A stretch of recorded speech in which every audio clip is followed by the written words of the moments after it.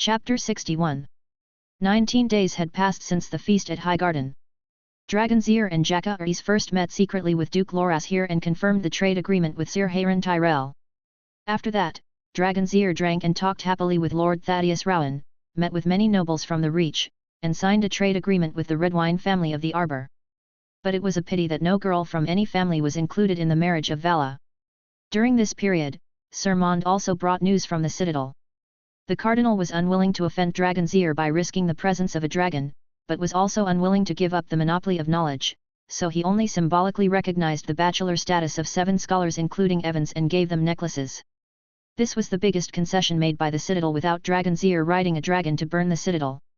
After leaving Highgarden, Dragonzir took Jackaris to Casterly Rock. They stayed in this mountain city with a huge port for only 1 day before leaving. It's not because the Lannisters were not enthusiastic. They were too enthusiastic. Duke Jason even planned to make his 2 daughters take off their clothes in public so that Longsel could confirm that they were virgins. Longsel was so scared that he ran away with Jackaris after dinner. On the way to Raventree, Wamisoer complained a lot about not having enough food in Casterly Rock. To be honest, the barbecue in Casterly Rock was not as delicious as Highgarden, and the wine was not as sweet as Highgarden, but it had fresh seafood, more singers and dwarf jesters, and Duke Jason even let his beloved lions and hyenas fight at the banquet. Longsel didn't like this kind of pomp very much, so he left after politely perfunctory Duke Jason. Of course, it was not without gain. Longsel reached a paper agreement with Duke Jason in Casterly Rock. Duke Jason reduced the tariffs on Varese merchant ships entering Lannisport by 20%, and promised to use high-purity gold as the trading currency. In general, it was not a loss. Raventree. The castle is located in the wooded Blackwood Valley. The ancient walls are covered with moss. 2 huge square towers guard the gates. There is a square watchtower at each corner of the wall. Inside the wall is a muddy field, a cave-like wooden fort, and a god's wood. A towering ancient fish beam tree stands in the center of the god's wood, with countless gnarled branches extending in all directions, covering the entire castle. Unfortunately, it is dead. There is no leaf on the dry branches, and the face of the fish beam tree no longer flows with sap. For thousands of years, every time the moon rises, thousands of ravens will build nests and rest on this giant tree. Raventree City got its name from this. The blood of the ancestors of the Blackwood family can be traced back to the ancient heroic era. The Blackwoods claimed that their ancestors once ruled the Wolf Forest in the north until they were expelled by the kings of the north to the confluence of the 3 rivers. Even so, the proud blood of the ancestors still adhered to their customs. The Blackwood family was the only noble in the Riverland who still maintained the belief in the old gods. If nothing unexpected happened. The Blackwood family once wore the crown, but was betrayed by the Bracken family, so the 2 families had a blood feud that lasted for thousands of years. To this day, the 2 families are still in dispute, even though the blood of the other party flows in their veins. A long arrow accurately pierced the eye of a stag and deeply embedded in its brain without damaging any fur. The king of the jungle whimpered and fell to the ground. Until he died completely, his majestic deer hooves were still twitching. The thin young man quietly put the rope on the deer antlers with several other soldiers and dragged it towards the castle. Red Rob, rare. A bearded old soldier from Raventree City pulled the rope hard, laughing and joking. I haven't seen you hunting in person for many years, the skin of this deer must be intact. This deer is for the dragon of the prince and the prince. Rob Rivers said calmly, you must be careful when you see the dragon later, don't anger the dragon. Dragon. The bearded old soldier's eyes widened suddenly, you mean the big commotion today is a dragon? Rob nodded, Prince Longsel and Prince Jackaris have arrived, Lord Earl, the young master and the young lady have gone to greet the prince and the prince. Then you. I'm just a bastard. Rob Rivers still said this fact calmly. Even if Lord Samwell recognizes my ability, I can't sit with the prince and the prince. But the bearded old soldier wanted to say something, but Rob warned him with his eyes, so he could only change his words, you are the best archer in our Riverland. Rob shook his head helplessly. He couldn't control this matter. After all, his last name was River, not Blackwood. The group dragged the stag and soon returned to the castle. Raventree City was not big and could not accommodate 2 dragons, so Lord Samwell Blackwood built a camp outside the city to entertain Longzir and Jackaris. Swish! A long arrow was firmly nailed in the center of the target. The thin and tall girl squinted her eyes to see the result, and then reluctantly put down the fish beam wood longbow in her hand. The girl had black curly hair that fell to her waist. She was not very beautiful, but heroic. Longzir smiled and applauded, but Lord Samwell frowned a little dissatisfied, but Longzir was next to him, so he couldn't say anything. Your Highness, my sister. Sigh. Earl Samwell sighed, the biggest problem is that she doesn't look like a girl. So the prince is the prince, he can ride a dragon to sweep Dorne, but you, my brother, can't even beat the sissy of Bracken. The girl heard Samwell's words and shouted dissatisfiedly. This has never been a problem, Lord Earl. Longzir knew what Lord Samwell wanted to say. Alice Anne has the talent of a warrior, but unfortunately she is too young. Lord Samwell knew that this meant rejection. To be honest, he was prepared to be rejected when he signed up for Alice Anne. After all, the Iron Throne hopes to get Longzir and Vala engaged as soon as possible to avoid the Dornish people taking advantage of the situation. So all the girls who are not old enough are used to make up the numbers. But Longzir's politeness did leave a deep impression on Samwell. Jaka Rees was teasing a 4 or 5-year-old boy on the side. Little G hid a candy in his hand and asked the boy to guess which hand the candy was in. I didn't expect Prince Jaka Rees to be so friendly. Lord Samwell changed the subject. It seems that Benjiko likes His Royal Highness very much. Everyone likes good children. Oh, it seems that the food for Vermax is here. Longzir said with a smile, and when he looked up, he saw Rob Rivers who was dragging the stag over. Rob also noticed Longzir's gaze and subconsciously wanted to leave. This is your brother, the Earl. Longzir called Rob. The best archer in the Three Rivers, Red Rob. Samwell also hurriedly called his illegitimate brother over. Why are you standing there? Come here quickly. Rob moved over a little awkwardly, and the other soldiers carefully dragged the deer to Vermax who was resting in the camp.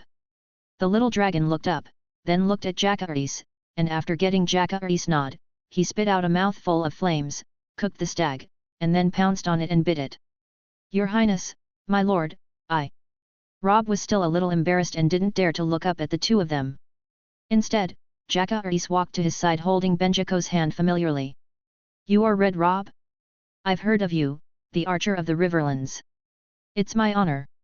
It's our honor to meet you. Longzil stood up and held the young man's shoulder. Rob looked at Longzil a little at a loss and lowered his head.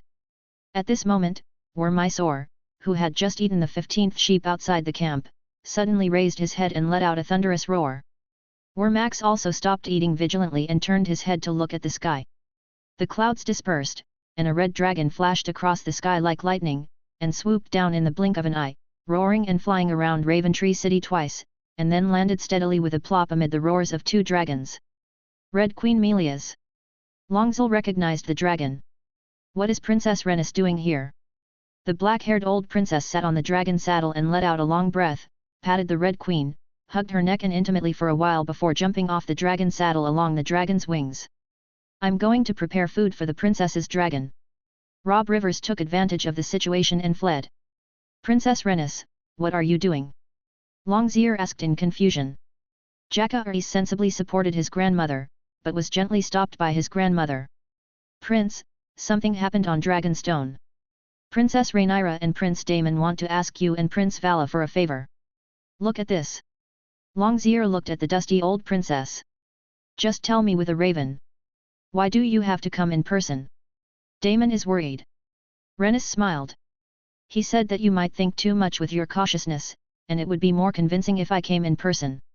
He also went to Dragon's Nest to find Prince Vala in person. What happened? Longzir smiled and acquiesced that Daemon was right. A nest of eggs laid by Syrinx has gone missing. Rhaenys said seriously, the dragon guards suspect that it was done by a wild dragon named Glutton. This is the umpteenth time that dragon eggs have gone missing on Dragonstone. She clenched her fists. A merchant ship saw Glutton attacking Sea Smoke. Although it was unsuccessful and was driven away by several dragons, it also proved the danger of this dragon. Prince Daemon hopes to summon all dragon riders with combat experience to resolve this threat. After all, dragon eggs are too precious, and losing one is a disaster for us. Longzil listened quietly and did not speak. Chapter 62. Seeing that Longzil didn't speak, Rhaenys sighed in her heart. This child is good in everything, but too cautious. How could she not know what Longzil is worried about and what he wants? Cousin, this is for the future of the kingdom and the Dragon King's family. Rennis continued to persuade, His Majesty the King will also come to Dragonstone by ship in person. He attaches great importance to Daemon's advice. The Queen's children will also come together. Viserys hopes to take this opportunity to let the young dragon riders see the real dragon battle, and also hopes to bridge the rift in the kingdom's bloodline. Longzil still smiled at the old princess. His deep purple eyes were deep, and it was hard to guess what he was thinking. What about you? Princess, you are the wife of Earl Corlys, why are you willing to run for your cousin Daemon? I am also a Targaryen dragon rider, cousin. Rennis replied. This is the obligation that the dragon rider must bear for the family, not to mention. There was a hint of anger and sadness in the old princess' voice. That wild dragon attacked Hyun. It was my dead son's dragon. Seeing it always reminds me of my little Lanino. Can Dragonstone guarantee that the disappearance of the dragon eggs has nothing to do with humans? Longzir regained his normal expression. He did worry that this might be a trap set by the Targaryen family, but now that things have come to this, he can't refuse. Rennis nodded. This can be guaranteed. The dragon guards of Dragonstone will check every nest of dragon eggs with Daemon. Since the reign of my grandfather, all ships entering and leaving Dragonstone will be strictly inspected to prevent the outflow of dragon eggs. After saying that, Rennis looked at Longzir meaningfully. But it's the first time I've seen someone like you brothers kidnap an adult dragon directly. Longzir ignored Rennis's eyes. Princess, I have another question. Why did the wild dragon suddenly become active during this period? Rennis looked at Wormysole, who was lying outside the camp.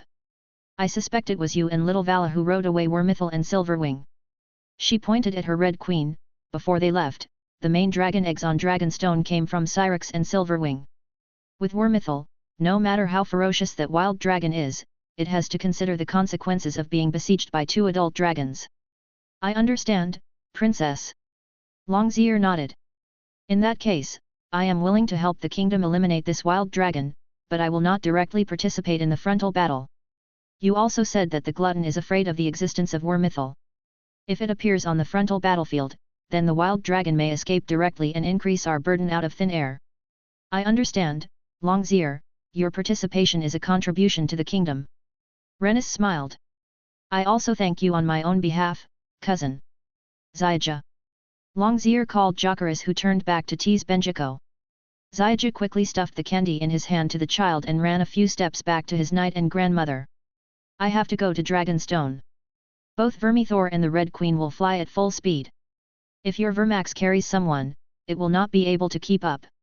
Do you want to stay in Raventree City, or ride Vermithor with me to Dragonstone to watch the battle? What kind of squire would not follow his knight? Jacaerys' eyes lit up. Well, you come with me, and Vermax will fly with you. We will prepare to set off immediately. The Red Queen had just swallowed a whole roasted goat, and she bent down to make it easier for her master to climb up. Lord Samwell, I am so sorry, thank you for your hospitality. Our trip to Raventree City may end early. Longzil took Jacaerys to climb the ladder hanging from Vermithor's dragon saddle, put Jacaerys on the saddle first, and then climbed up himself. Your Highness, it is our honor. Lord Samwell Blackwood bowed hurriedly. Watching the 2 big dragons spread their wings and fly high, the little dragon Vermax hurriedly tore off the fattest venison and held it in his mouth, and followed. Dragonstone Island. Daemon and Vala stood side by side on the terrace of the castle, looking at the western sky. Luthras went to visit his mother, so he was not around. I didn't expect that the Dornish people would have a day of honesty. Daemon sighed. He first flew to Dragon's Nest and met the Dornish envoy Moros, who had been waiting for him. The envoy also tried to get close to Daemon, but was cleverly avoided by the prince. After learning about Vala's whereabouts, Daemon immediately rode the dragon and flew to the Strong Wine Valley. At this time, Vala was confirming the affairs of the Manwudi family, so the 2 rode the dragon together to the king's tomb. After all, they are really desperate. Vala also sighed. The Manwudi family was really miserable. Not only did they lose most of their family members, leaving only a 6-year-old child and a 70-year-old man, but they also lost all the wealthy knights and retainer knights in the family.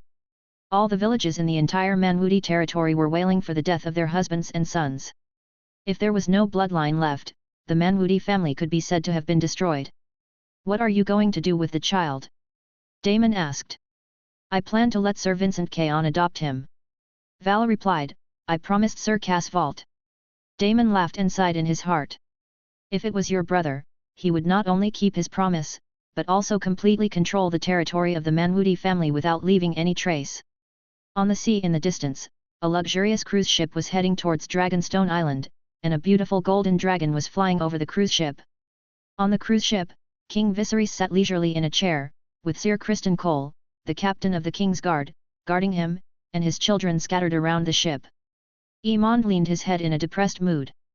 Viserys and Alicent both rejected his plan to ride Viagar over, on the grounds that Viagar was too big and would interfere with Daemon's plan. Look over there, it's Princess Rhaenys's dragon. A crew member saw a red shadow in the clouds with sharp eyes. Almost at the same time, waves of dragon roars were heard on Dragonstone.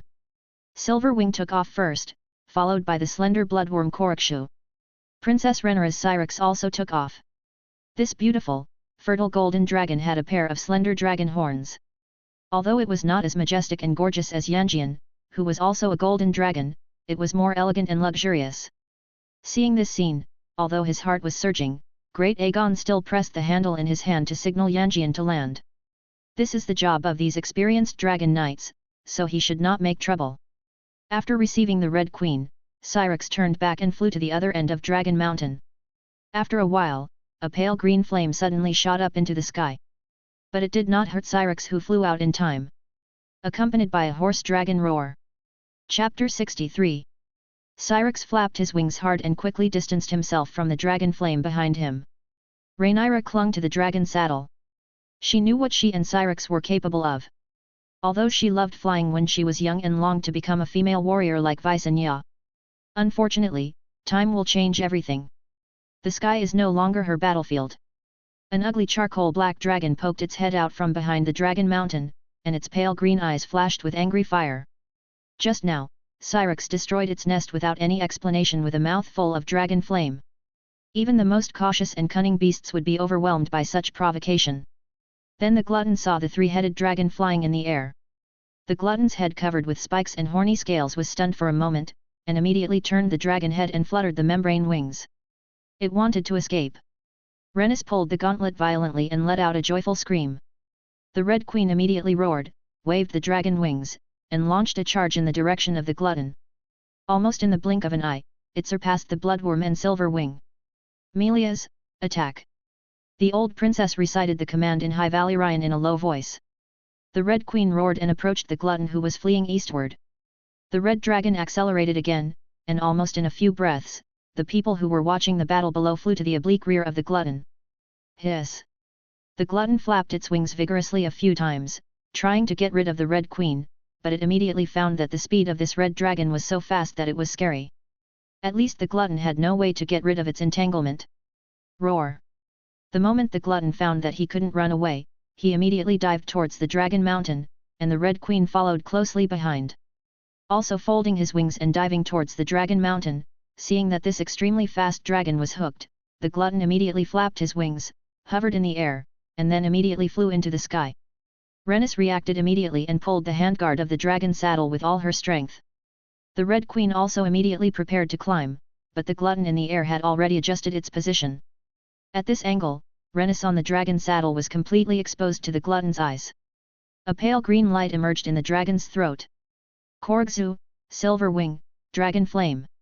High Valyrian commands sounded at the same time, and two blazing dragon flames almost simultaneously bombarded the glutton's chest and abdomen. The glutton immediately folded his wings to protect his fragile chest and abdomen. The two dragon flames instantly devoured the wild dragon, but as the charcoal black wild dragon stretched its wings from the flames and soared into the sky, everyone understood that the dragon flame had little effect on it. The Red Queen roared angrily, feeling insulted. The fastest red dragon quickly adjusted its position and flew towards the glutton again. Khorokshuu and Silverwing finally arrived at the battlefield. The two dragons roared and spewed dragon flames at the glutton, and Silverwing's dragon flame was short, but more blazing. The bloodworm's dragon flame was long and continuous. The two dragons were spitting fire at the same time, one on the left and one on the right. Although the scales of the glutton could resist the dragon fire, it would still be greatly affected by the continuous bombardment. The membrane wings of the glutton began to have holes under the bombardment of the dragon flame. It tried to rush out of the range of the dragon flame several times, but was bombarded by the dragon flame of the silver wing and lost its direction. The most important thing is that the escape route of the glutton was blocked by the two dragons. The glutton also spit out pale green dragon flames, but was suppressed by the dragon flames of the two dragons. When the glutton wanted to spit fire again, the Red Queen came. The red dragon launched a charge from below like lightning, and while the glutton was entangled by the dragon flames of Koraxiu and Silver Wing, it grabbed the chest and abdomen of the glutton with one claw. The huge dragon claw only used once and left a terrible scar on the glutton. The wild dragon roared and gave up the dragon flame exchange with the other two dragons. It lowered its head and sprayed a mouthful of dragon flame at the Red Queen's head. Renis lay on the dragon saddle, letting the pale green fire wave pass by her. The bloodline of the Dragon King family is not afraid of high temperatures. As long as it is not showered by dragon flames, the Dragon King on the dragon's back is basically not afraid of the dragon flames of another dragon. The two dragons pecked at each other's necks and heads in mid-air. The glutton tried to bite the Red Queen's head, but the Red Queen bit the spikes on the neck. Koraxiu, attack! The slender Koraxiu swooped down, and the snake-like neck tried to bite the glutton's neck at a twisted angle, but the wild dragon struggled to avoid it, and only bit its dragon horn. The blazing light flashed in the bloodworm's throat, and the dragon flame sprayed again, drowning the glutton's head. The wild dragon roared in pain, and the pale green dragon flame sprayed aimlessly. A twisted, weird, but beautiful picture was formed in the air. Viserys on the cruise ship looked at the dragon battle over Dragon Mountain and couldn't help sighing. Aemond looked at the scene of the dragon fighting with a serious face, muttering something. Great Aegon rode on Yanjian, ready to take off at any time. He was responsible for protecting the safety of the cruise ship. After all, no one dared to say that a crazy wild dragon would not attack what it saw. In the castle of Dragonstone, Vermax and Arax surrounded Syrax and roared at the sky together. Rhaenyra looked at the dragon in the sky. Although she was not good at fighting, if the glutton broke through the encirclement and flew towards the castle, she would also take on the responsibility of protecting her children and young dragons. Syrax was also an adult dragon after all. Vala controlled the silver wing and launched an attack from the side and rear. The silver dragon bit into the glutton's membrane wing, tearing a big hole in the fragile wing membrane. The huge dragon claws scratched the scales of the wild dragon, leaving bloody traces on its body. The hot dragon's blood spilled into the sea, causing a splash of water. The glutton went completely crazy. It tore off the dragon horns and spikes that were bitten by the two giant dragons. It allowed Silverwing and Red Queen to leave several wounds on itself, and sprayed a mouthful of miserable green dragon flames at the nearest Korok. Zio, taking advantage of the gap when Koraxiu was protecting his master, the gluttonous dragon wing flicked away, leaving the Red Queen and Silverwing at the cost of leaving several holes in the dragon wing. It flapped its broken wings, trying to escape from the three dragons. Ronzel. Daemon put down his bracers, which were blackened by the heat, and shouted in High Valyrian, "It's time!" The glutton had just escaped from the surroundings of the three dragons when a familiar smell suddenly rushed into its nostrils. The glutton was stunned and subconsciously wanted to escape downwards. The clouds suddenly parted. The huge mountain-like Wormizar folded its wings under the sunlight and swooped down towards the glutton. The roar of the bronze wrath can be heard clearly even on the cruise ship. The giant dragon bit the glutton's neck before he could raise his head. The sharp dragon's teeth penetrated the horny scales of the wild dragon in one stroke and penetrated deeply into its flesh. The giant dragon's claws took advantage of the situation and grabbed the back of the wild dragon. The sharp claws tore the scales and cut open the flesh and blood inside. The glutton couldn't bear the weight of Wormizar at all, and he fell from the height under it. The dragon's teeth bit deeper and deeper, and the fiery dragon flame followed, melting the scales and flesh of the wild dragon. The glutton's broken membrane wings and dragon claws kept struggling, but unfortunately they couldn't even touch the scales of Vormizar. The miserable green light gradually dissipated in the wild dragon's eyes, and Longzell could even hear the clicking sound of Wormizar biting the wild dragon's neck. The body of the wild dragon was separated from its head, and the broken dragon corpse crashed to the ground, raising dust that covered the sky and the sun on the beach. Wormizar bit the ugly and ferocious head of the wild dragon, slowly landed near the dragon's corpse, and spat the dragon's head to the ground in disgust. Three giant dragons followed closely behind, surrounding the body of the glutton. Who said this beast can compete with the Black Death? Second only to Viagar. Daemon jumped off the bloodworm's back, carefully measured the size of the wild dragon, and burst into laughter. "It's as big as my bloodworm. It's still similar to the bloodworm. I guess it is one of the brood of dragons born during my grandfather's reign. Rennis climbed down from the dragon's saddle tiredly. The Red Queen still roared angrily at the dragon corpse, and Silverwing also stared viciously at the wild dragon whose head was bitten off by Wormizar. Those fishermen said that this beast lived here before the ancestors of Inner landed on Dragonstone. Haha! The old princess sneered. Then this giant dragon is probably bigger than the entire island. Longzell also said with a smile, and he slowly climbed down from the dragon saddle. But this beast is really ferocious. If 3 dragons surround it, it can beat it pretty well. How did you hide from the gluttons and lurk in the sky? Damon asked with some confusion. Longzell smiled mysteriously and did not answer his question directly. Princess, it was agreed in advance. I understand, Damon, are you ready for the price? Damon sighed and stopped asking. Get ready. I will put them in your saddlebag when you leave. There are 9 silver-winged dragon eggs in total, but 3 of them have been petrified because they have not been hatched for too long. I hope you won't mind.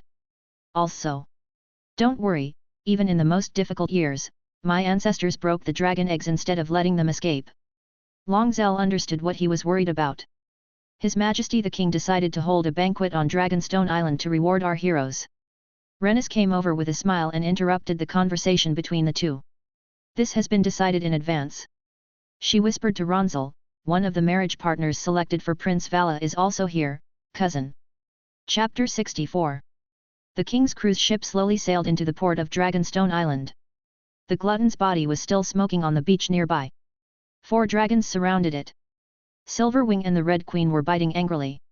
Its flesh and blood, Kolaksho and Vermithor relax and rest on the side.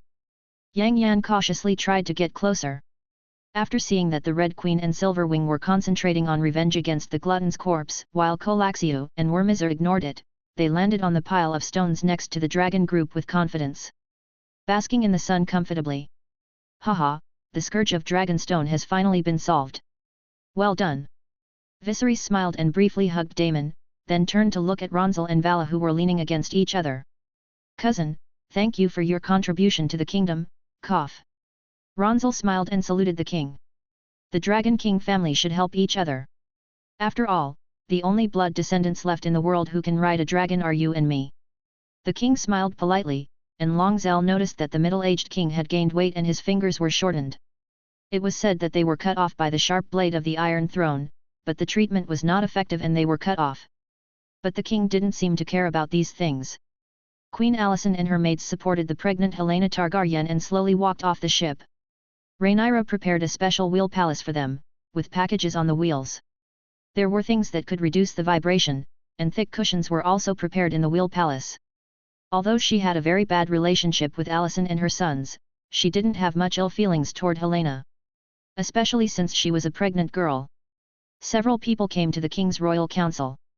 Sir Criston Cole, the captain of the King's Guard, was guarding the king with an expressionless expression.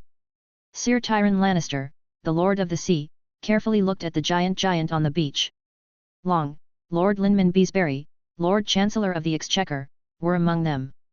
There is also a pot-bellied crab boat in the harbour, holding high a white flag with swarms of crabs painted on it. When Ronzel saw the ship, he knew where one of the girls chosen by the royal family for Vala came from. The Celtigar family on Crab Island is an equally ancient Valyrian family.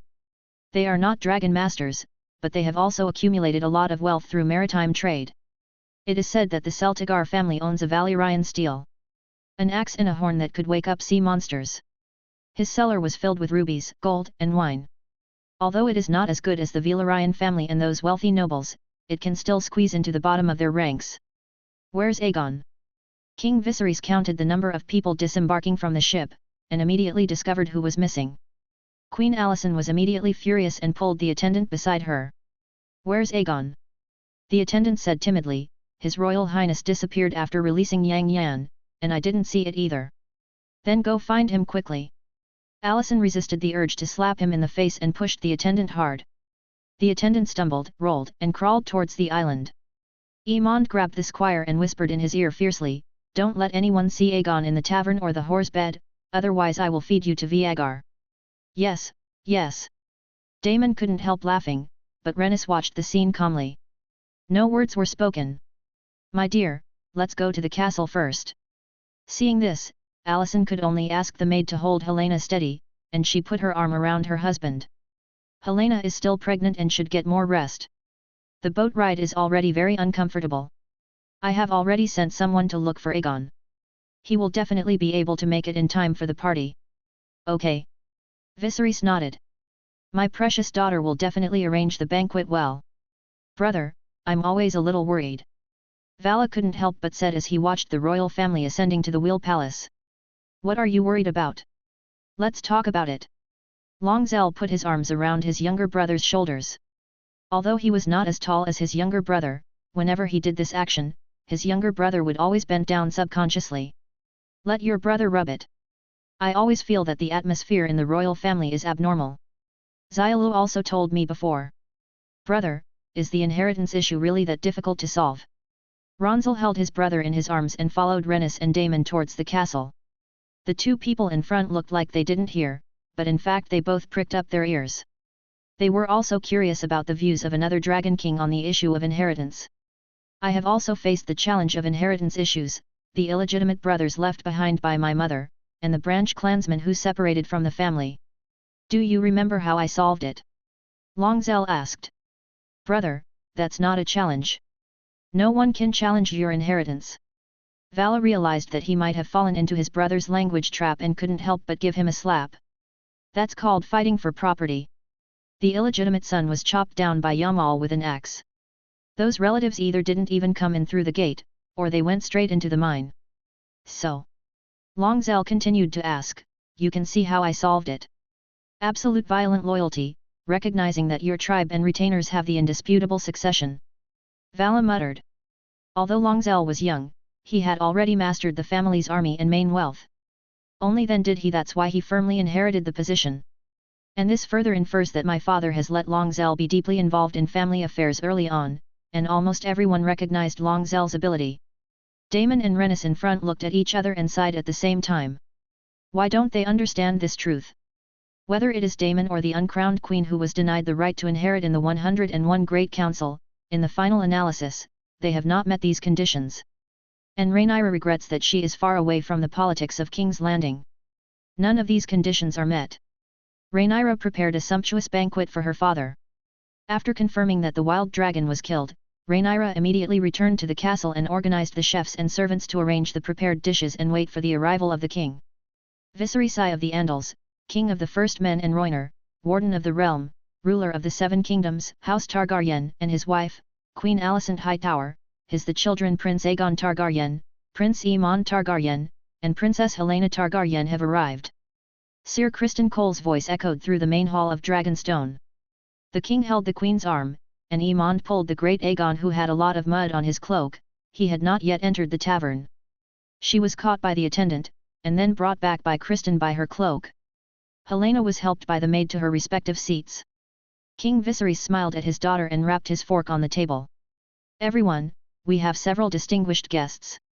He nodded towards Longzell again, indicating that Longzell could look forward to it.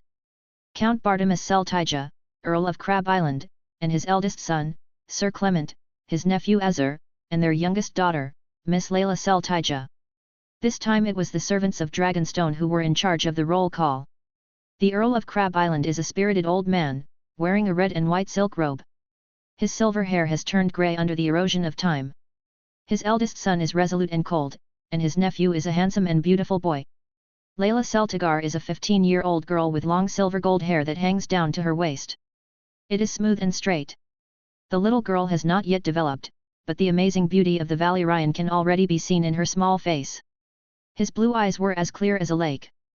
Viserys smiled and placed the girl next to Valar. Then he raised his glass, to our dragon knights, they protect the most important wealth of the kingdom. Everyone raised their glasses together and responded to the king's call.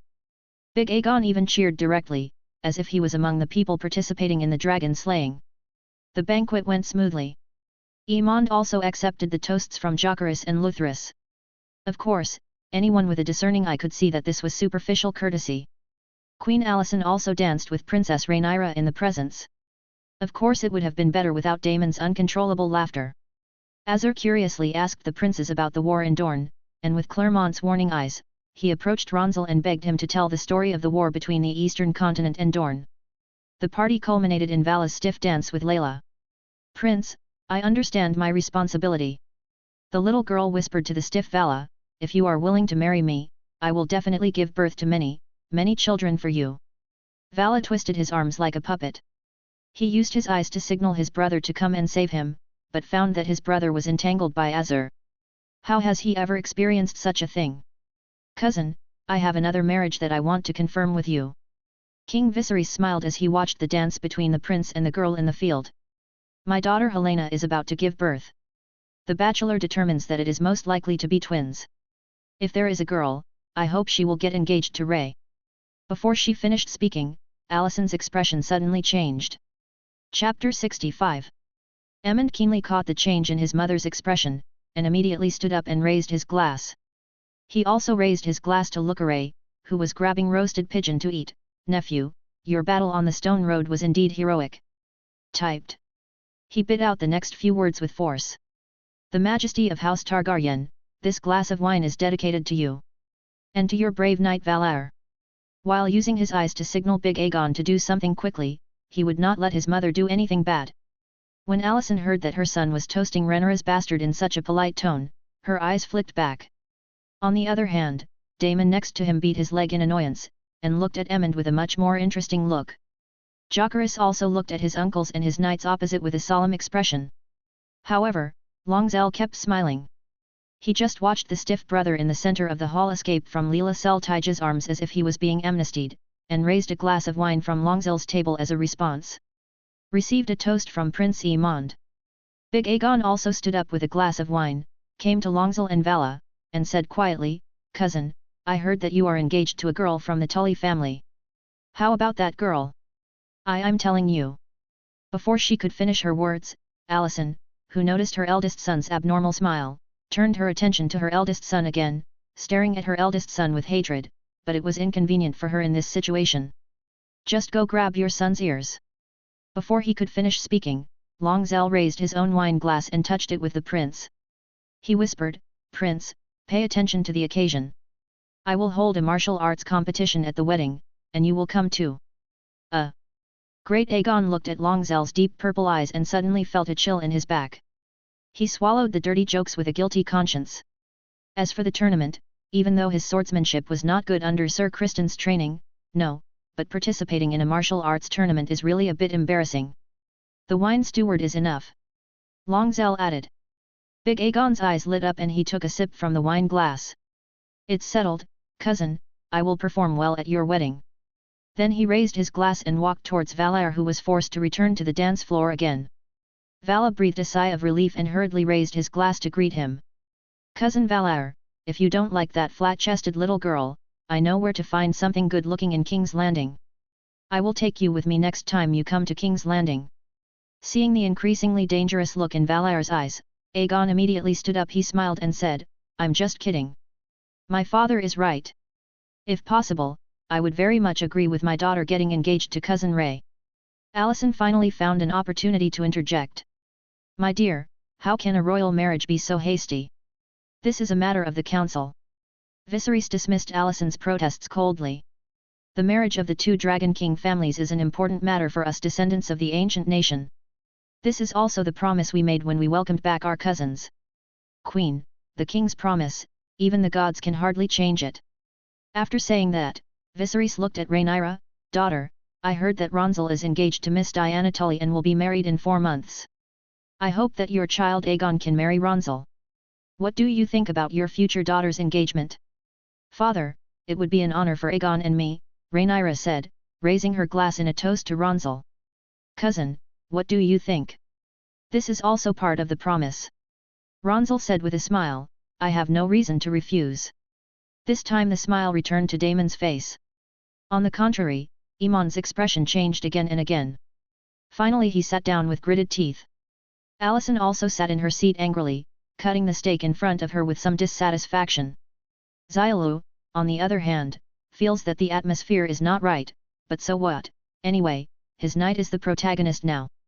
If anything happens, his mother, stepfather, eldest brother, as well as his knight and Longzell will protect him. All he needs to do is just consider his brother Joffrey, who comes to grab food from time to time. Vala, what do you think of Miss Leela? Longzell coaxed away Asur, who had been pestering him, and picked up Vala, who had just escaped from the dance floor. If you don't dance this awkward dance, Miss Leela is not as wise as Miss Diana, but she is also full of responsibility and patience. The silver-haired girl patiently correcting her movements echoed in Vala's mind. The sight made me laugh. I don't care who I marry. You have to think carefully. Miss Leila's only advantage is that she has the blood of ancient Valyria. Longzell changed his serious tone. Still a nobleman of Westeros with a long history. If they were concerned about ancient Valyrian blood, a considerable part of the population they brought back from Volantis had Valyrian blood. Residents with silver or light blonde hair could be seen everywhere in the current prince's territory. But they are not nobles. Or at least the purpose of the Varese family's marriage now is to completely integrate into the Westeros aristocratic system. Brother, you know me. Vala curled his lips. I've never been a brainy person. It doesn't matter who I marry. It's up to you to decide. Ronzel looked at Leela Sediga, who had returned to his seat, smiled and shook his head. Marriage matters still require your decision. Then, can we first follow Miss Diana's method and invite Miss Leila to stay in Dragon's Nest City for a while? Vala whispered, this will also allow us to fully understand each other. You tell her yourself. Longzell knew that his brother would definitely make this suggestion, and shook his head helplessly. If Miss Leela agrees, take her with you when you go back. Okay. The banquet is still going on. Dorne in the south is still in chaos. The Sulphur River, controlled by the Euler family, ushered in 3 armies after the new year. Earl Arion of God's Grace led an army of 400 cavalry, 1,500 infantry and 1,200 mercenaries from the east, vowing to liquidate the robber false king of the Euler family. Prince Keelan led an army of 2,000 mercenaries and soldiers from the Martell family stationed in Vance City, ready to meet Earl Arion's army at any time. Finally, the outer city of TNG City was conquered, and the Euronwood family, who trapped all the members of the Fowler family in the inner castle on the mountain, also freed up their hands. Earl Jourdain led 2,000 soldiers to the south to eliminate this threat from the south. Count Kogel sent 200 cavalrymen to join Count Euden's team. He still had to guard against the revenge of the Dane family. The revenge came as expected. Albin King led an army of 4,000 people to the city of Sandstone, threw corpses with catapults, and polluted the only well in the city. Sandstone, which lost its water source, was forced to surrender. Albin King personally cut off the heads of Count Kogel and his eldest son, then filled up the wells of Sandstone and marched eastward. Before him, Obara's cavalry also arrived in the Sulphur River basin. Wandering around in the Great Desert, Euler King ordered the city gates to be closed, the prison gate fort was defended, and the wells outside the city were filled up, and the corpses were thrown into the lakes and streams of the oasis. For a while, except for the Euler family and the 2 parties with abundant supplies, Albin King fell into thirst and was forced to retreat with his army. During the retreat, they encountered a sneak attack by the Euler family and withdrew from the Great Desert after losing 200 people. Facing the Hellgate, the 2 families chose to fight each other at the same time. The process of the battle was not complicated. After the 2 armies fought for a while, the outnumbered Euronwood family fell into a disadvantage. The bastard of Earl Jourdain and the bastard of Lewin Euronwood both died under the spears of the Dornishmen. But the situation of the war changed rapidly. The Hellgate suddenly opened the city gate, and the army of the Euler family came out in full force, changing the situation almost in an instant. The flank of Earl Arion, who had the advantage in numbers, was broken, and the mercenaries fled in an instant.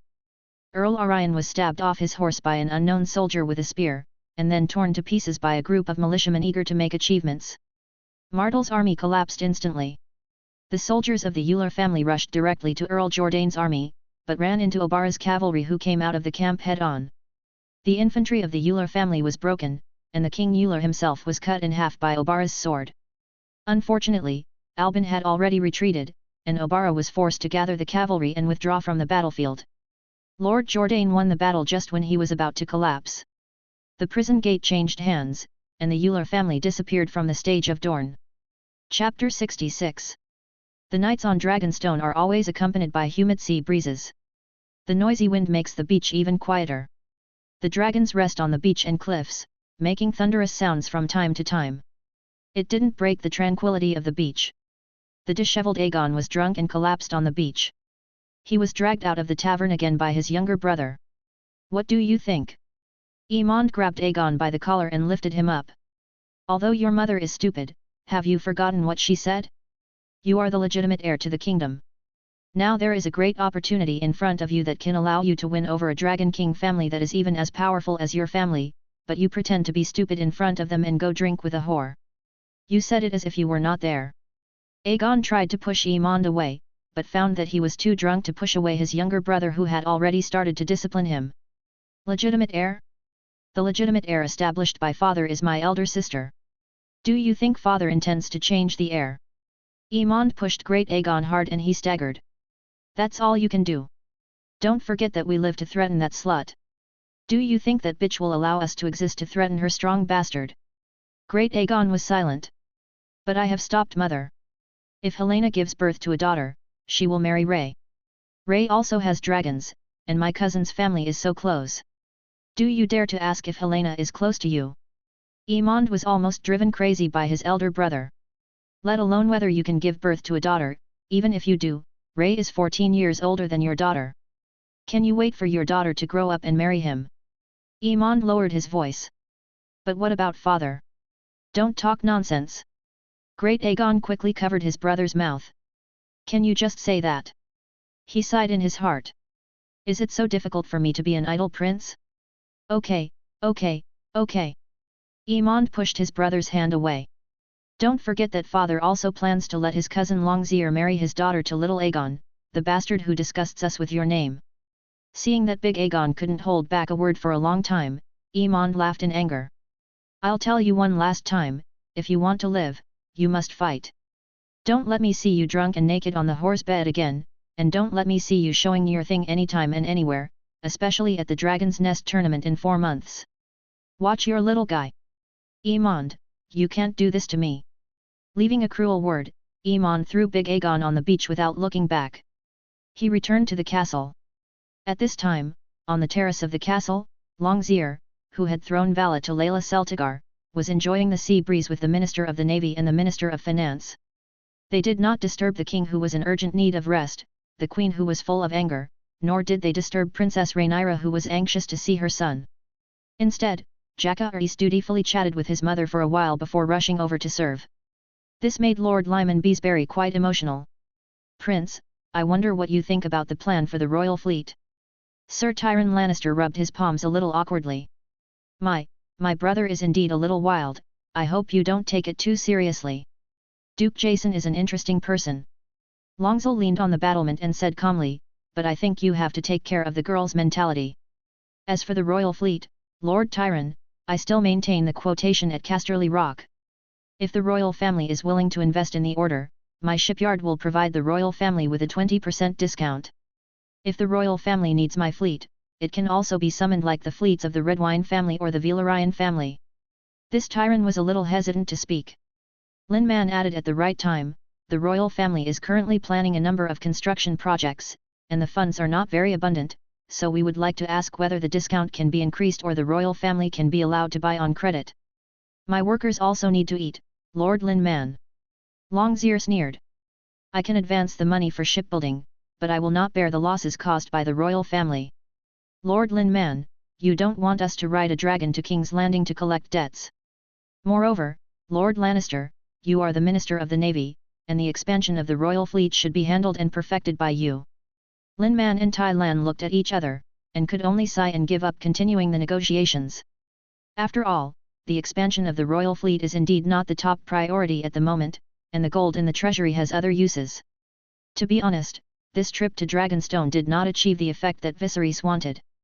At least the rift between the queen and the princess still exists, but the fact that 2 marriages were facilitated made Viserys quite proud.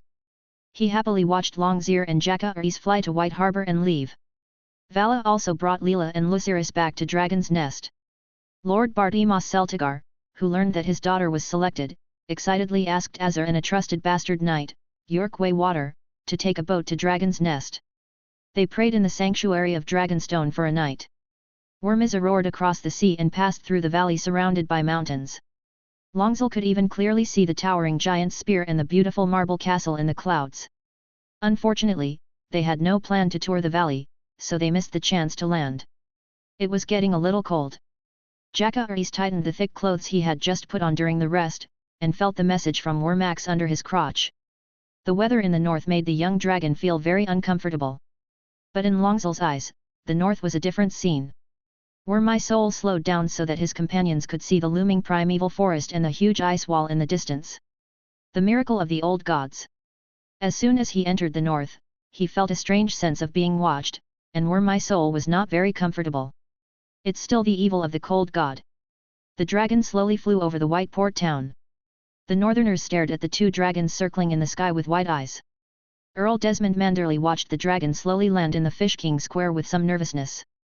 The crowd of onlookers hurriedly dispersed, and the armoured knight holding the trident took over the square. Lord Manderley, it's an honour to meet you. The moment Longzal climbed down from the dragon's back, he recognized that the tall, strong-bearded man in front of him was Earl Desmond.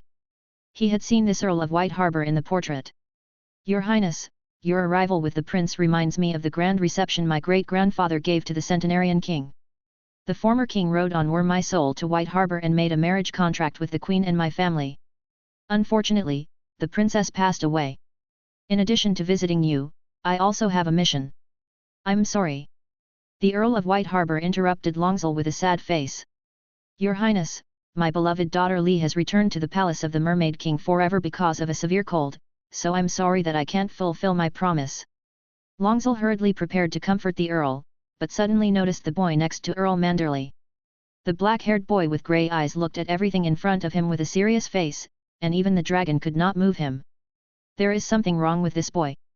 Longzal reacted immediately. Chapter 67. The welcome at Fish King Square did not last long. After learning that the most important purpose of the trip could not be achieved, Longzal and Count Desmond briefly communicated on the trade issues between the two companies. Count Desmond promised it will open the port to the fleet of the Varese family, reduce taxes, and promised to purchase goods produced in the Varese workshop. Longzal also agreed to invest in the construction of workshops and distilleries in White Harbour, and recruit local workers to produce silverware and thick ale, both of which are also White Harbour's dominant industries. Lord Desmond Manderley strongly invited Ronzal to attend the banquet in the Mermaid Palace. He prepared a feast of lampreys for the prince and prince, as well as countless seafood and enough ale to make everyone in White Harbour drunk. But Ronzal refused. We have enjoyed many feasts and feasted on Dragonstone. Now all we need is a warm bed and food to feed the dragon. Lord Desmond was eventually persuaded by Ronzal and instead distributed the feast to the poor in the town. He arranged a residence for the prince and prince in the Mermaid Palace. However, Longzal and Jackaris decided to appease their dragon first. Since Jackaris came to Dragon Nest City, he also changed the habit he developed in King's Landing and no longer chained Wormax. Although the dragons are very wild, in fact, after accepting the order of their master, mortals do not mess with them, and they are happy to only enjoy the food delivered to their door. For example, they prefer the 30 pigs and 20 longhorns brought by the Knights of White Harbour. A woolly sheep, not an armoured knight of White Harbour. Okay, there is no one else here now. Longzal took the brush handed over by Jackaris and carefully cleaned the dirt left by the long flight on Wamisal's body. While Wamisal enjoyed himself comfortably while his partner was cleaning, he was devouring the freshly roasted fat pig. The young prince looked at the grey-eyed boy who had been hiding in the corner of the square and signaled that he could come out and speak. Grey eyes. Jackaris looked curiously at this young man who, although only 5 or 6 years older than him, looked similar to Longzal, even more mature. Are you a Stark? The young man looked at Jackaris and couldn't help being stunned for a moment, but he straightened up immediately. I am Krijan Stark, Warden of the North, Duke of Winterfell. Welcome to the North, Prince Longzal, Prince Jackaris. Longzal stopped washing his scales, and Wormizar turned his head strangely, glanced at the child who interrupted his partner to clean himself, and snorted with dissatisfaction. Of course, the wind was just a little stronger. But Krijan resisted the hot wind blown by the dragon and stood up straight. Duke Krijan. Ronzal bowed slightly to show courtesy. I'm sorry that the warm halls of Winterfell were not included in this travel plan, but why did you come here, and why didn't Sir Bernard come with you? Krijan Stark is just 15 years old this year, and his uncle Bernard Stark still serves as regent in the north. However, the young duke's martial arts and outstanding political abilities have long been sung in all the villages and castles in the north. More than one noble proposed to Bernard Stark that the young duke should take charge as soon as possible, but unfortunately they were all rejected by the regent. I'm here for you, your highness. Cregan Stark has the straightforwardness of a northern man, and he is not willing to waste time on these issues. You are the new Dragon King, and it is necessary for the Stark family to tell you the secrets and truth of Westeros. Please tell me. Ronzel motioned for Cregan to sit next to him, then pulled Jokeris to sit cross-legged on the cobblestone ground. Wormizar lazily raised one of his wings, and the huge brown wings enveloped the three of them. Cregan also sat in front of them without ceremony and spoke in a lowered voice. The history of the Stark family can be traced back 8,000 years ago. After the long night, our ancestor Brandon the Builder built the Great Wall with the help of many ancient peoples. Longzell recalled the original flame prophecy and the scene he saw when he came to the north. The majestic ice wall that stretched for 300 miles and had a peak of 700 feet left a deep impression on him. The huge amount of magic frozen within the city walls, anyone with supernatural powers would be so shocked by the unimaginable magic that they would question what they have learned. That thing is definitely not used to defend against the savages beyond the wall. Ronzel knows this very well. Although people now think that the long night, eternal winter, and the dead man riding an ice spider are absurd fairy tales, every Stark who takes over the ice sword and swears to lead his people through the cold winter knows clearly, this is not a myth. Every long winter may extinguish the fire of life, Prince. Cregan's voice was as cold as iron, but Longzell could feel the enthusiasm in the boy's heart. His blood magic vision allowed him to see more, and he saw roaring wolves and endless ice and snow. He saw tall, knotted weirwood trees and faces dripping with red sap. This child was burdened with so many things that Longzell couldn't help but sigh in his heart. Is this the reason why Torrhen Stark is willing to surrender to the Conqueror? Although Jokeris has some doubts about the authenticity of the story, he still likes to fantasize at his age. He would rather believe that this is true, and it can indeed explain some things. Things, such as Torrhen Stark's quick kneeling, and various things that King Jaehaerys I and Queen Alysanne did in the north, including but not limited to new land grants, strengthening the Night's Watch, and building new castles on the Great Wall. Measures. Cregan looked at Jokeris with some appreciation and nodded.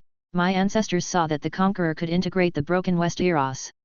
He believed that a unified and complete Westeros would be more likely to survive winter. It's true. So why are you here to tell me this? Duke. Ronzel said with a smile. Because you also hold the most majestic weapon in the world, your highness. Cregan looked at the dragon. Only fire can melt the ice, and only the summer wind can disperse the ice and snow. Queen Alysanne once flew to the Great Wall, and Her Majesty the Queen was riding your brother's dragon Silver Wings, but even an adult dragon, and refused to fly over the wall. I think the dragons are also aware of the danger beyond the wall, so I come to tell you that there is not only politics and intrigue in Westeros, but also real danger from the north. The young Duke paused. Real death. Thank you for your information, Duke. Longzell thought of the blue eyes in the prophecy, and couldn't help but recall the phantom pain in his mind. So what should I give? Help you take back your power. Cregan shook his head. My duty is only to inform you of the danger from the north. He couldn't help but want to touch the dragon, but he still restrained the young man's impulse. I shall take back the power that my uncle holds. Your Highness, I just want an agreement made by my ancestors and the Conqueror. Ronzel straightened his back formally, and Jokeris also made a serious face. If winter comes, the long night opens, the dead are resurrected, and the Great Wall is in danger, I hope that you or your descendants can ride the dragon north and fight with Stark to fight against the ultimate threat to mankind. Your Highness, this is a request. I understand. Longzell realized what Cregan was talking about. This was also the reason why the gods invested in him. The movement of the Song of Ice and Fire has already begun. If the cold god succeeds in sending cold wind and night to this world, then in the end all that will be left is true silence. Then make an oath, Duke. Longzell opened his palm and motioned for Cregan to catch it. The little Duke was a little strange, but he still did as he was told, reaching out and placing his hand under Longzell's palm. 5 drops of silvery blood dripped down, and merged into Cregan's body in the blink of an eye. In the name of my blood, I make an oath with the blood descendants of the Stark family. If the Stark family is still willing to shed their blood for the survival of the fire of human life when the long night falls and winter has arrived, Wat will the Rises family will fully support this. Thank you for your understanding. Cregan's voice was sonorous and powerful. The wolves of House Stark will abide by their eternal oath and their agreement with you until the last Stark bleeds dry. Your Highness, winter is coming, Stark will never forget, and Stark will never surrender. Ronsel's grand parade ended in White Harbor. But the construction of Ronsel will continue for several years or even longer. 4 months passed slowly, the internal facilities of Dragon's Nest City became more and more perfect, and the God's Wood was planted. Cregan Stark specially asked the Mandler family to send an ancient tree with a history of thousands of years from the north. Weir wood. To decorate the castle with the God's Wood. The basic structure of the summer hall has been completed. The milky white city hall, the purple Varese summer palace, the marble cathedral and the huge summer market have all begun to take shape. There are more and more taverns, shops, and workshops. Neatly arranged in blocks. Construction of the city wall also began. But the first thing to be erected was a huge competition venue outside the city. In addition, the military port of the Varese fleet was also completed. It was built at the port where the city of Ve was originally located. After the castle was destroyed, Ronsel ordered workers to build a building called the Tall Fortress of Fort Nebula overlooks the military port Silver Dragon Port under construction. The simple wooden wharf where the Varese fleet was originally built has been expanded into a huge wharf that can accommodate thousands of warships. The shipyard has begun on the construction of warships. In the decisive frontier in the north, Longzell planned and built a huge seaport town liquor port based on the Black Port hundreds of years ago. This town is centered on the solid stone castle liquor palace and is located there are a large number of workshops, wineries and vineyards in Varese, and the merchant ships of Varese are also anchored here. In the south, Ronsel also plans to build a town with a seaport. He plans to name it Silver Crown City. However, half of the land that the prince likes is in the hands of the Euronwood family, so he can only build the 2 northern towns first. A port. Time passed quickly, and in a blink of an eye, it was the time when animals were in heat. Chapter 68. Dragon's Nest, Laurel Tower. As early as a few weeks ago, the people living in this beautiful tower began to prepare for today's wedding. The maids went to the simply built summer market to purchase silk and flowers to decorate the girls who were about to enter the marriage hall. The bride's mother, Lady Jane Rowan, came from Hornhill to help her daughter deal with the guests. And Miss Layla Celtigar, she successfully entered Vala's heart in a few months of getting along. Well, she didn't do anything, just fulfilled the duties of a wife, took care of her husband's daily life, and assisted Diana Tully in handling affairs. Diana also discovered Layla's advantages. She was a girl who was very good at accounting, and because of her brother's love, she was simple and ignorant of the world. Everything was so beautiful in the eyes of the little girl. Sister, try this one. Layla wore a silver white slim-fitting robe, holding a white shawl decorated with amethysts and rubies, and gestured on Diana's body. 2 silver-haired maids were making up for Diana. Layla, you should also put on your makeup. Diana gestured to her shawl and nodded with satisfaction. We can't always trouble our mother and princesses. After putting on our makeup, we have to take on our responsibilities. Yes. Layla sat down in front of another mirror neatly, and the other 2 silver-haired maids immediately stepped forward to put on Valerian-style makeup for the little girl. The whole room was busy, and there was no room for others to intervene. Even Lady Jane, who wanted to come in to see her daughter, gave up the idea when she saw the scene in the room. She turned to continue to entertain the guests. In addition to Dorn, knights, warriors and nobles from all over the country gathered here at this moment.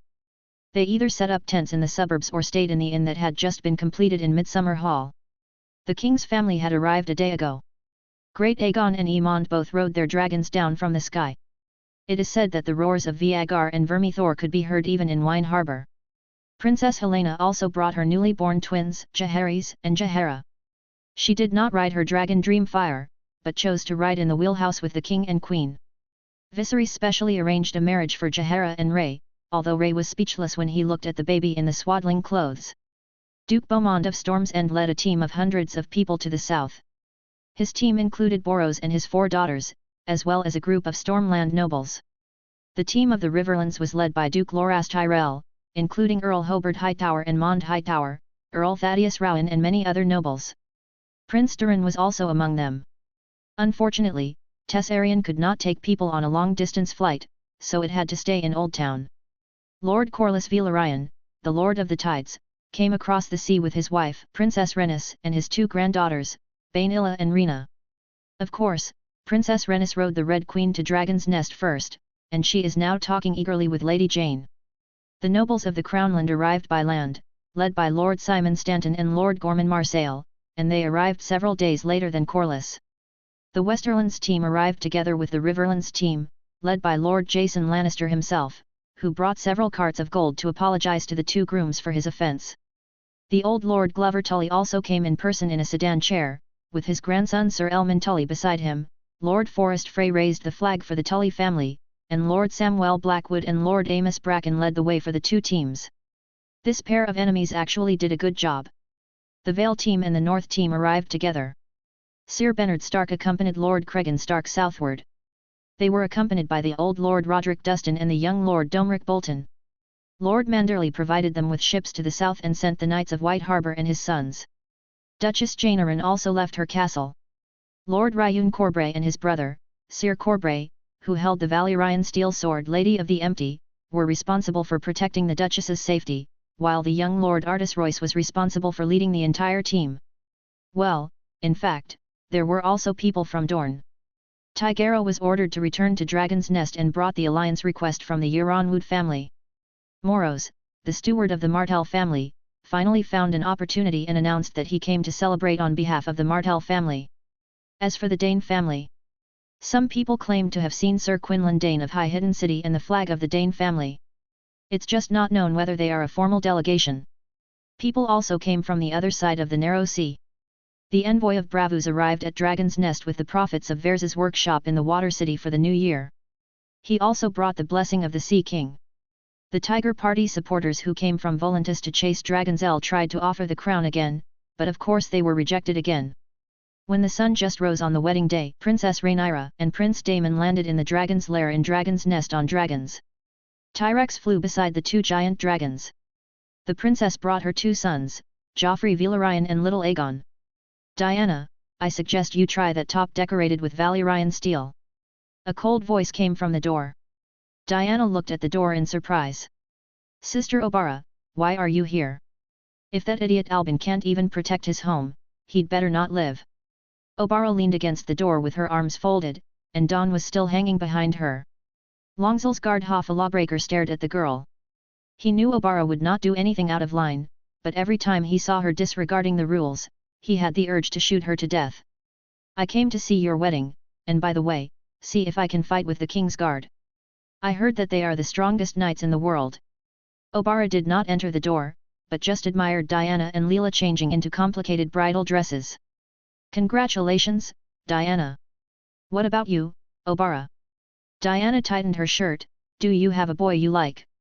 It. Obara smiled and patted her sword. I have sworn to the gods to marry Dawn.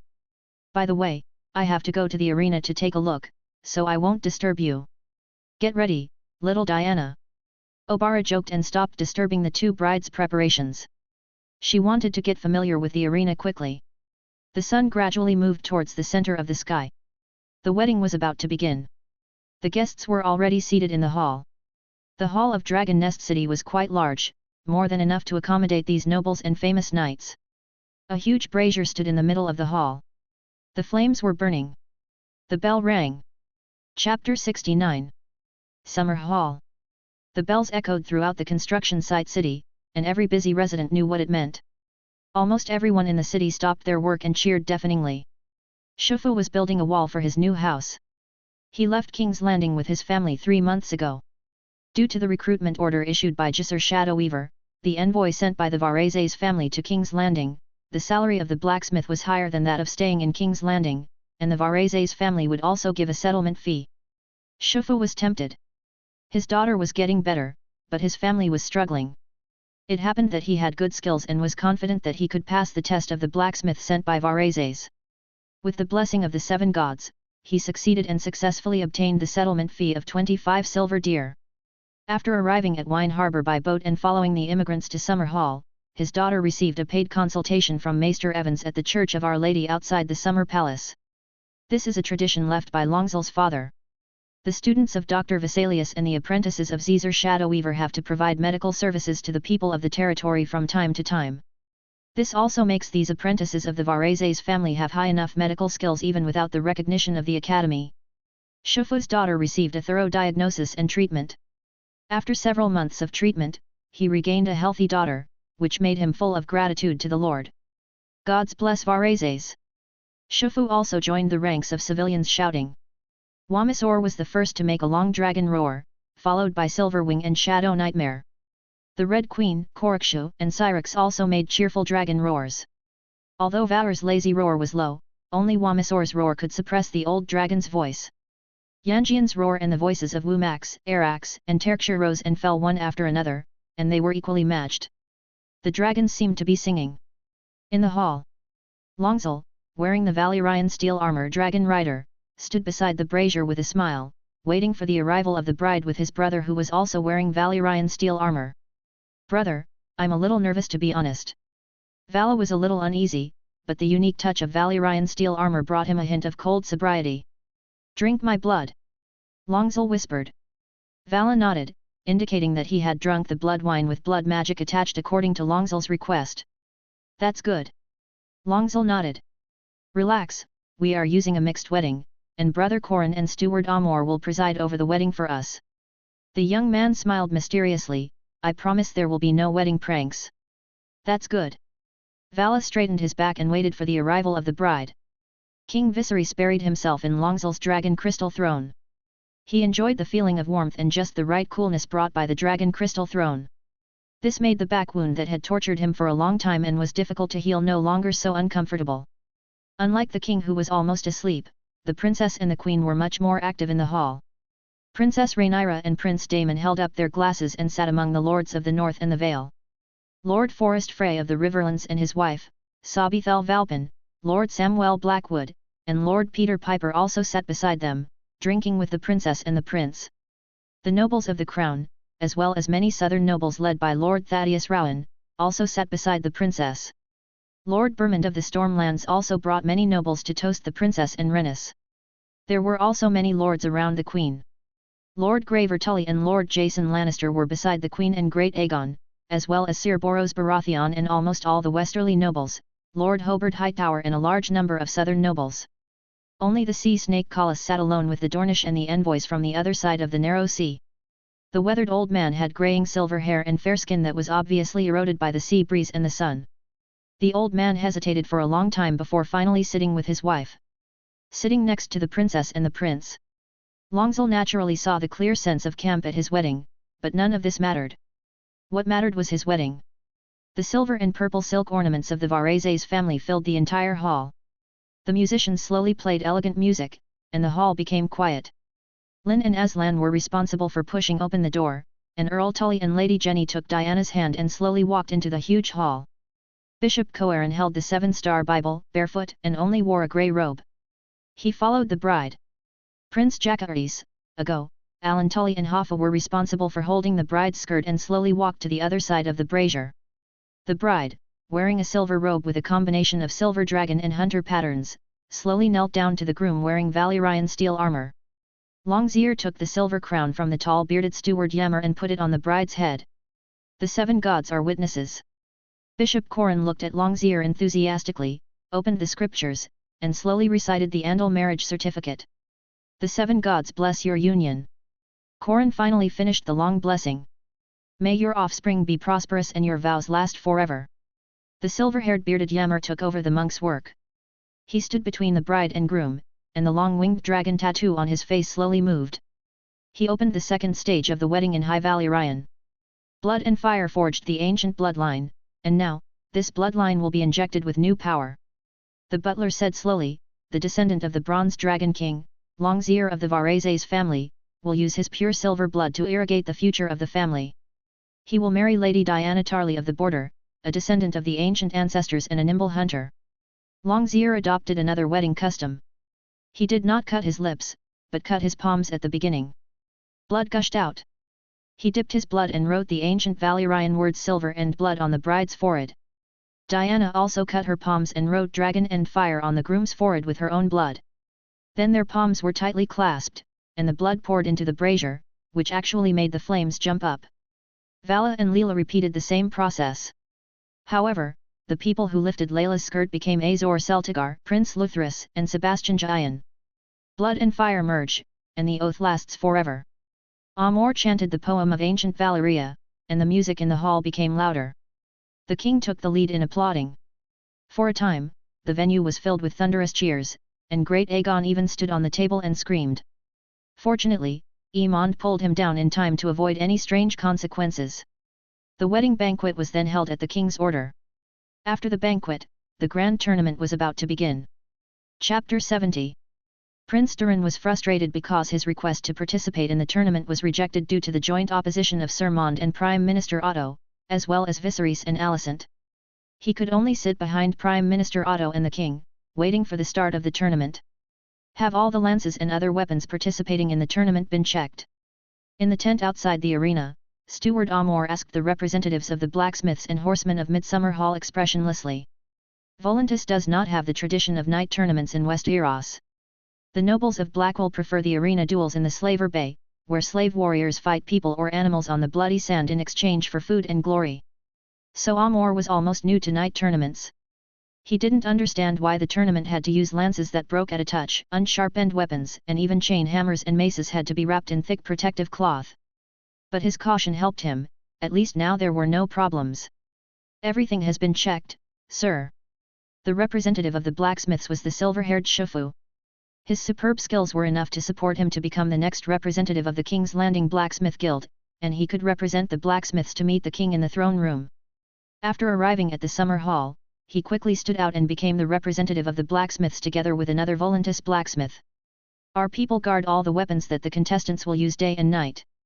Shufu said, all the participating knights must take weapons from our warehouse, sir. The warehouse is guarded by 60 unsullied. Except for me and the blacksmith Gaemon, no one can bypass them. Shufu tried to describe their efforts in elegant language. Yammer nodded slightly and handed a bag of silver deer to Shufu. The same was true for the horse herders. Hoffa Lawbreaker was ordered to send 100 cavalrymen of the Silver Blood Army. These knights who were familiar with war horses checked all the war horses together with the Dothraki Boyago. The war horses that had been fed with medicine, the mares and stallions in Estrus were all eliminated, and their owners were driven out of the arena. This made those who really wanted to gain glory in the arena cheer. Boys were not allowed to play, whether they were the queen's children or the princess children, and as the organizers of the event, Longzal and Vala also gave up the opportunity to play. Hehe, if you have time to fight with swords, it is better to speak with dragon flames. This was a poem sung by a bard who tried to please the patriarch of the Varese family decades later, but the strict and rigid silver dragon sneered at it. My uncle just didn't want this game to be too suspenseful. That's what the prince said. Although people knew about Vala's bravery, they obviously preferred fictional stories. However, Vala, who was actually in the audience of the arena, was not very comfortable. He sat between his brother and his wife, with Princess Rhaenyra and Queen Alysanne behind him. The two former besties have now turned against each other, and a strange atmosphere enveloped the entire audience, but the king turned a blind eye to it. For him, it was a great victory to let his wife and daughter sit together without fighting. Mund, how is it going? Earl Hobart Hightower lowered his voice and asked softly at the stairs leading to the audience. Sir Mond shook his head, Versailles is too strict, and the things we prepared for Prince Aegon can't be used at all. The Golden Dragon doesn't work either. Hobart was a little anxious. Mond was also a little furious. If the Golden Dragon worked, the things we prepared would have been put into storage now. At this moment, Longzal's voice also echoed in the arena with flying flags. This tournament will set up 2 queens of love and beauty, and the final winner will also crown the 2 queens. Longzal's voice echoed in the ears of every knight at the entrance. One for the justing and one for the group justing. I will wear a crown woven with flowers and laurel leaves for my wife Diana. My knights Aslan Longdal, Sebastian Jayan, Hoffa Lawbringer, Earl Donald Tarley of the Tarley family, and our young Sir Alan Tarley will serve as defenders of my wife. You need to knock them all down before you can take the laurel crown off my wife's head. 5 fully armed knights rode on horses and slowly entered the venue. Donald Tarley wore a barrel helmet with a hunter with a bow on it. The Earl wore beautiful plate armor with his coat of arms engraved on his chest with enamel. The remaining 4 knights all wore the standard plate armor of the Silver Blood Army, and their helmets were decorated with silver dragons. My sister-in-law, Rilla, will be the Queen of Love and Beauty in the group tournament. Sir Clement Celtigar and my knights Lyn Valtartan and Gunthor Ravenfire will lead a team of 7 to defend her crown. If you want to win, defeat them. Longzeer's voice suddenly rose. The champion of the justing will receive a Valyrian steel giant sword. Longseer nodded to the side, and Jaka Rees ran to the door on the other side and took the big box that was almost as tall as him from the guard. It was a giant sword decorated with carvings of 2 knights on horseback, and the blade was engraved with blood-red stripes. 7 gods! The same voice rang out throughout the justing arena. Everyone looked at the giant sword with fiery eyes. Adrian! Tywin! Lord Jason Lannister stood up from his chair and ran to the railing to shout at the Westerland team outside the arena. The 2 knights also took off their masks with ardent eyes.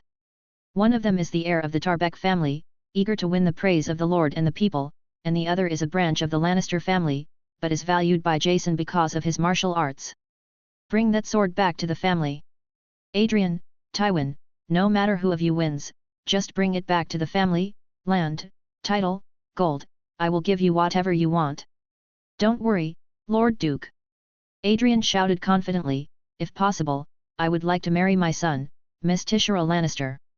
I will personally witness your marriage. Duke Jason shouted. Bring that sword back. I will, my lord.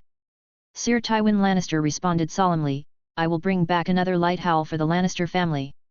The same conversation happened throughout the tournament, especially among the mercenary knights and the proletarian knights.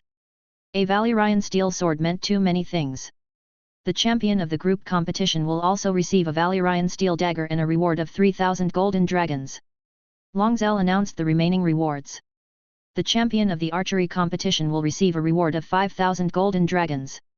If the champion has not been named yet, I will immediately make him a knight. The sound fell and the ribbons exploded. The knights entered the arena in order and began to choose each other's opponents. The King's Guard were also present. These white knights attracted the attention of everyone as soon as they entered the scene, especially a man wearing black dragon plate armor. Criston Cole. Prince Daemon rode forward and lightly tapped the white knight's breastplate with the lance in his hand. Come on, let me see if you have grown over the years. The white knight captain silently mobilized his horse and slowly came to the audience. The eyes of the old people on the stage suddenly lit up. Viserys let out a long sigh. Several nobles who had participated in the tourney when Queen Emma was giving birth all expressed their feelings when you looked at me and I looked at you. Made a strange expression. First round charge. The lances of the prince and the captain were both broken. The prince turned the horse's head hard and replaced it with a new lance. Criston, you have regressed. The prince roared, raising his lance and hitting the white knight's breastplate hard, but his own breastplate was also hit by Criston's lance. The 2 people looked up at the sky on horseback almost at the same time. The first person to adjust was Criston Cole.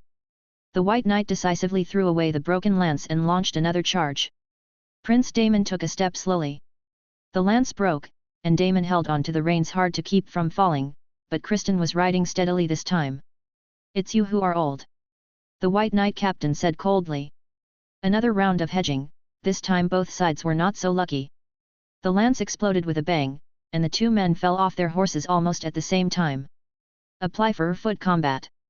Daemon got up from the ground without hesitation, rushed to the attendant, drew out his iron sword, and angrily rushed towards Criston who took out his mace. Of course, this sword is not the Dark Sister. The hammer and sword met, and the 2 shields collided with each other. That's it again. Queen Alicent commented expressionlessly. Princess Rhaenyra said not a word, and there seemed to be a thick wall between the 2 women. Brother, who will win? Vala twirled Longzell's arm. We can't even win. Longzell narrowed his eyes and gave his answer. Prince Daemon is holding back his energy, but he is old.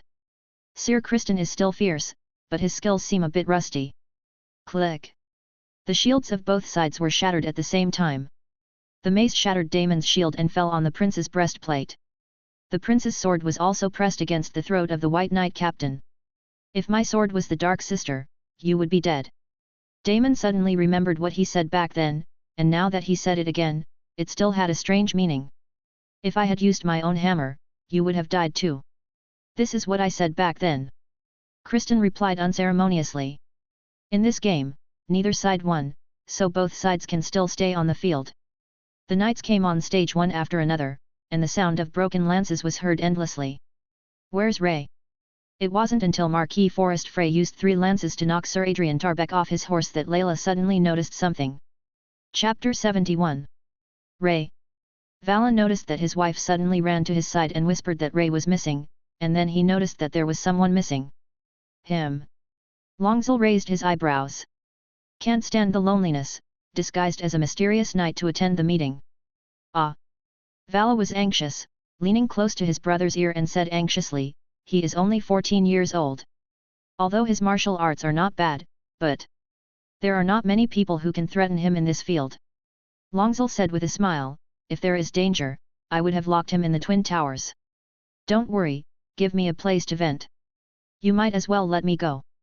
Vala was a little disappointed, but his eyes suddenly drifted to the next duel on the field. Hoffa! Come on! Hoffa, a young man with golden eyes, faced Sir Boros of the Baratheon family.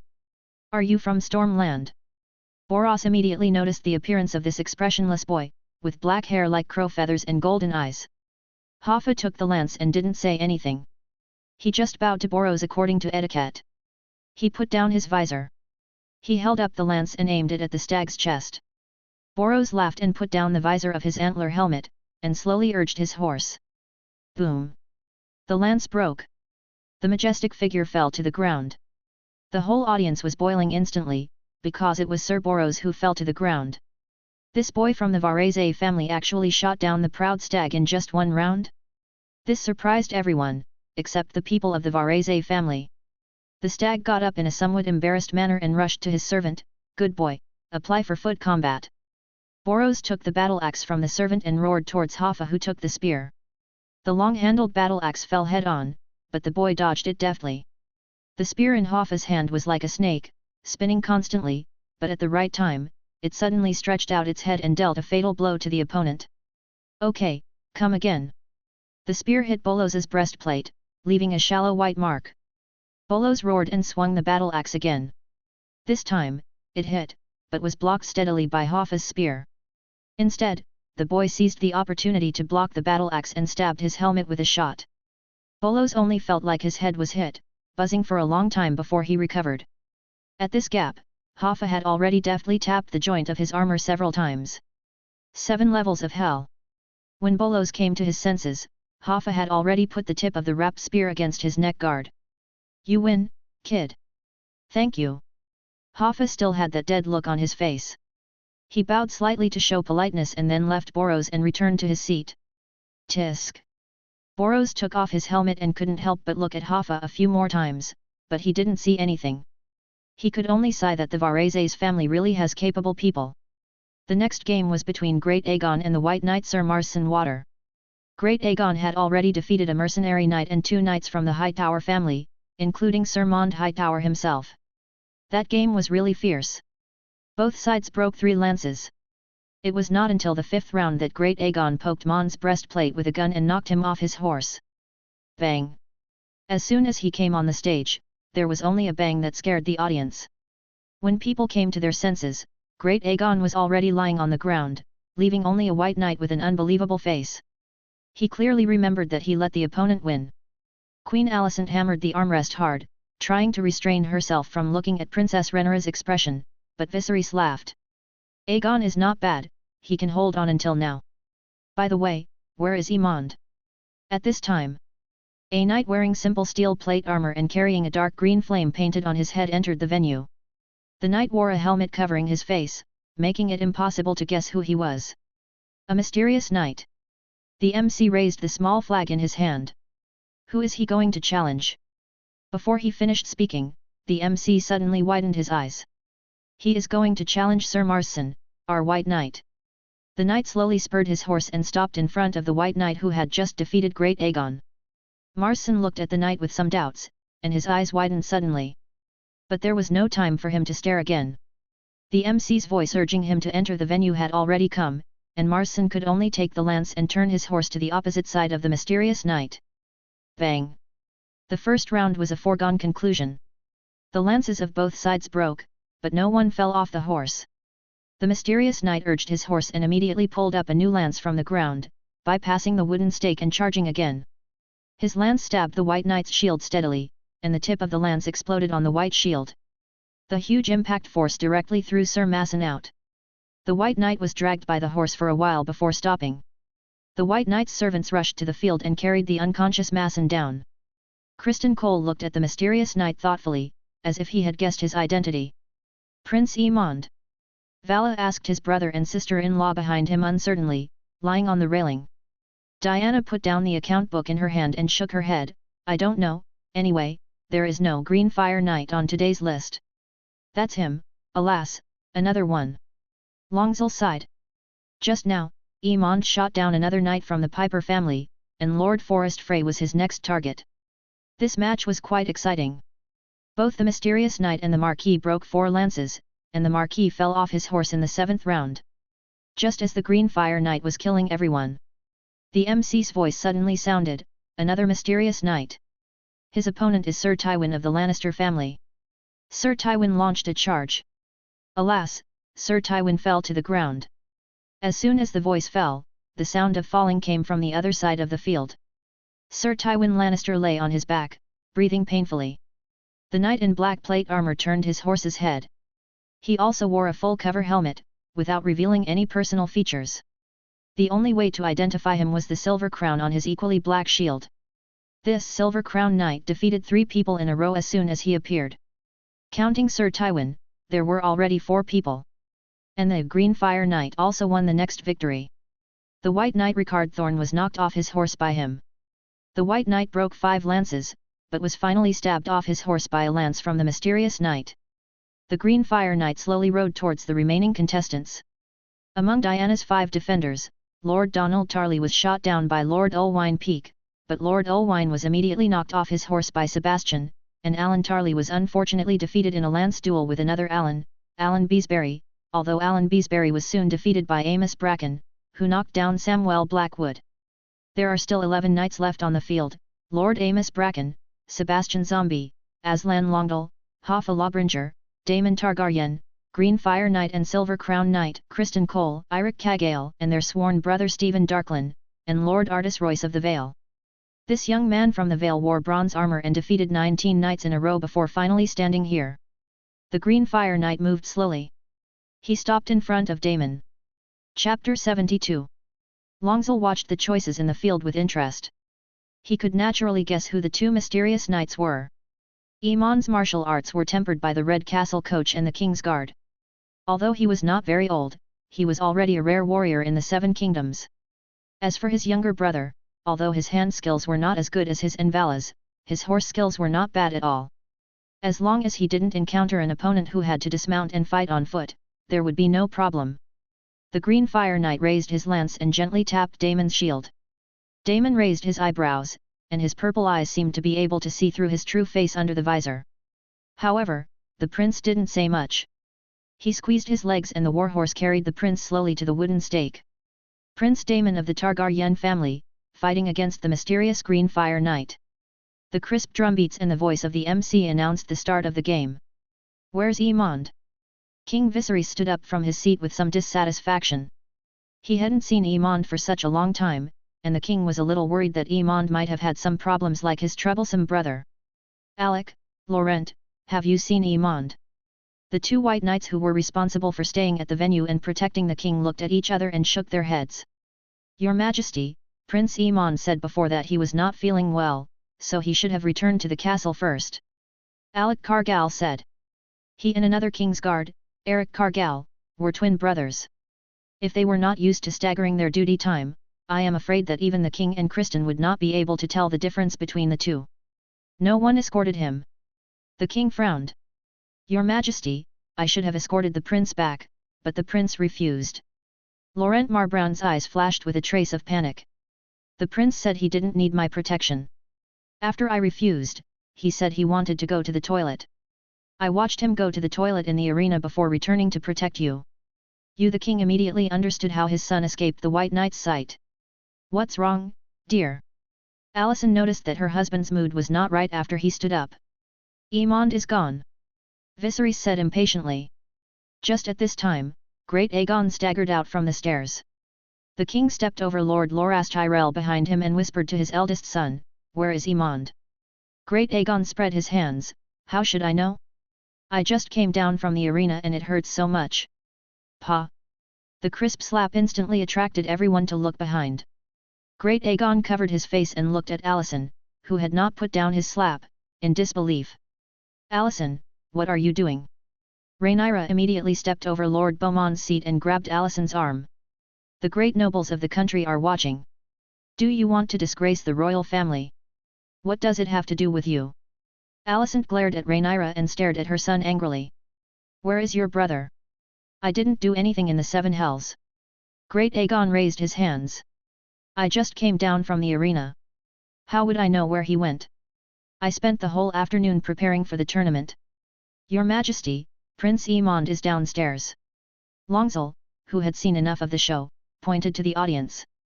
This brought everyone's attention back to the arena. King Viserys stepped over Duke Loras again. This time he ran directly to the railing, panting and staring at the arena. The tournament has entered the third round, and the Knight of Green Fire and Daemon have broken 2 lances each. "Boy, you are too young." Daemon raised the tip of his spear slightly and stabbed the chest armor of the Green Fire Knight fiercely, but the warhorse under his crotch wailed suddenly. It was also hit by the broken spear of the Green Fire Knight, and the scattered wood chips deeply penetrated the flesh of the warhorse. Seeing that his warhorse was injured, Daemon immediately jumped off the warhorse, rolled on the spot and rushed to his servant. So the two fell off the horse together, and the Green Fire Knight rolled in the sand in a mess before getting up nimbly and preparing to take the sword. But Daemon had already taken the lead, holding the iron sword and walking over murderously, without any nonsense, first kicked the mysterious knight down, and then took off the prince's helmet. The silver hair fluttered in the wind, and the sapphire artificial eye shone brightly in the sun. 7 layers of hell. Although he was mentally prepared, Otto still shouted this sentence in his heart, but his head turned quickly. A mysterious knight who had defeated many king's guards and famous knights, what a great gimmick. Thinking of this, the Prime Minister immediately waved his hand, signaling the bard who was waiting on the side to come over and stuffed a bag of silver deer into his hand. "You know what to do," Prime Minister Otto said in a low voice. The bard nodded, indicating that he was familiar with this matter and guaranteed that he would hear songs praising Prince Aemond tonight. "Daemon!" King Viserys shouted. "I know." Daemon nodded to his brother and lifted Aemond up by his neck armor. "Boy, do you know how dangerous the arena is? Didn't you see the fate of those hedge knights before?" He was referring to the several hedge knights who were bloodthirsty in the previous competition. One had his head smashed by a shield, one had his throat pierced by a blunt sword, and 2 unlucky guys had their eyes pierced by flying sawdust. When they were dragged down, they were already dead. "Let me go, let me take the sword." Aemond struggled hard, but he couldn't get rid of his uncle's hand. "Be patient, nephew." Daemon suddenly brought his nephew close to him. "If you die, it will be my brother who is sad. Now admit defeat and I will send you back to the audience. You have already earned enough glory for yourself." Aemond glanced at his uncle angrily before reluctantly raising his hands to admit defeat. The winner was also decided on the other side of the field. Artus Royce and Sebastian Jayan broke 6 lances and finally decided the winner. Sebastian was knocked off his horse, and in the foot battle, Artus took the opportunity to grab his throat first. This drew cheers from the Vale Knights, and Artus celebrated with a satisfied lap around the field. Lord Amos Bracken was defeated in a duel with Elit Kargar, and they fought on foot to win. Unfortunately, the Earl of Red Horse was suppressed by the White Knight in foot combat. If it were not for the blunt sword used, Earl Amos might have been stabbed through the belly by the White Knight. "I can only regretfully admit defeat." The Knight of the Silver Crown shot down Sir Stephen Darklyn. The unfortunate White Knight was dragged several steps by his own horse and met the same fate as his sworn brother. The mysterious knight then faced off against Artus Royce. The most intense showdown was between Kristen Cole and Aslan Rondel. The White Knight captain and Ronzel's blood-sworn brothers fought for 12 consecutive rounds and broke 9 lances, but none were separated. Victory or defeat, in the end, the 2 men, who were anxious, threw away their lances and chose to fight on foot to decide the outcome. Boom, boom, boom, boom. Cole's meteor hammer hit Aslan's shield like raindrops, and Aslan's sword also left white marks on Cole's armor. "Brother, do you want to open the betting market?" Verrill smiled and came over again. "The adults behind me just now placed bets. Do you want to come and play too?" "Vala." Diana and Layla called Vala's name in unison. "Bet." Diana looked at Vala's bulging leather pocket suspiciously. "Who pays the principal? What are the odds? Who beats whom?" Leela also said with some distress, you can't spend money indiscriminately. Although the family is rich, there are too many ways to use money now. Avalar was at a loss for words. Everyone is just having fun. Earl Bartimus and Earl Lindman have just opened the betting market. Earl Lindman also won 20 golden dragons from Earl Hobart Hightower. Who is everyone suppressing now? Longzell looked back at Vala's leather pocket. Queen Alison bet on Sir Kristan, she directly took out 100 gold dragons, and then many others bet on Aslan. I also bet on Aslan's brother and Artis, in the valley and in the north. The one who defeated Addis won, and our people, as well as those from the Stormlands and the Reach defeated my younger brother. Before he finished speaking, the whole audience burst into deafening cheers. Checking in for the first update, I would like to explain again that this book is a long novel that will run through the long timeline from the original Dance of the Blood Dragons to the Usurper War, and the Varese family will also continue to fight for several generations. Over time, different distinctive characters will appear on the stage of history and ride on new or familiar dragons. Neither conquest nor domination can be accomplished in a short time. To eat well, you have to eat one bite at a time. Chapter 73. Vala hurriedly got to the railing, and the two Venus decided the winner almost at the same time. Count Addis Royce was neatly knocked off his horse by the Silver Crown Knight, and then the mysterious knight's sword was knocked away with two swords in the foot battle. The Silver Crown Knight was so panicked that he quickly took off his helmet, revealing his long silver hair and handsome face, and raised his hands to admit defeat. The duel between the White Knight and the Blood-sworn brothers was even more bloody. Aslan was like a furious little lion. After knocking down Kristan with a heavy sword, he took advantage of the White Knight captain's dizziness and slashed the captain's chest with his shield. He hit the head several times and knocked the captain of the White Knight unconscious. Vala clearly saw Prince Daemon, who had just defeated Cyrillic, burst into laughter that could be heard by the entire audience, and Queen Alison's black face in the audience, which looked like it could squeeze out water. Then there is his own black face.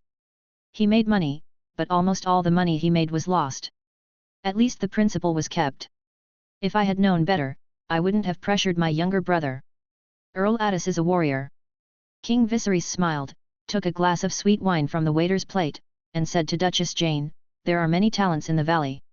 Your Majesty, Count Addis is Lady Leia's nephew." Duchess Jane looked at Count Addis, who was riding his horse towards Prince Daemon in the audience. He wants more justice for Lady Leia. Viserys drank down the sweet wine in his cup with some embarrassment. He naturally knew what the case that Jane mentioned was.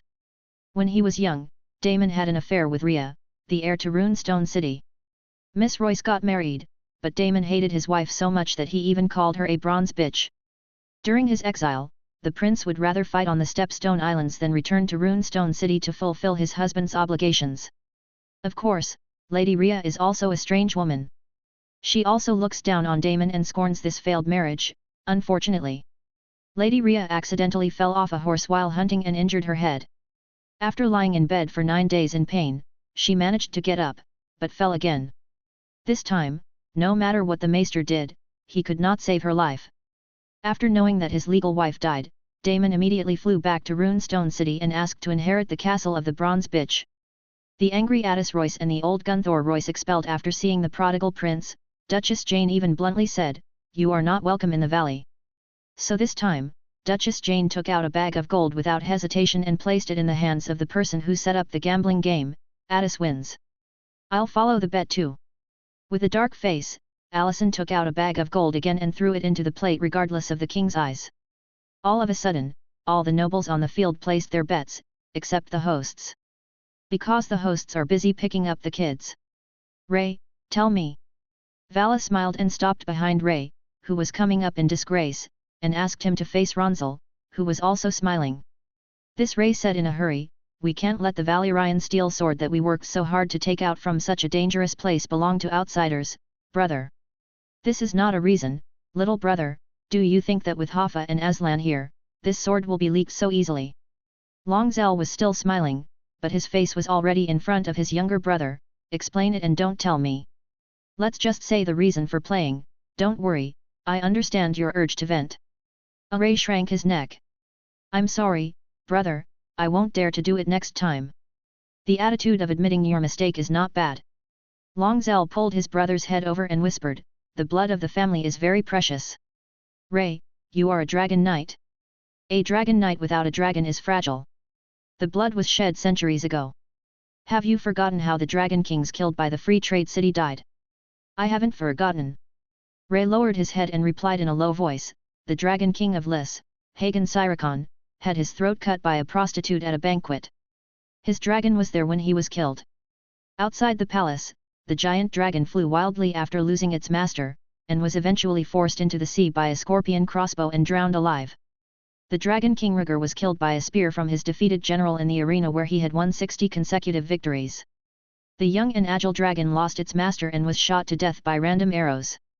After the ancestor disappeared, the Dragon King Verena who stayed in Qohor was killed by poisoned wine, and her dragon also died in the hands of well-trained elite soldiers. You must ensure your own safety before doing this kind of thing in the future, do you understand? Long Zhao whispered, I can ensure safety this time, what about next time? I understand, brother. Then how should I punish you? My little brother. I will go to the dragon's lair to clean up for a month. Ray said with his head lowered. That's pretty much it. Long Zhao rubbed his brother's hair before standing up. Watching Princess Rhaenys slowly walk over holding a wine glass. Cousin, Ray is very brave. Rhaenys leaned on the railing holding the wine glass. I haven't seen such a wonderful competition for a long time. She looked at Ray with a smile. Both Ray and Emmond deserve praise for being able to do this at this age. She looked at Artis, who was having an inseparable fight with Daemon off the court. It's a pity that although our young Bronze Earl is brave, he has never experienced the battlefield after all. A child like him who grew up in summer has never tasted blood and gunpowder smoke. How can he really defeat an enemy who has drank blood? Cousin Daemon is going to win. Longzhal looked at the field. Atis chopped at Daemon's shield like a mad dog, and each of Daemon's swords could land on Atis' bronze armor steadily, accurately, and fiercely. The young earl soon had blood on the corner of his mouth. Unfortunately, no one can enjoy the brand new Valyrian steel sword. Rhaenys looked at the field with regret. My husband asked me to tell you that Benila and Rhaenyra miss Zyja and Zylo very much. They want to invite you to visit Climax City when you are free. My family once had trade relations with the Lord of Tide. Longzhal said with a smile, I will. Rhaenys smiled and raised her glass to signal, then turned back to the bustling crowd of nobles. Daemon quickly knocked out the angry Earl Atis. But he was also defeated by Aslan's men. The final of the justing was between Aslan Longdal and Hoffa the Lawbearer. This fierce duel lasted for 17 rounds, and 12 spears were broken. In the end, both sides decided to fight on foot. Hoffa's spear was slightly better in the end. When the black-haired, golden-eyed boy defended Diana's crown of the Queen of Love and Beauty, the whole audience was boiling. Prince, I like this boy. Boros Baratheon shouted and rushed to the front row. Prince, I have 4 daughters. Would you consider letting this boy marry one? You should ask Hoffa himself. Longzhal said with a smile. Duke Jason stepped directly on the railing and shouted to Hoffa, Sir, as long as you can sell this giant sword to the Lannister family, my daughter, land, gold, you can choose. But Hoffa just bowed respectfully to Longzhal and Diana, and after getting Longzhal's nod, he quietly walked to the side and stood solemnly. Even if many girls threw their handkerchiefs to him, he didn't even look at them.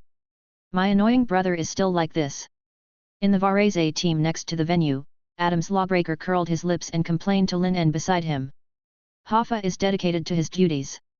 Lin En also sighed, this is his advantage and also his disadvantage. Adams, why don't you get married first? According to Hoffa's devilish temper, I'm afraid that your lawbreaker family will do something as soon as it gets its name. Pft, pft, by the way, the group competition is about to begin, you should be more careful. Don't worry. Lin En gestured to the members of the team, and the 7 people showed their weapons at the same time and slowly entered the venue. The archery competition on the other side started simultaneously, and a short mysterious knight also appeared on the shooting range. Competition, start. Chapter 74. There was almost no suspense in the group competition. Varese's 7-man team worked together flawlessly and destroyed all opponents. Only the Northerners and the Dornishmen persisted longer. But as Lord Mormont was cut down by Samwell, the new knight who joined the blood-sworn brothers, Axe Samwell, and Obiadane was defeated by Linvar Tarkin. In the end only Varese was left on the field. The SI family team. The archery competition soon came to an end. Red Rob River, the illegitimate son of the Blackwood family, won the championship without any suspense, and the mysterious knight also took off his helmet after finishing third. Lord Samuel Blackwood was immediately shocked. It was his daughter Alexa Blackwood. A contestant who did not meet the competition standards at all successfully participated. But all the knights present recognized the little girl's shooting skills. Lord Cregan Stark even showed a rare smile when Alice Ann hit the target. Although the rewards were distributed normally, many children, including Darren and Jokeris, regretted it afterwards until they were caught and spanked by their parents. If I had known earlier, I would have pretended to be a mysterious knight. Dragon's Nest City, the corridor of the Twin Towers, Moros, the Dornish steward who had been waiting for a long time in Dragon's Nest City, finally met Longzell. The silver-haired prince was leaning against the bronze door of the silver-blooded tower. Moros had been bending here for a while. Guest from Sun's Pair.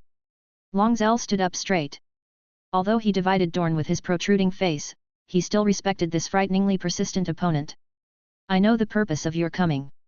The clan language of the name Rose Martell family is unyielding, so you relied on Dragon King Aegon's urgent declaration of conquest to unite the lords with evil intentions and resist the wrath of the true dragon, but what's the cost? Moros did not avoid Longzell's eyes, but replied matter-of-factly, Your Highness, the price is decades of destruction. Rhaenys' fall angered Aegon and Visenya, and every castle in Dorne. Every town and farmland was burned, and almost every member of the family was murdered. Even so, Your Highness, we did not surrender. This is stupidity. Longzell said unceremoniously, Your pride has led to disaster. The people stand by your side for the pain brought by Aegon, but being a conqueror will not bring pain, but bring pain. When you come to bread, meat and beer, you only have those lords around you. Look at Dorne now. I believe Prince Keelan, who has always hoped not to expand the war, is a wise man, but where are your lords? I just promised the crown and gold, they immediately rebelled against the Sunday. You also admitted that this was your instigation. Moros still had a faint smile. Your Highness, there is no king in Dorne. Just like what Princess Marilla said back then, Dorne and Croana are connected by blood. We are unyielding and will never bow our heads or bend our knees. Your Highness, blood and fire do not belong to Dorne. You don't belong to Dorne either. If my guess is correct, the requirements of the Iron Throne for you are very simple. Longzell was both troubled and somewhat admired by Moros for his lack of energy and salt. By bending the knee in name, you can retain the title of Prince of Dorne. The people of Dorne only need to recognize that the king on the Iron Throne is the king of the Seven Kingdoms. Moros nodded, this is indeed the condition given to us by King Viserys. He, like his grandfather, is a kind monarch, but my prince hopes more for a unified Dorne and an unconstrained of Dorne. Prince Keelan thinks too much. Longzell interrupted Moros's conversation without politeness, Master Manager, don't forget that you are the one who is losing on the battlefield now. The Sulphur River Basin has lost so much in the past 4 months. It changed hands 3 times, but never once did the flag of the Golden Spear pierce the sun rise.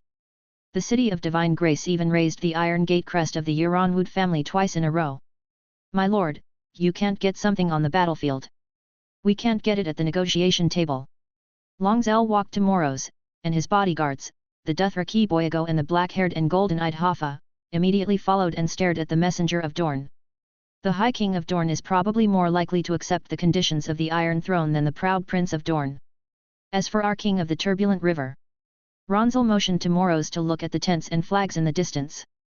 The meteor sword flag of the Dane family was flying in the air. Furthermore, messenger. Longzell continued, the longer it takes, the worse it will be for you. The Euronwood family has taken my gold.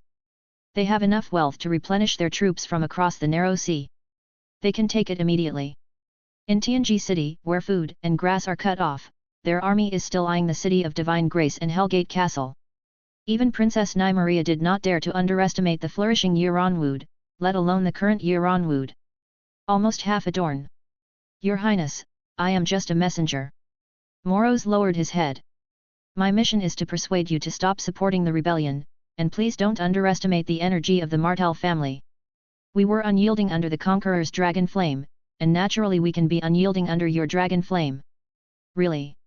Longzell waved his hand to Hoffa and Ago not to be impulsive. After all, Ago had already drawn his machete. Maybe you don't understand me yet. Longzell reached out and gently brushed Moros's eyes. Moros was stunned for a moment. He saw the son wrapped in a sea of blood, Kieran and Alexandra also struggling in the sea of blood and eventually being swallowed by blood. He saw Sun's pair engulfed in flames. He saw all the members of the Martell family he knew, even the illegitimate children in the brothel, wailing and sinking in the sea of blood. He saw the cold wind whistling, the desert turning into frozen soil. He saw blue eyes flashing across his vision. 7 layers of hell. Moros woke up instantly, his legs softened, and he fell directly to the ground, looking at Longzil in horror. Devil! Devil! I just showed you the possible future, my lord. Longzil leaned over and looked into Moro's eyes with a smile. First, I am a blood wizard, this is no longer a secret. Secondly, although it is difficult to curse a family, as long as enough people die and enough blood is shed, there is still hope to do it. You don't want the Martell family to disappear completely in the yellow sand of Dorne. Finally, it is a secret. Longzil's low voice was like the whisper of the devil, which made Moro's scalp tingle.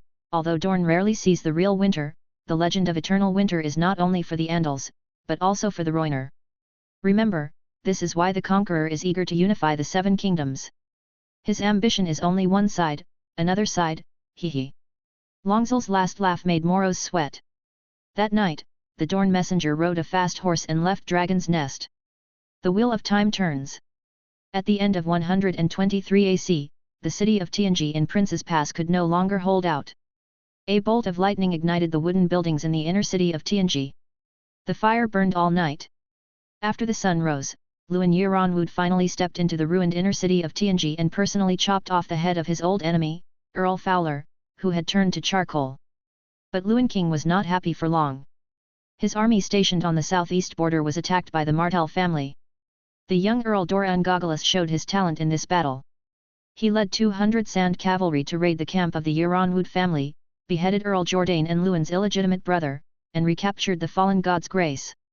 The angry King Luan immediately led his army south and launched a protracted confrontation with Earl Doran and Prince Kieran. No one knows why Prince Kieran, who was already in decline, stood up so quickly and was able to quickly organize a large army to confront the prosperous Yiranwud. Dragon's Nest was officially built at the beginning of 124 AC, and the construction of Midsummer Hall was also progressing steadily. In November of this year, the luxurious Varese Summer Palace was completed. This palace is located in the Prince's district of the town. It is made entirely of marble and decorated with purple and silver tiles.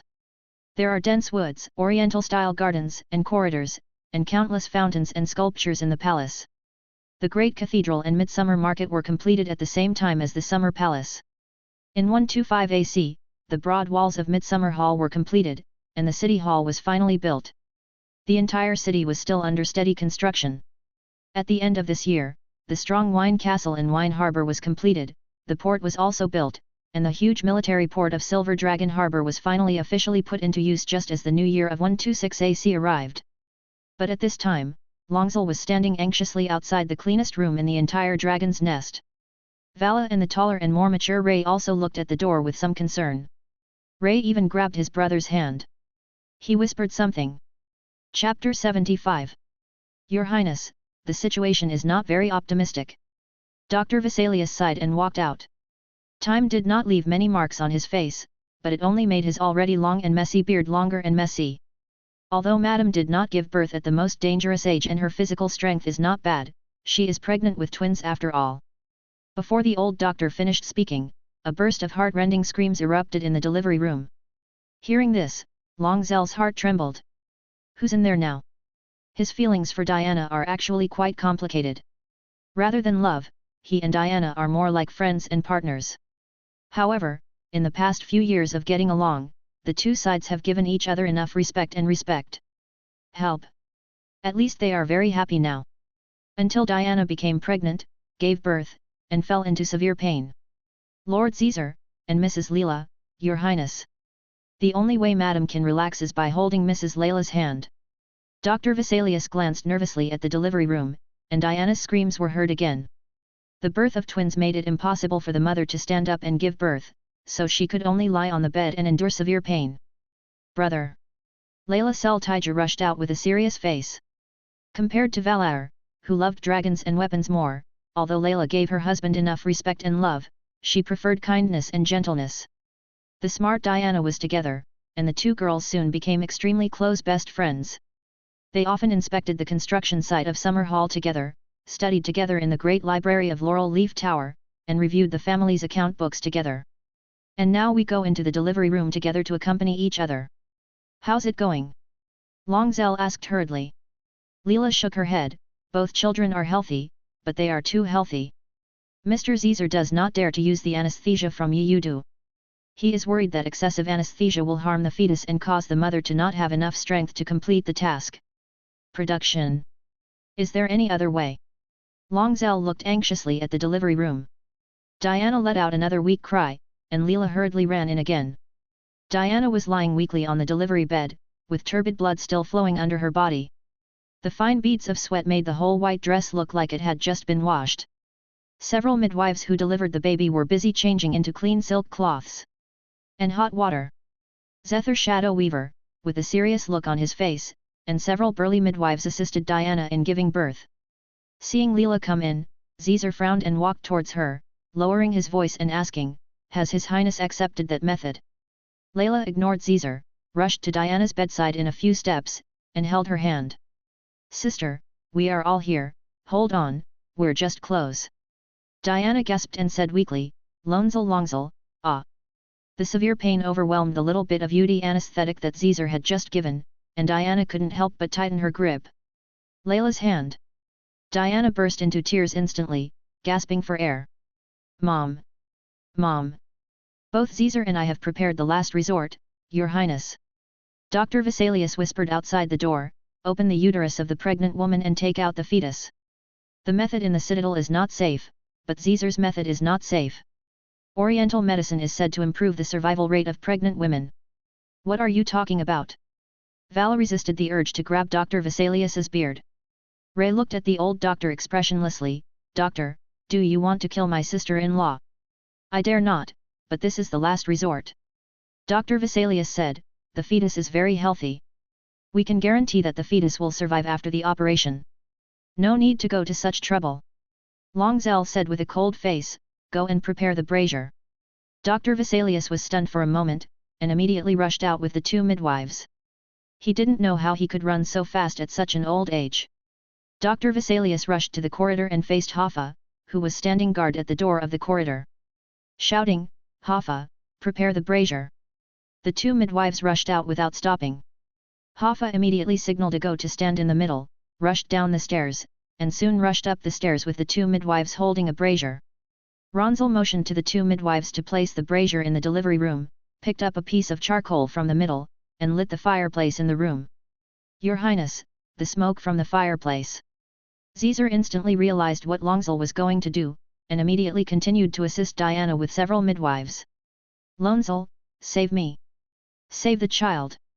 Diana's hazy eyes reflected Longzell's figure, and her voice was as low as a mosquito's cry.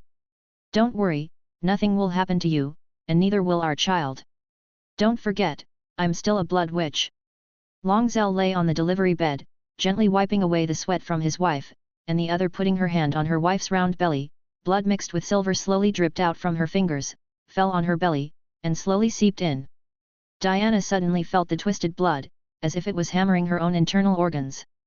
The pain gradually subsided, and the relieved Diana finally let go of Layla's hand. "Leela." Longzell tilted his head slightly. Leela understood what her brother wanted to do and obediently retreated to the window. Longzell shouted at the door, "Vala, silver blood." Vala rushed in panting after Dr. Vesalius, and handed the Valyrian steel sword Silver Blood to his brother. Longzell he lightly touched the sword and immediately placed his cut palm on the brazier. Dr. Vesalius immediately joined the ranks of midwives. The blood dripped into the brazier, and the flames instantly rose, and the flames in the fireplace also stretched out their tongues of fire. After a while, the flames seemed to come alive. 1, 2, and countless fire lines emerged from the flames like worms, slowly crawling towards Diana's belly. Diana's eyes widened immediately.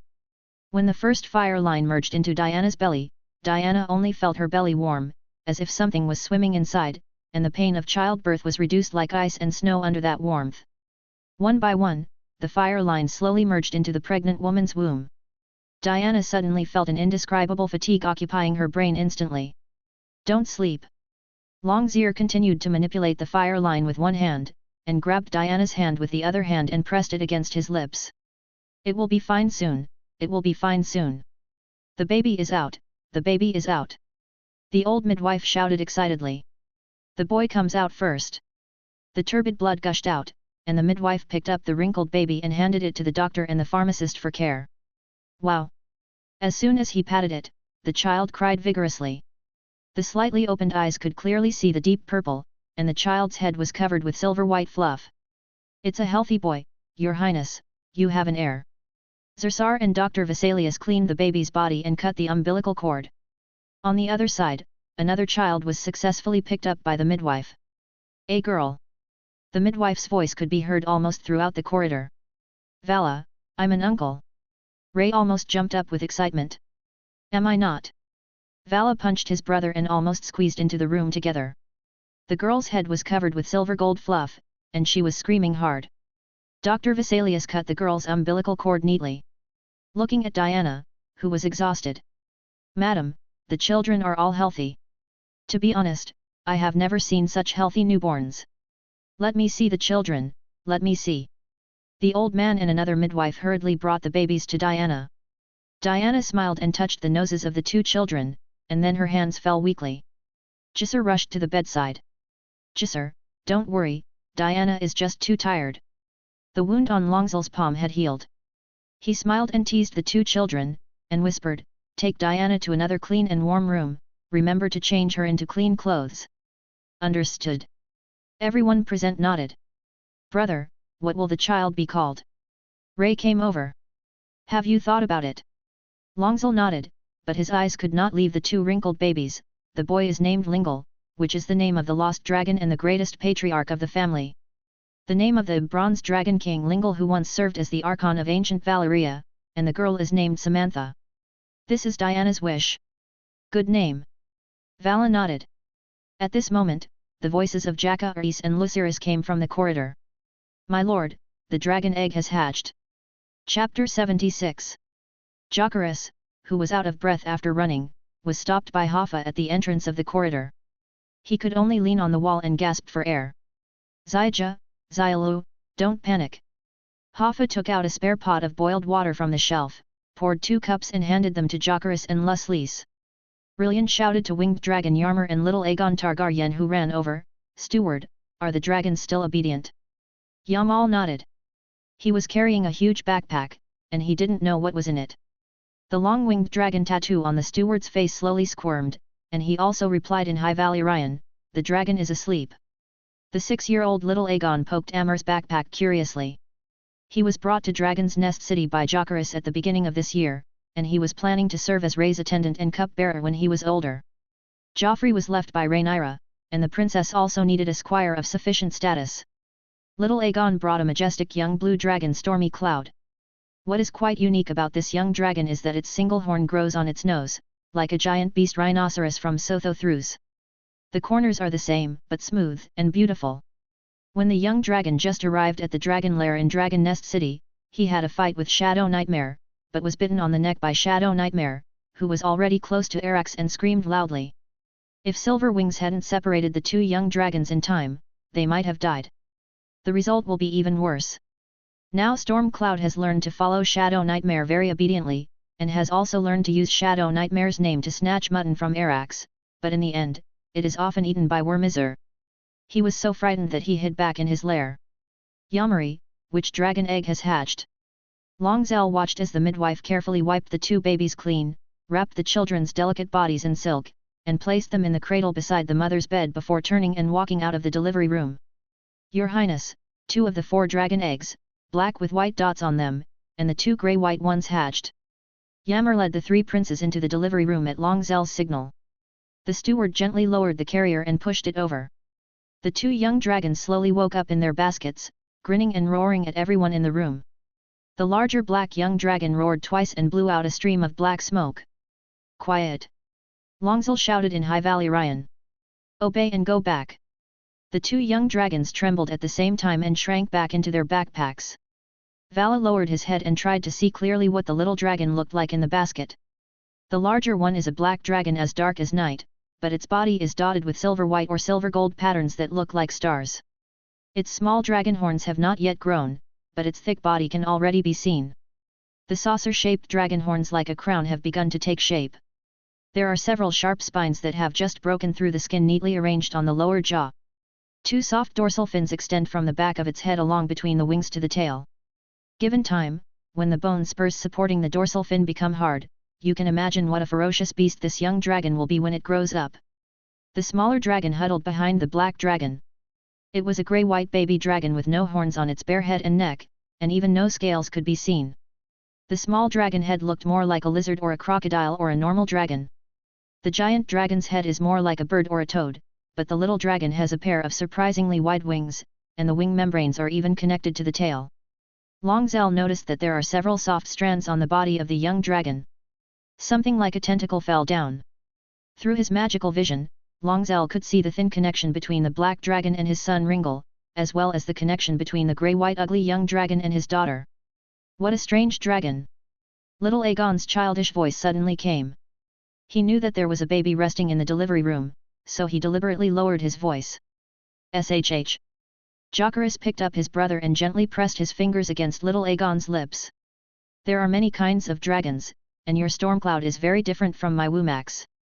Little Aegon looked at Samantha's cradle curiously.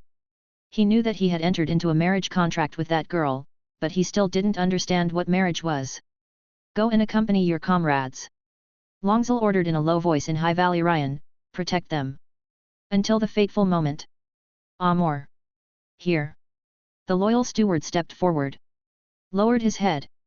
Let the silver guards in the dragon's lair prepare food for the young dragon. Longzell continued to speak in High Valyrian, the child's wet nurse will first use the women we brought back. They are more trustworthy and have Valyrian.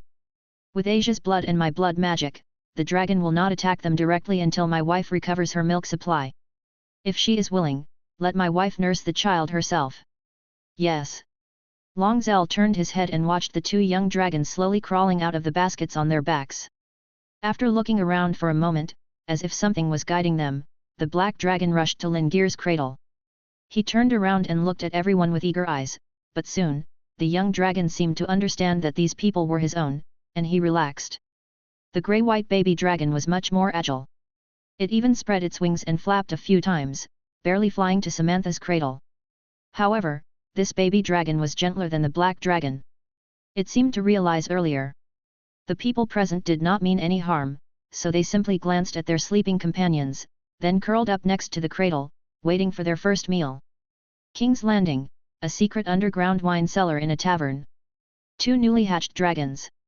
Larry Strong's mind was still recalling the information he received before setting off. New Dragon King family. Opportunity for a turmoil.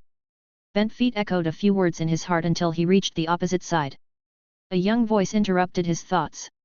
Lord Larys, we can consider your proposal. Tigero Dogarayan with long silver hair gently twirled the wine glass. The king's intelligence chief is an elusive chameleon. No one knows which side does he stand on. He serves the king, the queen, several princes, and also delivers information to Dragonstone.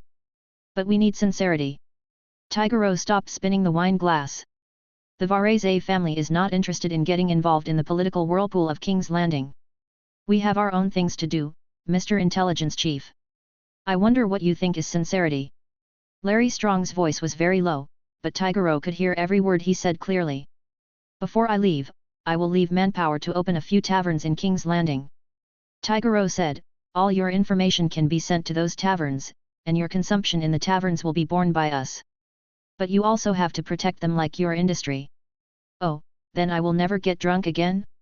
After all, everyone now knows that the silver wine and fruit wine from the wine port are unparalleled in the world. Larys smiled. Okay, as a sign of sincerity, I will help the prince protect these industries. The Varese family never owes favors. Tigero looked at Larys's deformed feet. I have a potion that will make your feet less of a torture. Haha. The intelligence chief interrupted Tigero. I have become accustomed to the blame given to me by the gods. Lord Tigero, thank you for your kindness. In return, I will share a piece of information with you. Please tell me. The intelligence chief bent down with difficulty and took out a piece of paper from his shoe. This is the information from Chayatu Island. Lord Corlys is seriously ill. The bachelor judges that the old earl may not be able to survive this severe fever. His brother's son, he is the eldest of his 6 nephews. Sir Wyman Villaryan, I have a bit of an impression of him. Tigero thought of this man. He had followed Count Collis to attend Ronzel's wedding, but he just didn't sneak into the banquet hall. Yes, that's him. Laris glanced at Tigero and continued, Sir Waymond made such nonsense in Hull Town and Spice Town on Titlehead Island. He actually said that Rhaenyra's son was not Sir Lananor. He is not qualified to inherit Lord Sea Serpent's driftwood throne. 7 hells, what a horrible statement, if our kind king hears it. He even gathered a group of people to claim his inheritance. Tigero listened quietly and did not say anything. Our crown princess Rhaenyra naturally couldn't stand such treasonous remarks. She ordered Prince Daemon to carry out the punishment according to the law, and the prince did so. Laris lowered his voice again, but Tigero could still clearly distinguish each word. A word. Prince Daemon beheaded Sir Waymond, but his cousins and sons were not happy. It is said that his brother Sir Marantine is leading people to King's Landing to demand justice from the Council of Kings. Tigero's eyes suddenly changed. This is a big deal. Because the king is ill, the current people in power in King's Landing are the Queen and the Prime Minister. Something seems amiss. Chapter 77. Dragon Nest City, Silver Blood Tower. Warm sunlight penetrated through the holes in the window and shone on Diana, who was slowly flipping through the ledger. It turned out that the girl from the Tully family was indeed in good health. Her face had already recovered just a few days after giving birth to the child. There was a lot of blood. Ronzel walked into the room softly, sat on the soft chair beside his wife's bed, and reached out to gently stroke Diana's long, silky honey-colored hair. He has not grown a beard. If anyone looks at him, he is still the handsome young man he was a few years ago. Sorry for making you worry. Diana put down the account book and said weakly. You are already great. Longzell said gently, the children are all very good. I have found the best nanny. Diana rubbed her belly with some fear, but finally smiled. The children are all well behaved, but there was something wrong when they finally came out. Our children successfully hatched dragons. They proved the continuation of the family's bloodline. Diana, you are a great contributor to the family. Have you thought about the names of the children's dragons? Diana asked curiously. After waking up, she saw the children's dragons with her own eyes. Let the children get it themselves. Longzell said with a smile. This is their buddy and it's their responsibility to name their buddy. Diana smiled and pointed to the account book in her hand. This month, there are 2,000 gold dragons in the family's account for Tigero. It must be that the family is going to build something in King's Landing. It's not that it's going to be established, it's already been established. Longzell took the account book. Tigero wants money for further operations. There was a law during the time of King Jaehaerys. My dear, most of the products sold by the Varese family had to pay a heavy tax equivalent to 1/3 of the price of the goods when entering various ports. The nobles built new castles. You also have to pay a very high tax. How did you do it? There is no such money in the family's ledger. Diana gently tapped Longzell's forehead, and Longzell took advantage of it and lay down on the soft chair. On the backrest. The king exempted me. Longzell rubbed the leather of the lounge chair comfortably and replied with a smile, our dear king exempted me from the city construction tax. As for the customs duties, no tax collector would dare to provoke a Dragon King family. Risk taxation, oh, yes, it does have a few tough points, but it doesn't hurt. No wonder it only took the family 2 years to turn a profit. Diana sighed, but this also proved that the Varese family was really wealthy. For 2 consecutive years, they spent at least the equivalent of nearly 700,000 pure gold dragons. Of gold and silver luxuries, and nearly 100,000 pure gold dragons, and they are still extremely rich. If the Varese family did not have the right to mint coins, the progress of turning losses into profits may be faster. The next step is the right to mint money, but the Targaryen family is not so easy to let go. Longzell secretly thought, the right to mint money has always been firmly in the hands of the Iron Throne. The Iron Throne has obtained a large amount of wealth by casting currency, and every year alone the gold mines in the west can bring the wealth of tens of thousands of pure gold dragons to the Iron Throne. Although the Varese family's city-building operations are not taxed by the Iron Throne, part of the money spent also goes to the Iron Chair in King's Landing. Your Highness, there is news from King's Landing. There was a gentle knock on the door, and Hoffa's voice came in. It doesn't look like good news. Diana knew that news that came directly to her husband's ears was usually not a trivial matter. Go ahead, I'll take care of myself.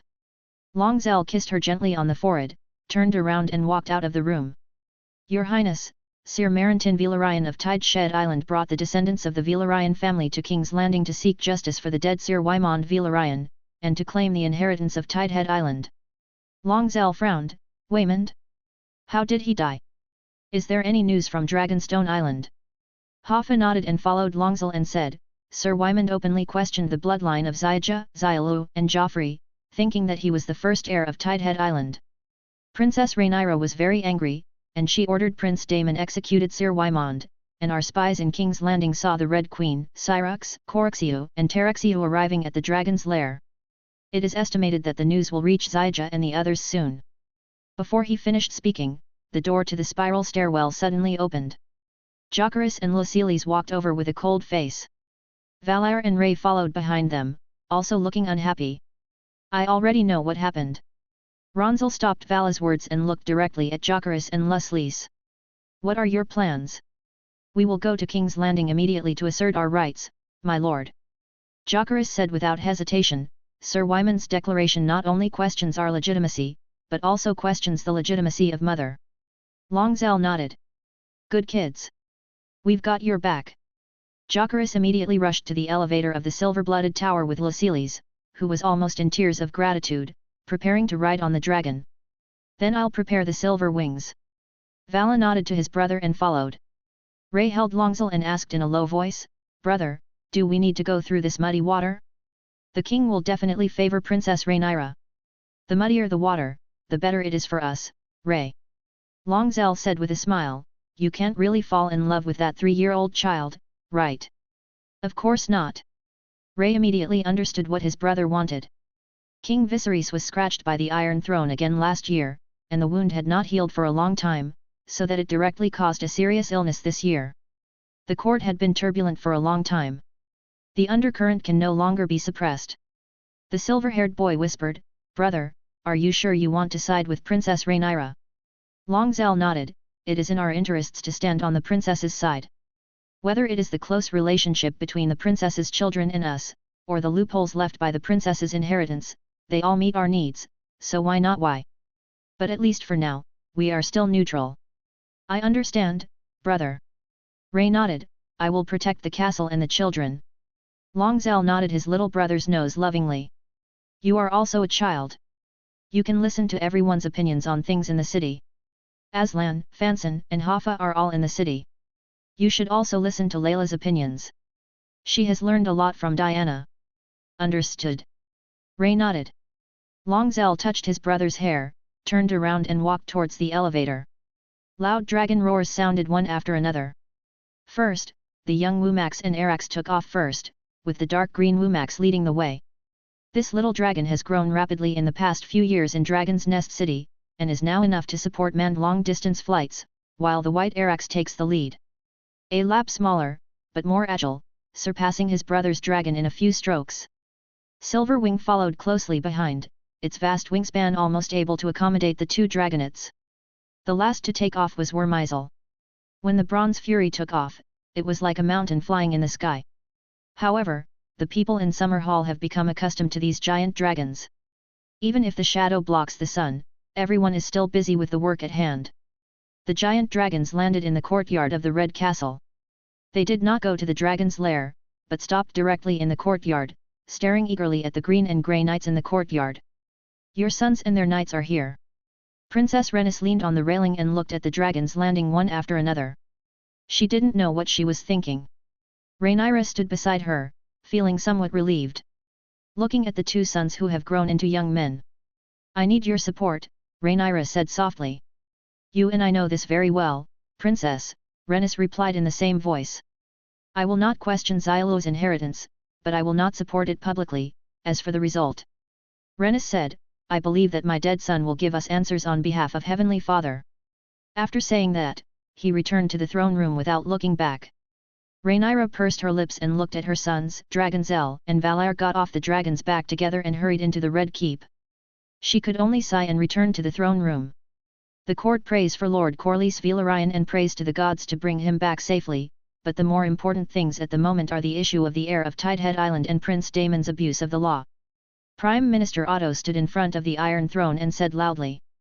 Malontin and his brothers and nephews stood under the steps guarded by the Iron Sword, looking directly at Prime Minister Otto, Queen Alysanne and the royal family members, as well as Rhaenys and Bela. Standing with Rhaena on one side, Rhaenyra, Daemon, Ronzel and Valar stood on the other side with the children. The king's guard surrounded the Iron Throne, while the courtiers, princes and ministers stood behind, craning their necks to see what was going on.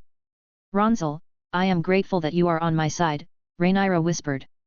Zyja and Xylu are our attendants, and this is also our responsibility. Longzel responded in a low voice. Now, as Prime Minister, I will speak on behalf of His Majesty the King on this issue. Otto carefully sat down on the Iron Throne. Now, Sir Marantine. Malontin stood up and bowed to Queen Alysanne first. Your Majesty the Queen. Then he looked at the Iron Throne. Your Majesty Prime Minister, the history of the Velaryon family can be traced back to the ancient Valyrian period.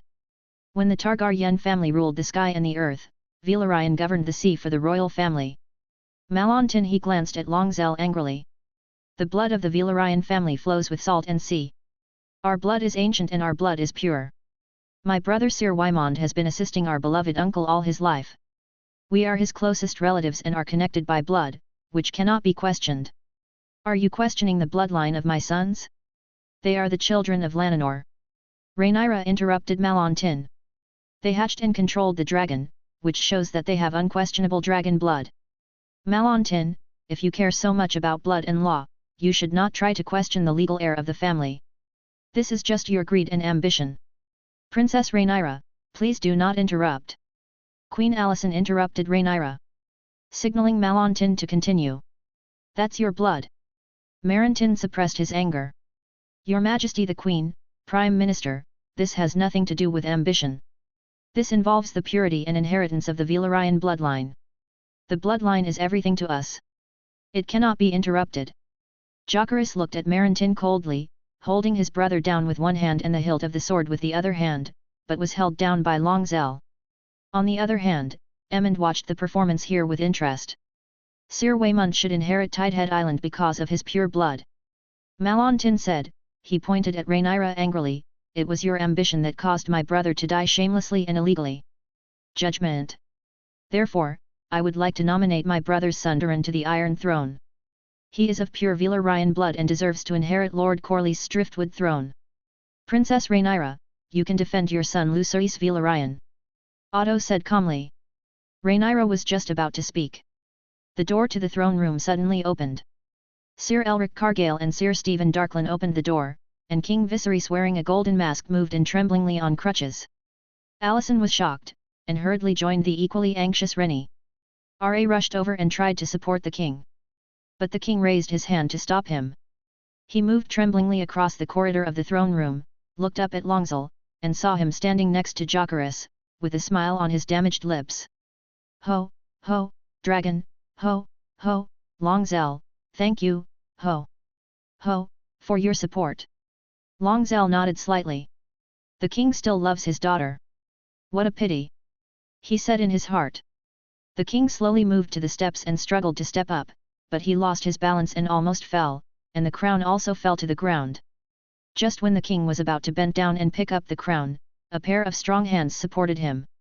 Daemon nodded to his brother, helped his brother to the Iron Throne step by step, picked up the crown and put it on his brother's head again. Ho, I'm very confused, ho, why would anyone, question my decision, Princess Rhaenys, you are the person who knows Lord Corlys best, tell me, Corlys your Majesty's wishes. The king finally cleared his throat and spoke much more smoothly. Your Majesty. Rhaenys glanced at Rhaenyra with a meaningful look. From the very beginning, my husband has publicly stated many times that his heir is Lananor's biological son, that is, Lucerys Velaryon. He has never changed his mind. What's more, Zyja and Xylu are already engaged to Benela and Rhaena, and the gods have witnessed their happiness. Xylu looked at his grandmother a little aggrievedly. Then there is nothing more to say. The king tried to raise his head. Prince Lucerys Velaryon is the undoubted heir to Tidehead Island and the next Lord of Tide. As for Wymond, he questioned the legal heir and insulted the royal family. Member, beheading is already a very light punishment. Your Majesty the King. Malontin laughed angrily, you can nominate the heir of your family at will, but you are not qualified to tell us who is qualified to inherit the Villaraian bloodline. I will never allow your stupidity to destroy mine family. Marantin. The king suddenly raised his voice. Who do you think you are? He is not Villaraian. Malontin pointed at Lucarith forcefully without caring about the king. That's enough. Rhaenyra stood in front of her son and said angrily. I will never allow my family to suffer. Say it. Daemon laughed at Marantin's monkey-like performance. Say it. They are bastards. Malontin's roar spread throughout the throne room. Jocaris wanted to draw his sword, but Longzell pushed him back hard. Don't forget what I told you. The king's remaining eye widened, and only murderous intent remained in that eye. And she Malentine pointed to Rhaenyra. She's a shameless bitch. Chapter 78. Kingsguard, pull out their tongues. Viserys' angry voice also echoed throughout the throne room, including Eirik Cargale, Stephen Darklyn, Masson Waters, Lauron Malbrand, and the 4 Kingsguards stepped forward together and held Marantin's brothers down. Daemon looked at his brother. After the king nodded vigorously, Daemon pulled out the Dark Sisters and kicked the panicked ones. Malontin kicked over. The former prodigal prince seemed to reappear in the palace. Daemon suddenly picked up Marantin, who was dizzy after being kicked by him, smashed his front teeth with a punch, and then pulled out his tongue. Come out. Marantin, you have to thank Rhaenys for her dignity and my brother's kindness. Daemon raised his sword accurately. Otherwise, this sword will cut off your head.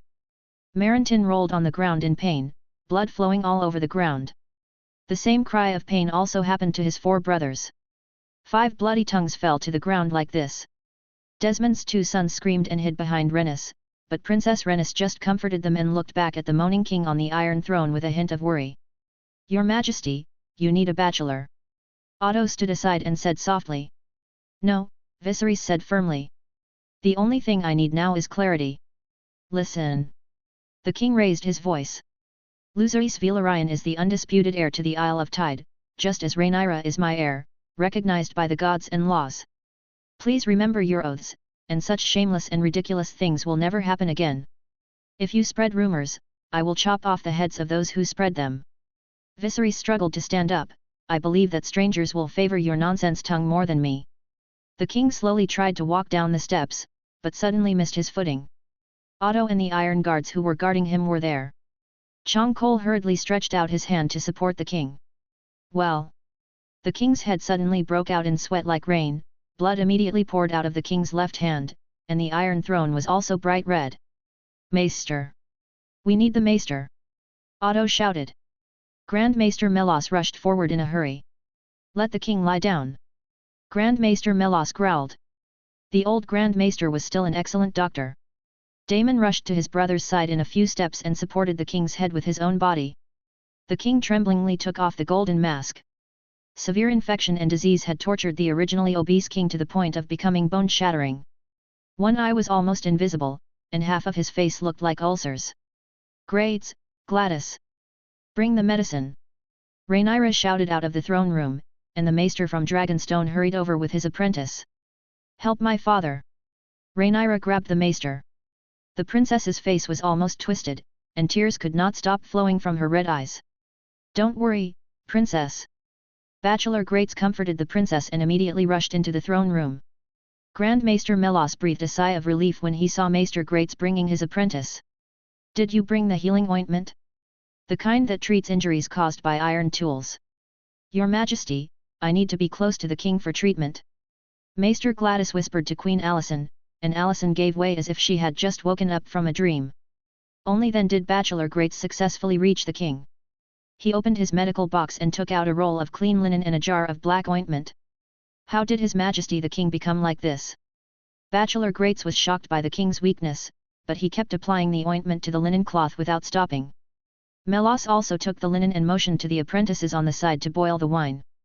Once, oh, no, it's countless cuts that are difficult to heal. Grand Maester Melos sighed. Especially in the past 2 years, the king's wound has not been able to fully heal for several months.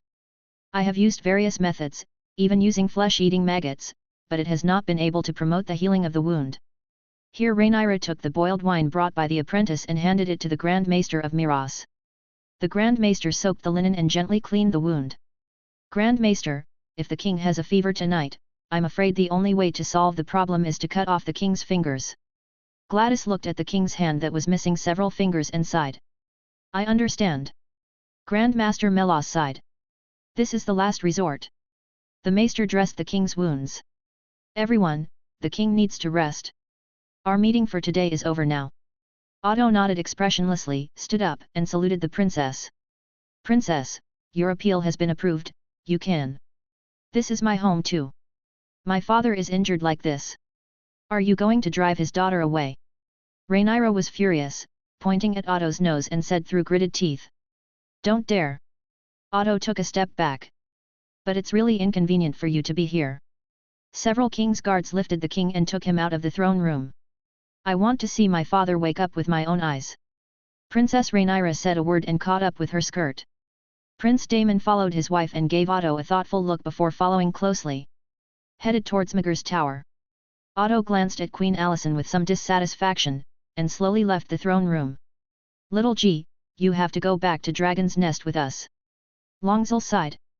He knew that it was cruel to keep the children away from their grandfather at this time, but in this situation, Viserys was not in danger of life. The longer he stayed in King's Landing, the more likely it was that there would be problems. Yet, Jacaerys nodded. After following Longzil for so long, he was already very clear about his knight's keenness.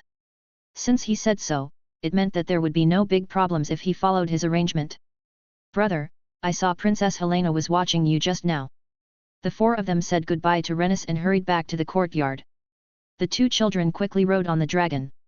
Just as Longzil grabbed the rope ladder of Wormysole, Vala came over and whispered. She smells like fire.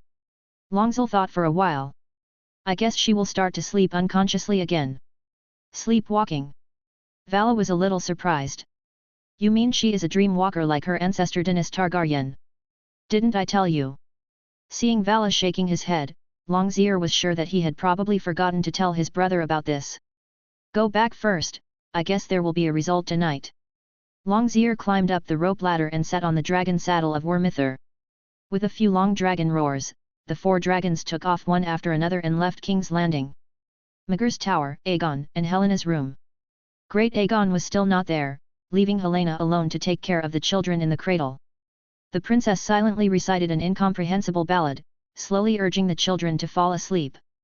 Big Bear, the descendants are restless. The princess' voice suddenly changed. Dragon's blood, human blood, black blood, green blood, red blood, black flames, silver flames. Suddenly, the princess seemed to have realized something, and looked at the children in confusion. Seeing that the children were all asleep, she lay back on the bed with peace of mind. This was originally a double bed, but now she was the only user. The flames in the fireplace were burning, and the flames in the brazier were also burning, providing enough temperature for the room. The princess fell asleep quickly. But this time, when Princess Helena stood awake on the black pool of water in her dream, she was no longer a little bird. The castle immersed in the sea of blood still opened its door to her. The silver dragon lazily immersed in the sea of blood, looking at Helena with a pitying look. Uncle Longzil. Helena politely lifted the hem of her skirt, but at this moment, she took a few steps back in horror. The pool in front of her reflected her figure. The petite girl stared with her eyes wide open, her body covered with blood. She saw the empty eyes of the silver-haired boy and the desperate girl flying in the sky. Those were her two children. Helena couldn't help but scream, but the black or blood-colored liquid like a tide swallowed the girl in the blink of an eye. The black flame was burning, and the green flame was burning. The red flame struggled to break away from the black flame and ignited the entire pool with the silver flame. The flame reflected one scene after another. Under the towering tower, eyes slowly opened, countless black shadows passed through the waves of the sunset sea, the ancient fish beamwood was bleeding, and a man with a large red birthmark on his face could be seen sitting in the middle, but his figure was blurred.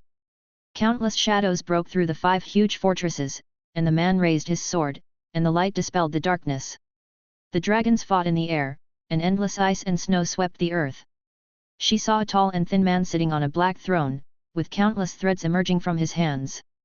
Under his hands, Trout played music, the sun and stars danced, wolves and falcons acted as actors, lions beat drums, roses toasted, stags and sea monsters blew horns, and dragons sat on them, clapping happily. She saw the one-eyed woman waving a long sword, saw the dragon flying over the endless sea, saw the blood-red grassland, saw the crown split in two, saw the ice and fire blending and fighting, and finally, she saw the blue eyes. A severe headache came, and Helena wanted to wake up, but she couldn't wake up at all. A language that Helena couldn't understand came from the fish beam tree in the flame. Longzil, cooperate, our goals are the same, come to the Thousand Faces Island, someone will tell you everything. The silver dragon replied in an ancient language that was also incomprehensible. Old god. I am not a god. The voice came again. Or maybe there is no god in the world, Longzil, time will tell you everything. Your arrival has changed the music of the Song of Ice and Fire, and we can't see the music of the future, but this is acceptable. Do you have to contact me with this girl's dream every time? Is the fish beam wood I planted in the courtyard a decoration? Your blood and your magic prevent us from visiting you. It seemed that countless sharp voices were speaking. We have no power south of the Neck Marsh. The voice was so aggrieved that it seemed to cry. I will, the first creature. The silver dragon nodded with satisfaction. I will visit you at the right time, and I hope you can give me a satisfactory answer. We will. The voice became cheerful again, but it became more and more vague. Helena felt comfortable at this time, but when she looked up, she found that the silver dragon was looking at her with compassionate eyes. Go back. A strong sense of weightlessness came over her. Helena sat up suddenly from the bed, staring blankly at her children sleeping in the cradle. Everything in her dream just now seemed to leave her mind like lightning. She couldn't remember anything. But the people in the south didn't care what the princess dreamed of. What they cared about was the war that finally saw the light of day. The Yeronwood family, forced into a desperate situation, finally launched an all-out attack. Chapter 79. The war in Dorne finally came to light after a long period of torture. The exhausted people chose to speak with their feet. Countless Dorne refugees flocked to the relatively safe stone roads and red frontiers. But more people hid just as they did with the conquerors. They hide in hidden oases in the Great Desert, in small islands on the Green Blood River, and in caves in the hills. As a result, several major families were embarrassed to find that it was difficult for them to recruit troops, and several years of war had caused the entire Dorne to face a catastrophic famine. In the past few years, the city of God's Grace changed hands 6 times, and was eventually destroyed in a fire that swept through the entire castle. The two sides were furious and started a massacre in the castle at the same time. The Elian family was here. The clan was almost wiped out in repeated battles, and the cavalry of the Yeronwood family even rushed to Slat Town to burn, kill and loot. However, the Martell family, which had obtained the unexplained gold, quickly regrouped. Prince Keelan hired a pirate fleet from the Stepstone Islands to raid the port of Yeronwood City and almost burned this historic port. Luwin the King's revenge followed. He also hired a pirate fleet, carrying the new Earl Jordan and his army to raid Sol Hill. Sol Hill, which had almost become an empty city, naturally could not resist the Yeronwood family. The attack forced the surviving Mrs. Tolan to raise the flag. King Albin of House Dane took advantage of the chaos to seize Hellgate Keep and confronted House Yeronwood and House Martell in the Sulphur River Basin. Until King Luwin discovered that the fine armor worn by Count Doran Goginal's elite cavalry came from the same place as the armor of his own bodyguards. King Levin finally realized what their short-sightedness and stupidity had brought about, but by this time they had lost their hearts. He sent out cavalry in an attempt to summon the heir to Wangzhong City, but the cavalry never returned. The cautious King Levin once again sent 200 spearmen, but in the end they never returned. Only then did Levin react. The Red Frontier no longer belongs to itself, nor does it even belong to Dorne in the traditional sense. So he tried to make peace with Prince Keolun, but Prince Keolun's reply was that he personally led his army to attack Sol Mound and hanged Yeronwood, who stayed behind. Luwin could only send out troops to try to regain the Red Frontier, but the final result was that his 4,000 infantry were routed by 2,000 cavalry led by Lyn Vartaken and Aslan Rondel, and even he was almost captured.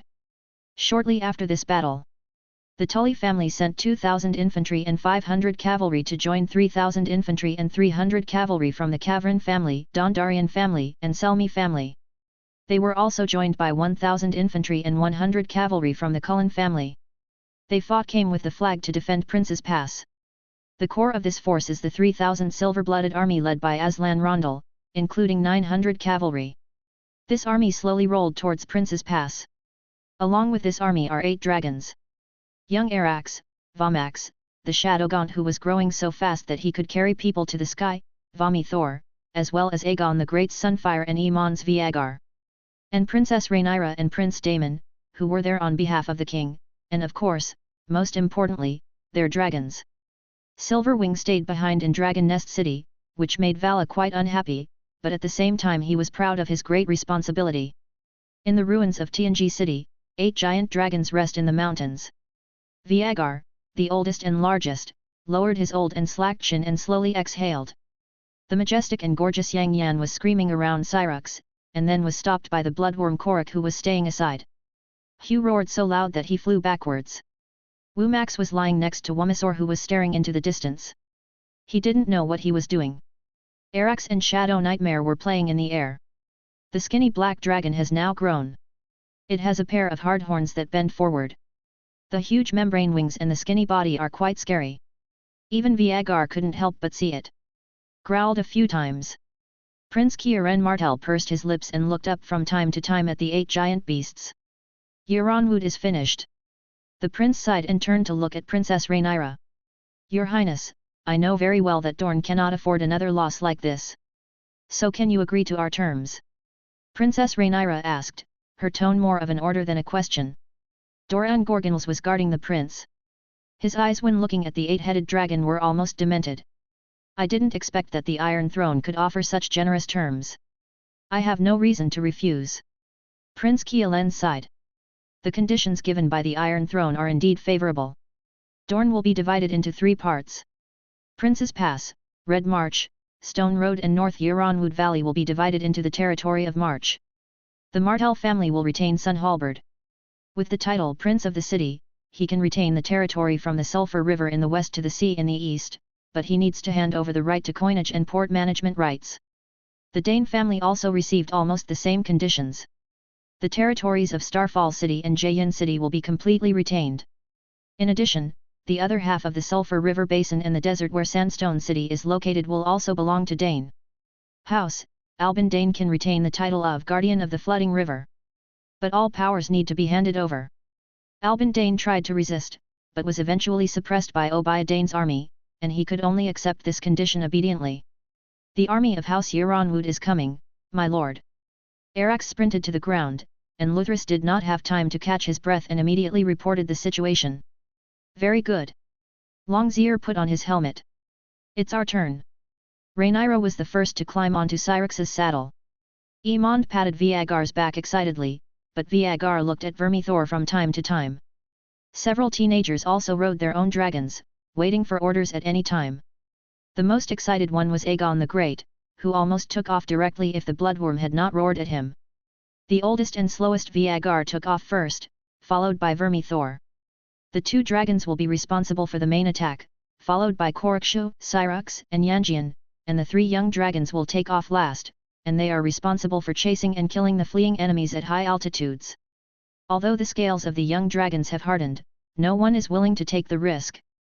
The army of the Euronwood family slowly emerged from the valley entrance.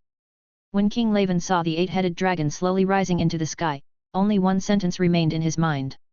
7 layers of hell. Chapter 80. That's why I've been saying that the army is useless. Count Landokavran watched the 8-winged beasts soar into the sky, and couldn't help but said to Aslan Rondel on the side. These 8 dragons are enough to withstand an army of 100,000 people. Viagar flew so slowly that several other dragons quickly overtook it, causing Aemon to shout over and over again, fast! Fast! The blazing golden dragon flames of Wormizar poured down on them, and the infantry in the first row were instantly burned to ashes. Then the second row, and the third row, the most elite warriors of the Euronwood family were even burned under the dragon flames. Not as good as a snowman. Don't panic. King Luin rolled off his horse. He knew that he must not expand his target at this time. He could only try his best to prevent the dragon from deliberately targeting him. Luin took it from the crossbowman on the side. With a crossbow, he shouted, aim at the rider, kill the dragon knight, and the dragon will naturally retreat. The archers drew their bowstrings one after another, but what they faced was Vomithor, who flew high after spitting out a wave of dragon flames, and the 3 giant dragons that followed closely behind. Yang Yan is the youngest and the fastest. This majestic and gorgeous young golden dragon swept across the Dornish line, spreading golden flames over the position. The long line of fire directly penetrated the Dornish infantry square, and the cavalry was running away. The moment the dragon appeared, no horse dared to stay in this pass. Syrinx followed closely behind, also spitting out blazing dragon flames, burning around the Dornish military formation together with Corixiu's bloody flames. In the blink of an eye, the Dornish people were surrounded by flames.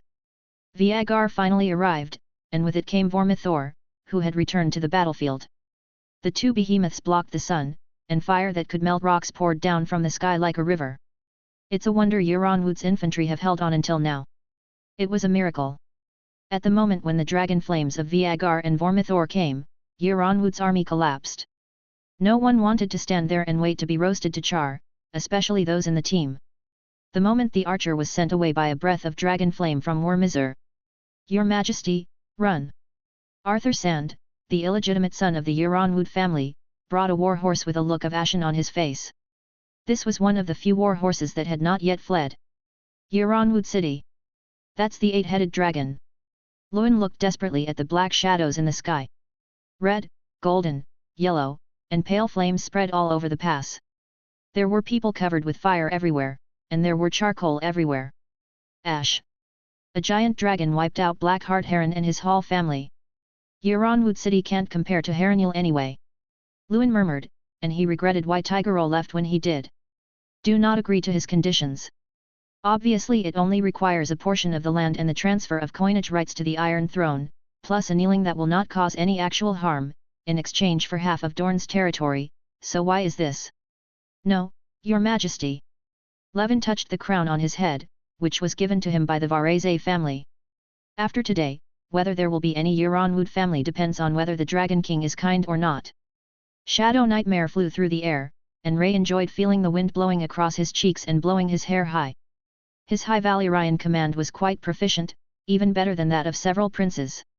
Shadow Nightmare let out an unpleasant neigh, and a crossbow arrow that flew from nowhere hit its body, and was then struck as hard as the skin and scales of the bones bounced off. This is also the special thing about Shadow Nightmare. Not only does it fly fast, but its seemingly skinny body is actually extremely hard. Ray described it as bones growing outside the body. When it played with the other little dragons, it relied on its hard skin, which made those little dragons grin.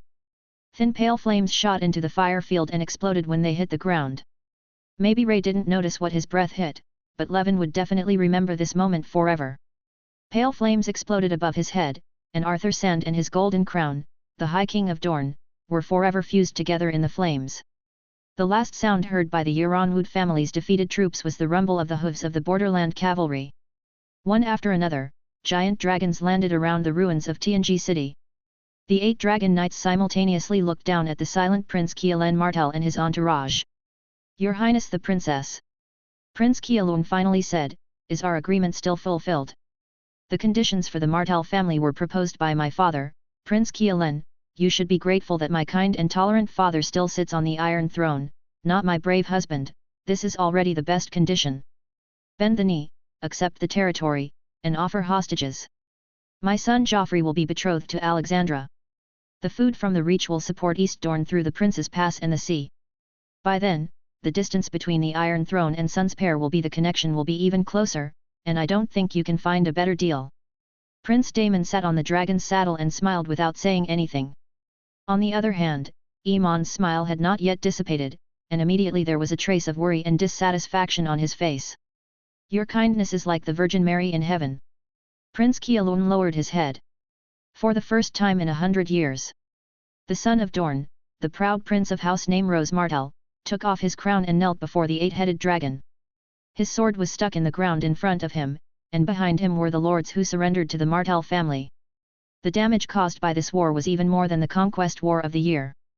The Aryan family in God's Grace City only had 1 sapling left, the Talon family in Soul Hill only had 1 married woman left, the Vance family in Vance City lost their heirs and many male members, the Dart family in Lemon Grove had no head, the Kogel family in Sandstone City and the Euler family in Hellgate Castle disappeared forever in the yellow sand of Dorne. The lords knelt and offered their swords. They needed rest and bread more than pride. Everyone was tired. Before that, Albin had taken off the crown under the coercion of his sister and bent his knees to the messenger of the Iron Throne. After 100 years, Dorn finally returned to the rule of the Iron Throne. The Varese family also swallowed up a part of the fertile land. The entire Prince's Pass, half of the Blemont Valley, the entire Stone Road, the entire Red March, and most of the Euronwood Valley were all swallowed by the Silver Dragon. It will take a long time to digest again. The dragons left with satisfaction, and Varese's retainers immediately began to prepare to build castles and villages on the new territory. Conquest may be quick, but ruling often takes generations. Chapter 81. People always lament that the wheel of time will not stop for anyone, because time is really the most disgusting thing in the world of the seven hells. Seeds grow into crops, and children grow into teenagers. Some hatreds fade with time, but some hatreds thrive under the watering of time. King Viserys held a grand banquet for the great victory of conquering Dorne, but his most anticipated guest did not come. Aemon took Great Aegon from Old Town and visited every castle in the south and west, and finally attended the banquet held by the old Duke Graver for the two princes in Riverrun. Princess Rhaenyra was busy going to various castles in Dorne to accept the oath of allegiance from the Dornish lords. The Dornish people were really tired, so much so that there was an unstoppable wave of insults from the civilians of Dorne against Princess Maria Martell, the yellow toad who led the Dornish people to resist Aegon I. The Martell family did not stop this wave of voices, not only because they were tired, but also because it was a statement. Moreover, it was not easy for the Iron Throne to offer such favorable conditions to Dorne. Although the Martell family was unyielding, they also knew when to let go. Moreover, Rhaenyra also showed goodwill. Her son Joffrey Velaryon will be engaged to Princess Alexandra of Dorne. The marriage between the dragon and the sun will end the turbulent border for thousands of years. The lords of the borderland also eased their anger. Almost all the lords of Dorne along the borderland were exterminated in this war that lasted for several years. The castles collapsed into ruins, and the ancient bloodline was destroyed by swords and dragon flames. People finally calmed down and set up an open-air feast in the green land of Dorne Bay. Dorne's guests had never followed the rules like this time. Prince Kieran played music for the banquet himself, and Albin Dane played the role of a bard at the banquet. A small duel was even prepared during the banquet. Earl Doran Garganus fought Alan Tarley on equal terms, and the two young men hit it off at first sight. They became good friends on the spot. Of course, Dorne did not really regain peace. The Euronwood family left a huge mess. The Martell family and the Dane family needed to digest the Euronwood family's territory again. The Dane family was fine. They had almost no losses in the entire war, but the Martell family was different. The Martell family, which suffered heavy losses, could only recover villages and castles with difficulty, and had to beware of the remnants of the Euronwood family who suddenly rushed out of the desert. They did not dare to attack the Silverblood manor of the Vareses family, because these manors had to provide soldiers for the Silverblood army. Each manor provided at least 2 cavalrymen and about 15 infantrymen. But they dared to attack the ruined Dorne villages, so that many Dorne villages began to seek the protection of the Silverblood manor. The wheel of time slowly moved forward. The new year of AC 127 passed with the sound of fireworks in the Bay of Dorne. Princess Rhaenyra returned to Dragonstone with her husband after the grand banquet in the Bay of Dorne. They went to King's Landing before flying back to the castle. King Viserys' close friend and the minister he relied on, Grand Maester Melos, accidentally fell down the stairs. The old and frail Grand Maester soon fell into a coma. The maesters of the Red Castle tried their best to rescue him, but the stranger finally took the old man away. After learning that his old friend had passed away, King Viserys, who was already weak, felt even more uncomfortable. What made him even more uncomfortable was that his queen and his beloved daughter quarreled again, just for a seat next to an iron chair. Princess Rhaenyra recommended Gratis, a maester from Dragonstone, but the queen insisted on using Alfonder, a maester from the Tower. In the end, the exhausted king simply didn't want anyone and directly accepted the result of the vote of the Citadel Archbishop, Dr. Orwell of the Archbishop, an old maester with a chest-length beard. Under the treatment of Grand Maester Orwell's potions and medicinal wine, the king's health improved in 127 AC, although gout, paralysis, cough, chest tightness, and insomnia still weighed on him. But he never sat on the iron chair again. The affairs of the kingdom fell on the king's council. Perhaps compared to government affairs, King Viserys, who had already sensed his physical weakness, preferred to be with children and his jester Mushroom, who was full of dirty jokes but occasionally spoke great truths. What made him happiest was that his daughter Princess Helena added another little life to the royal family. Prince Mirar was born, but unfortunately, the dragon egg in his cradle did not hatch. Longzil continued to concentrate on digesting his huge territory. The huge wealth of the Varese family was his most solid backing, and the family's wealth was still growing as they spent money like water. Longzil agreed with Diana's words that the gold piled in the cellar was meaningless. Silver Crown City, located between the former Yiranwood City and Blackwing Castle, finally began to pave roads and foundations. The Varese's family used bread, beer, and copper coins to recruit Dornishmen who had not gained anything in the past few years. The first to be built was the Silver Harbor District.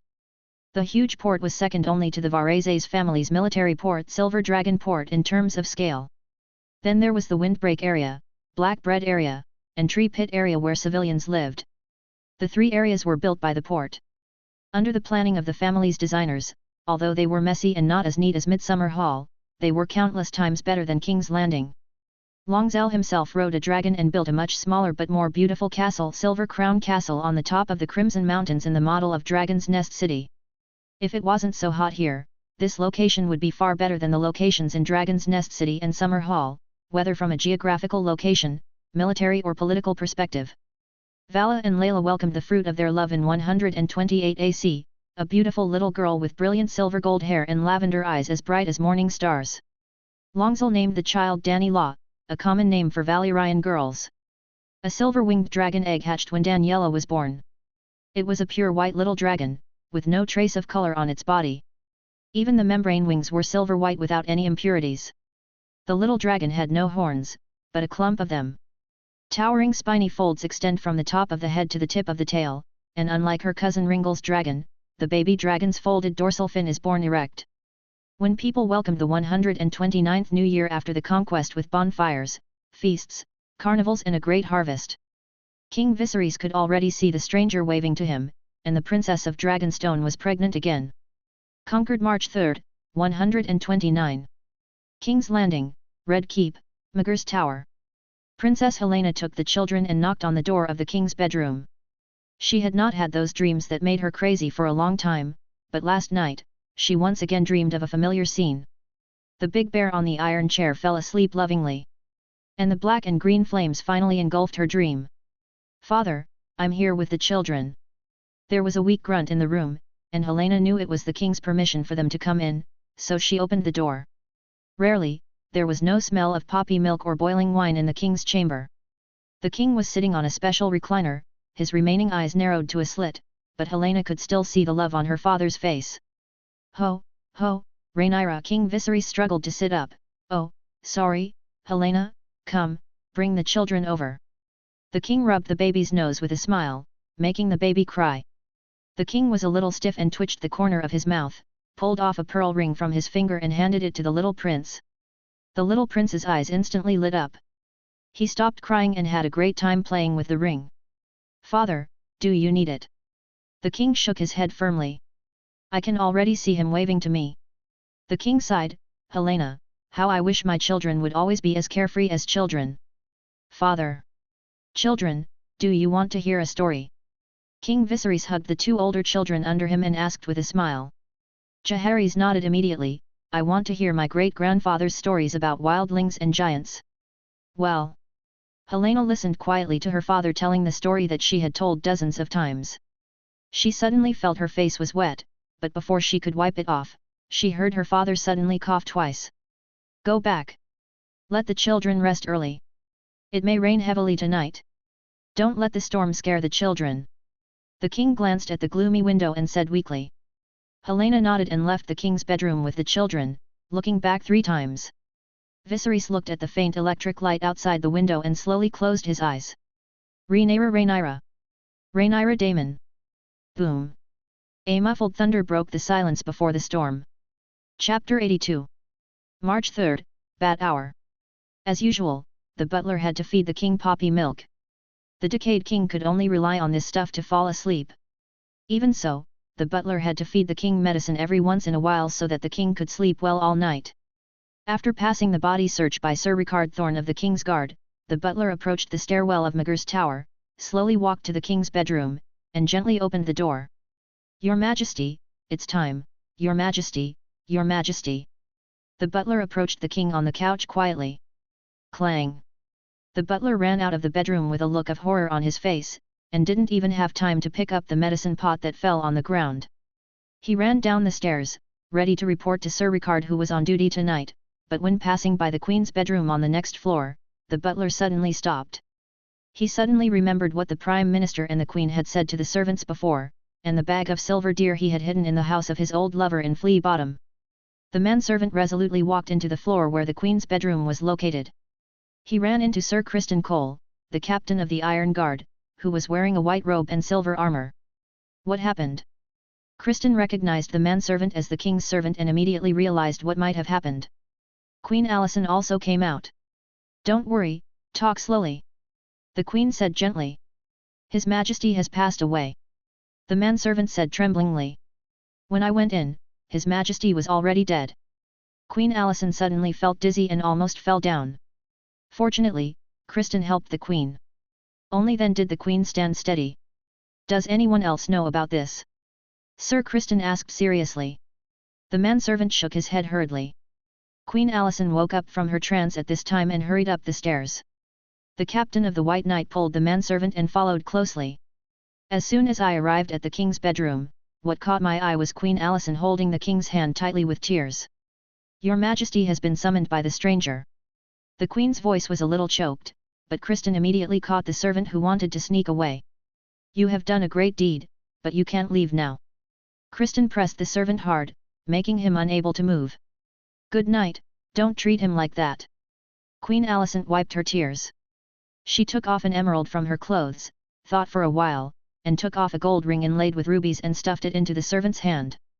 "I'm sorry to have wronged you. You may have to stay in the basement of Magur's tower for a while. Don't worry, you will be released soon." "Thank you, Your Majesty, thank you, Your Majesty." The servant was immediately dragged away by the guards that Criston had just summoned, thanking him profusely. "Your Majesty, we need to act immediately," Sir Criston Cole whispered. "Success or failure depends on this one move. The Prime Minister has made all preparations." Queen Alysanne nodded. "Gather the ministers, and don't say anything about the rest." Criston nodded, rushed out of Magur's tower immediately, called Sir Ricard who was on duty at night and rushed to the White Sword Tower to wake up the white-robed brothers who were still in the Red Castle. The owl made an unpleasant cry on the branch. "It's owl time." Larry Strong suddenly woke up from the bed and looked out the window of his residence. A white knight was galloping towards his residence. Lars immediately rang the bell at the head of the bed.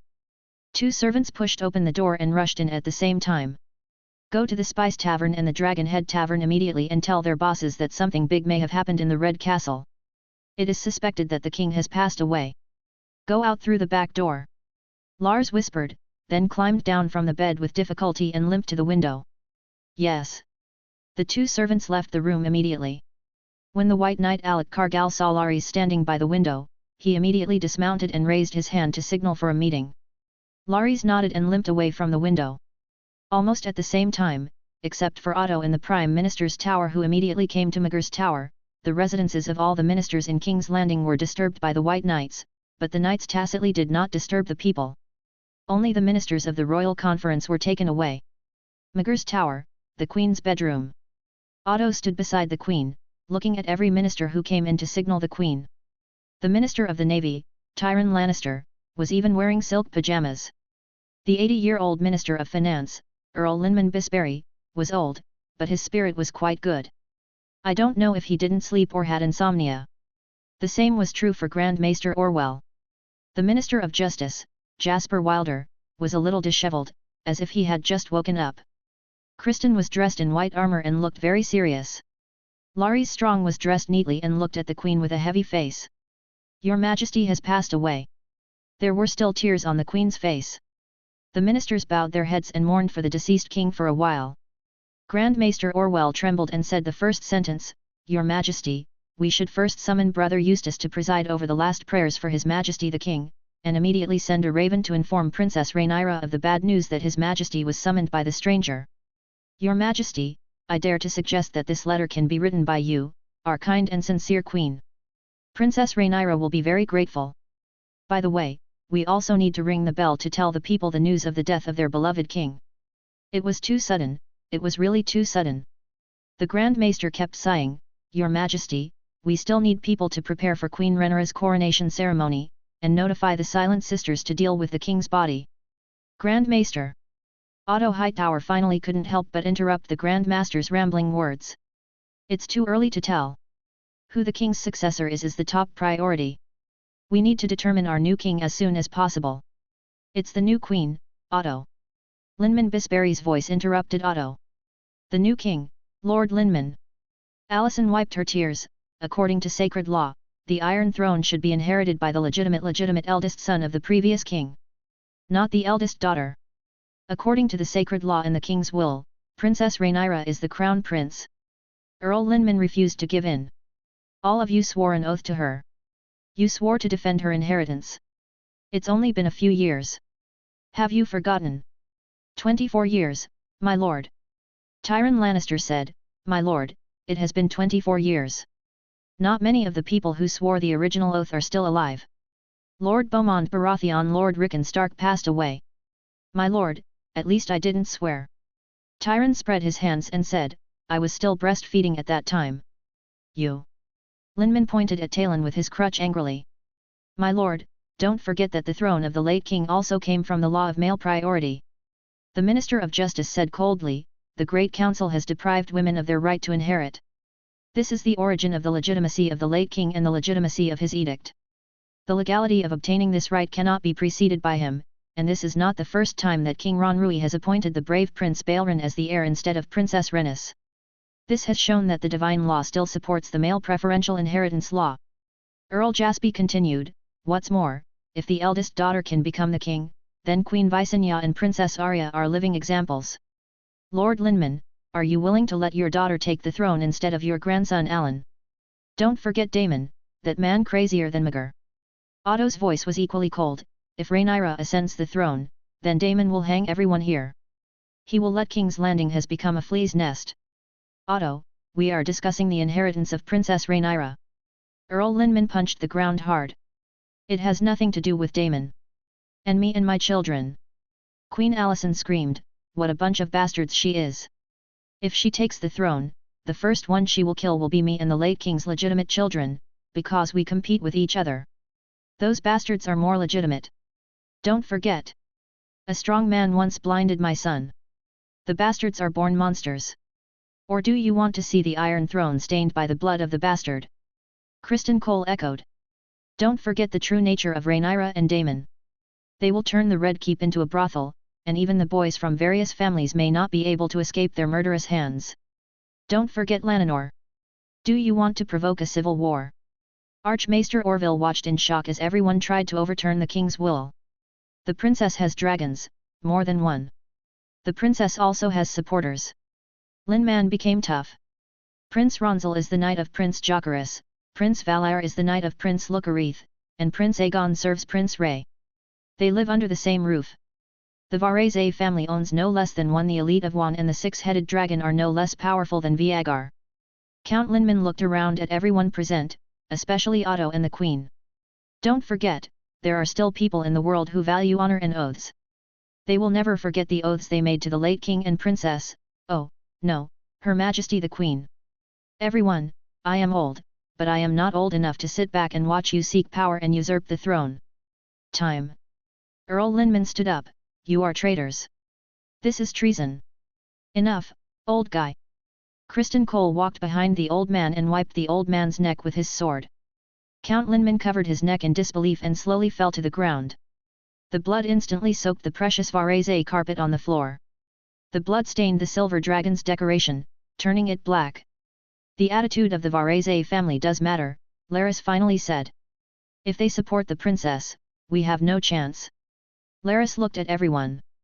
Are you ready for the princess to come to the king in person with 5 adult dragons, including a dragon no less powerful than Viagar? Chapter 83. Or do you think that the Varese family will stand by us for the marriage contract with a 6-year-old girl who has never set foot on the frontier?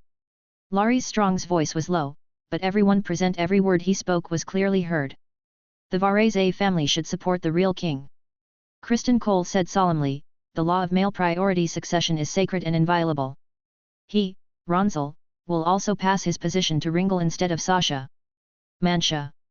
Sir, this is not the same thing. Lord Jaspi interrupted Kristen Cole.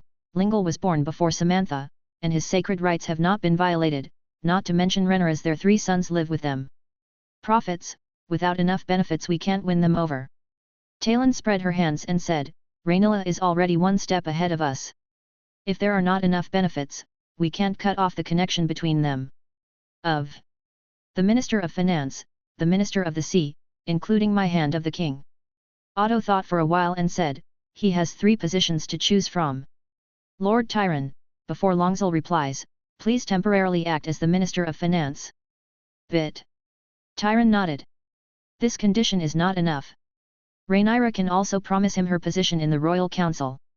Lord Otto, we must spend a lot of money to win over the Varese family. There are 6 dragons, 3 of which are fighting, and 2 more. A true dragon, a force that can influence the situation. Otto pursed his lips. He looked at Allison and motioned her to stop talking. Jaehaerys is engaged to Ray, Jaehaerys is engaged to Samantha, Daenala is engaged to Merle. After Aegon succeeds, Jaehaerys will be made crown prince, and Samantha will become the future queen. In addition, the position of the royal mint manager in the summer hall can be appointed by the Varese family. Allison's expression changed, but she swallowed her words in the end. As long as Longzel is willing to support my son's legal inheritance, I can accept this condition. Otto nodded with satisfaction. We also need to make all preparations, everyone, we need allies. The nobles who once stood on the side of the late king in the Great Council will still support our legitimate king. Kristen Cole looked at Grand Maester Orville.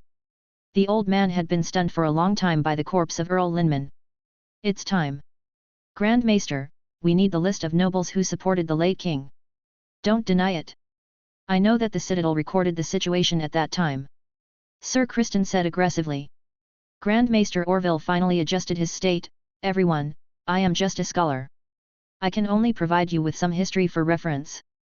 During the Great Council, despite the ratio of nobles who supported the late king to those who supported Princess Rhaenys, up to 20 to 1, but that would be a biased choice in favor of King Aegon.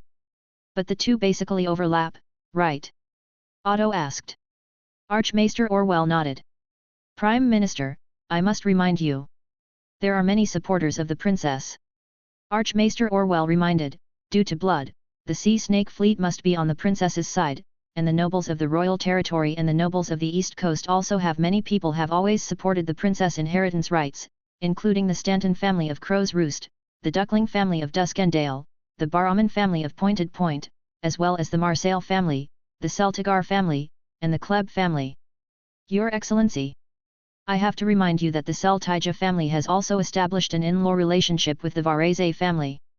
The nephew of Earl Bartimos is among the blood-sworn brothers beside Prince Ronzel, and Lady Leela is even more give birth to children for Prince Vala. I know. Otto sighed, Grand Maester, please continue the introduction. The Starks, Dustin, and Manderley families in the north all publicly supported Princess Rhaenys during the Grand Council, and the believers of the old gods in the north are proud to abide by their oaths. They will most likely stand by on the princess side. As for the valley, the valley is now dominated by women. Count Jaspi said, Duchess Jane is not reliable either. If she opposes Rhaenyra's inheritance, her own rule will also be in jeopardy.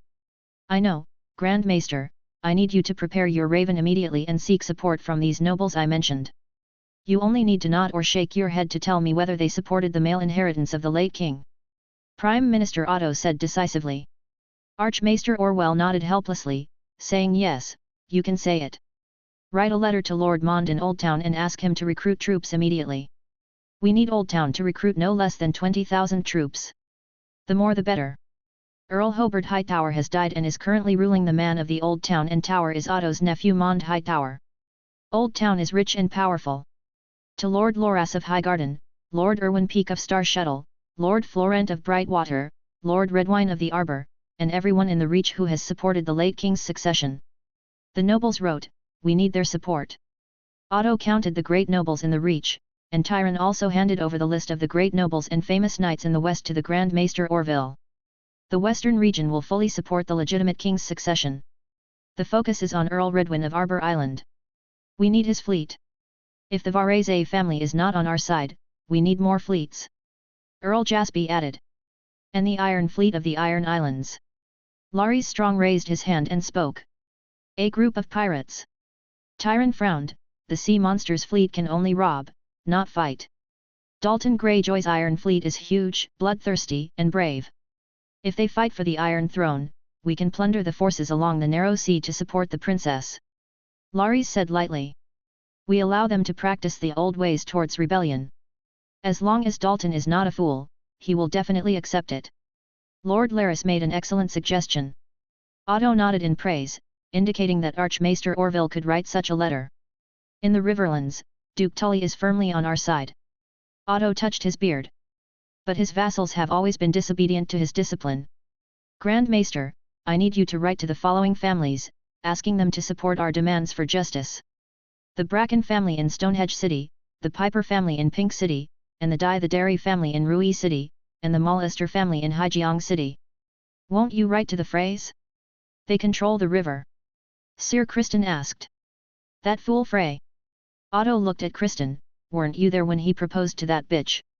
Kristen sighed and did not continue speaking. Over the valley, write a letter to the Golden Eagle Samba Island in Seagull Town and tell him that as long as he supports the legitimate king, we are willing to seek justice for him. Otto finally set his sights on the most troublesome areas. The Stormlands, the Marches, and Dorne support female inheritance. Is Aegon the king? Emond walked into the Queen's bedroom under the leadership of Sir Willie Fell. The sky was already slightly brighter at this moment, and the sun was rising. It seemed that the storm last night had little effect on the bright sunshine in the morning. Of course, the storm last night also blew in the Red Keep. During the secret meeting in the Queen's bedroom, all the servants in the Red Keep were locked into the dungeon. The guards of the Hightower family arrested all possible supporters in the palace. Princesses of nobles and knights. Because the princess and the queen appeared in front of the public wearing black and green clothes respectively, when recording the history of this period, the maesters called the princess's supporters the Black Party and the queen and Aegon's support. They are called the Green Party. Under the order of Lord Jasper, all the rebel nobles of the Black Party were beheaded. The Spice Tavern opened by the Villaryan family in King's Landing was seized and the owner was beheaded on the spot. The Capital Guard, which had been reorganized by Damon, was also purged, and 2 captains were taken into custody, including the captain in the golden robe, and the 7-foot-tall Captain Ross Laggett, who was the first to swear allegiance to the Orthodox king. Jazz was promoted to captain, responsible for commanding this army that belongs directly to the king. Not a raven flew from King's Landing, and no knell tolled. Only one small boat quietly sailed away from the corner of Blackwater Bay. The people on the boat tightened their black robes to block their silver beards and hair. Emond, who was wearing plate and chain mail, was preparing for morning exercises when he was found by the King's Guard in the armory and asked to attend the meeting. Emond naturally guessed what happened. Emond glanced coldly at Earl Linman, who was lying in a pool of blood with his one eye. It's rare that this old guy is still running around for that old bitch at such an old age. Everyone, aren't you sure you want to crown my brother?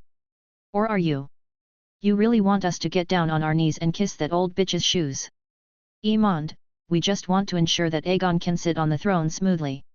Allison explained, after all, Rhaenyra also has dragons, and the Varese family is still on her side at least for now. Emond stopped talking. He was indeed not sure of defeating Longsel and Wormizor. So have you come up with the results of your discussion? Stormland, we need Stormland. Count Jaspi said, that is his hometown. But the Baratheon family is connected by blood to Princess Rhaenys. Although Duke Beaumont, who declared her the uncrowned queen, has passed away, Duke Boros is equally aggressive and brave. We need him and his army. Queen Alicent. Night Song City is still under his rule. If the prince's pass is blocked, the Dornish people will not be able to get out. If the Bone Road is blocked, Longzell and his dragons will not be able to go north. Dragons can go anywhere, mother.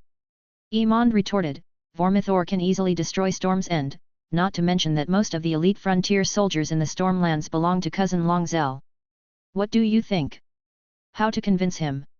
Position, or marriage? Otto was a little embarrassed and wanted to say something. Don't be naive.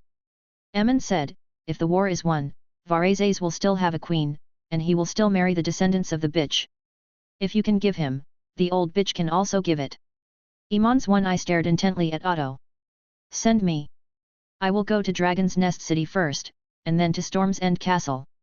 At least I can bring one back. Lord Bolos has 4 daughters, Otto said. I will bring back a girl, and Aegon will also get Storm's End. As for Dragon's Nest, I can't guarantee it. Aemond looked at Tyrion. Are you the current Chancellor of Finance, Lord Talon? Tyrion nodded. The Lannister family will fully support the legitimate king. I need funds, Grandpa. We need a lot of money to hire troops from across the Narrow Sea and a fleet from the Kingdom of the Three Daughters. If Dragon's Nest rejects our proposal, we will have the fleet harass the coast. Uncle Longsel needs a port, so we will force him to protect the port.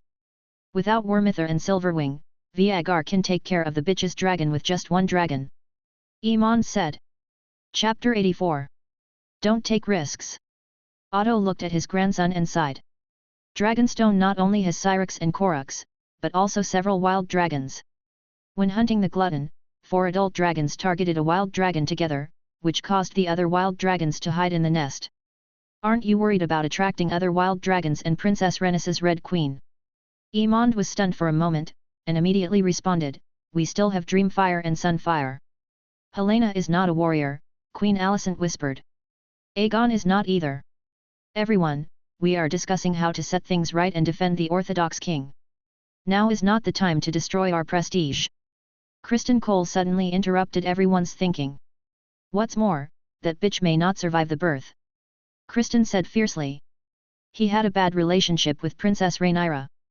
The White Knight, who was deeply hurt by the princess, immediately threw himself into the arms of the queen after feeling lost and became the most determined Green Party.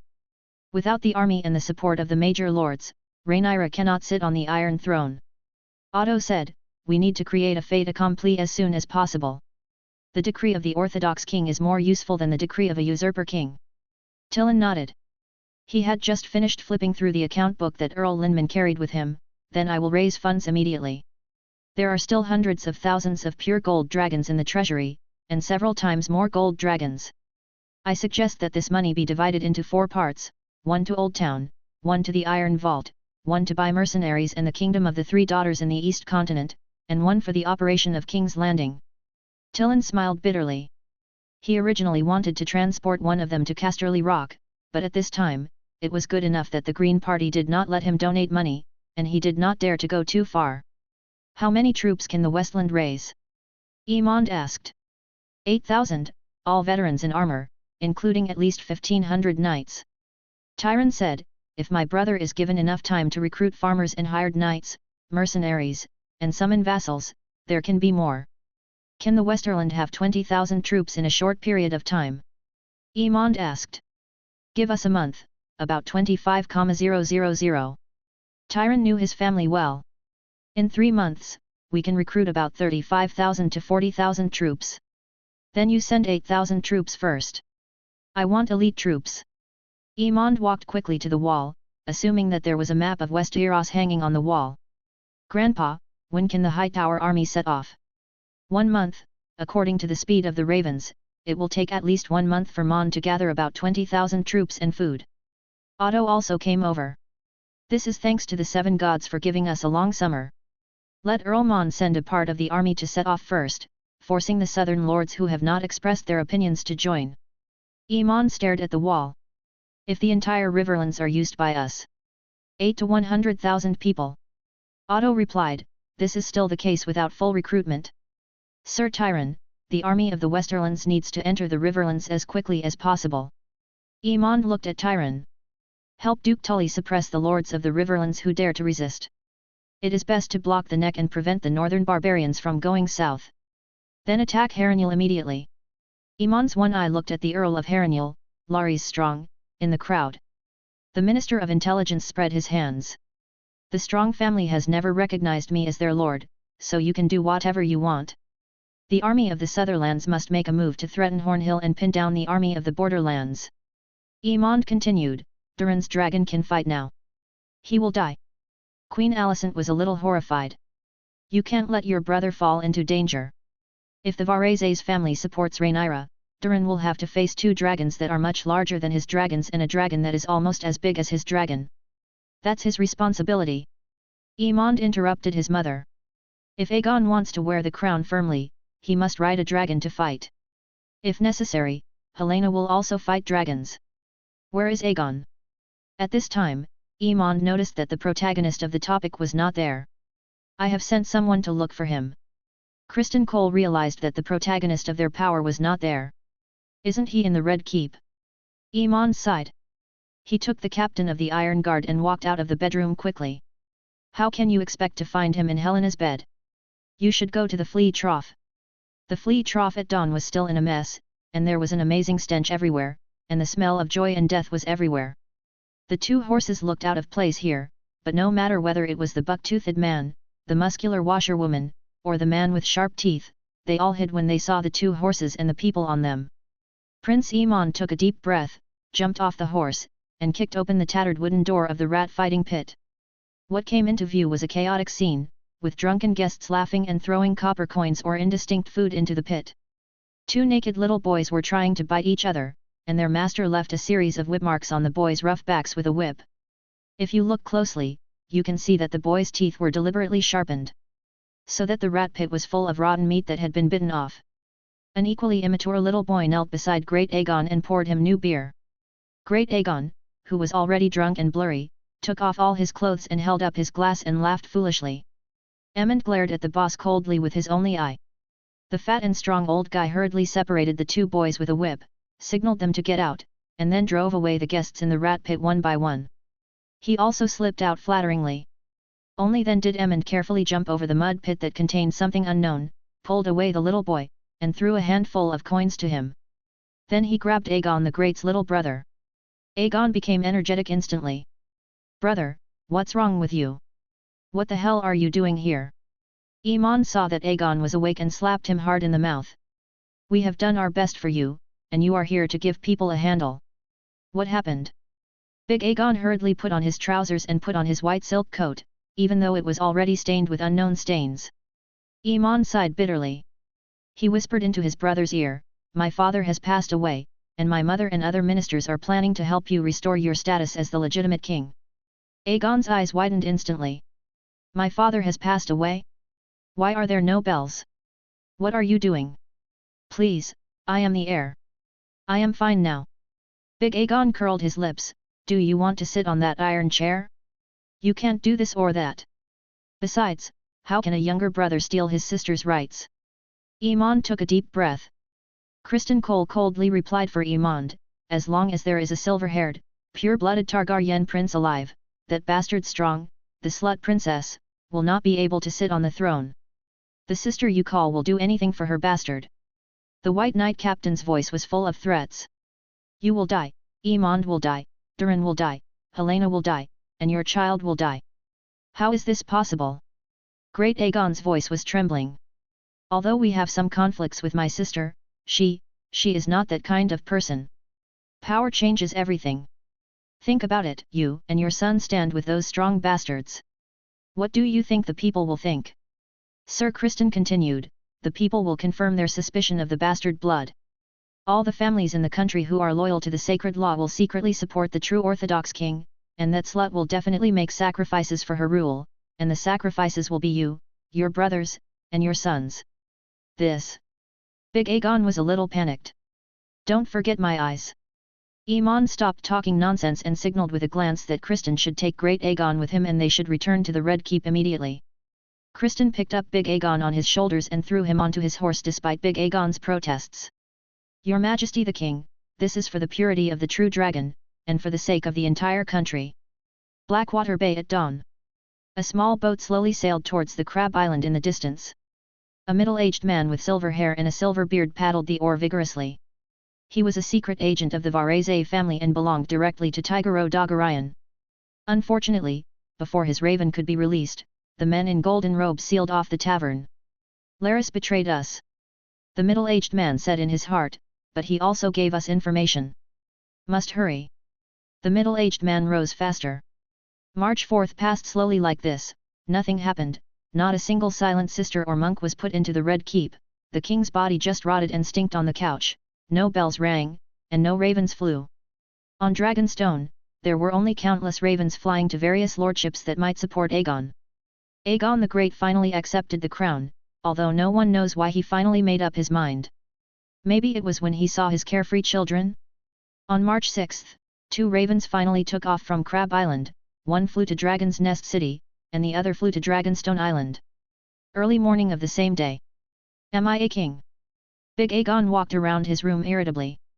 He had already changed into red and black clothes and combed his hair. To be honest, as long as he was not drunk, he is a handsome young man. If I were a king, put a crown on my head quickly, mother, and don't tell me that you regretted it again. Queen Alicent, no, she is the queen mother now. She also put on black mourning clothes and a gorgeous green dress. The queen mother looked out the window silently.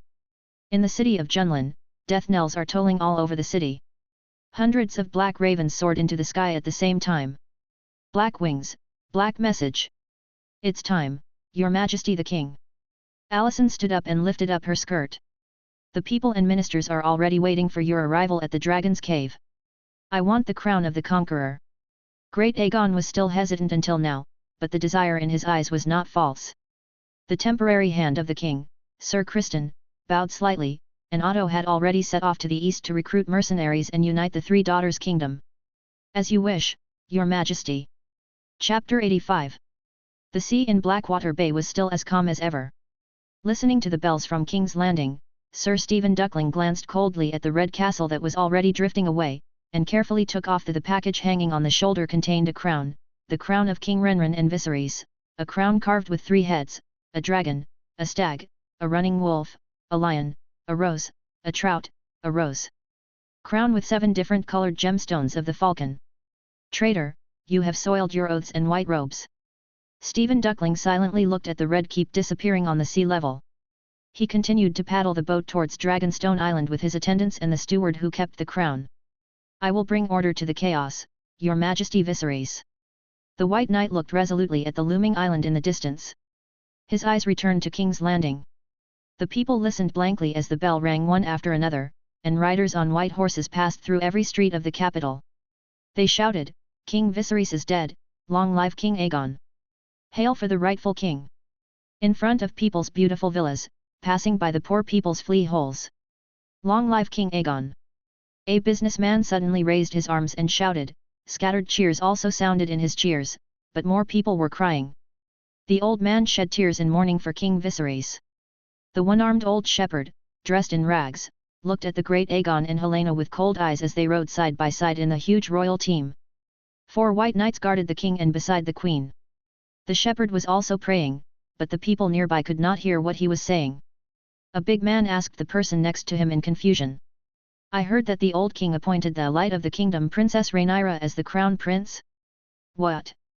Before he finished speaking, sporadic Long Live the Queen came out from the bustling crowd, but it was quickly suppressed by the louder Long Live King Aegon. Long live King Aegon. A middle-aged man explained to the big man swornly. The old king must have brought things right. Will you let your girl inherit the family business? Of course King Aegon is the most orthodox. Long live King Aegon. The hesitant people gradually joined in shouting Long live King Aegon. But more people remained silent with complicated eyes.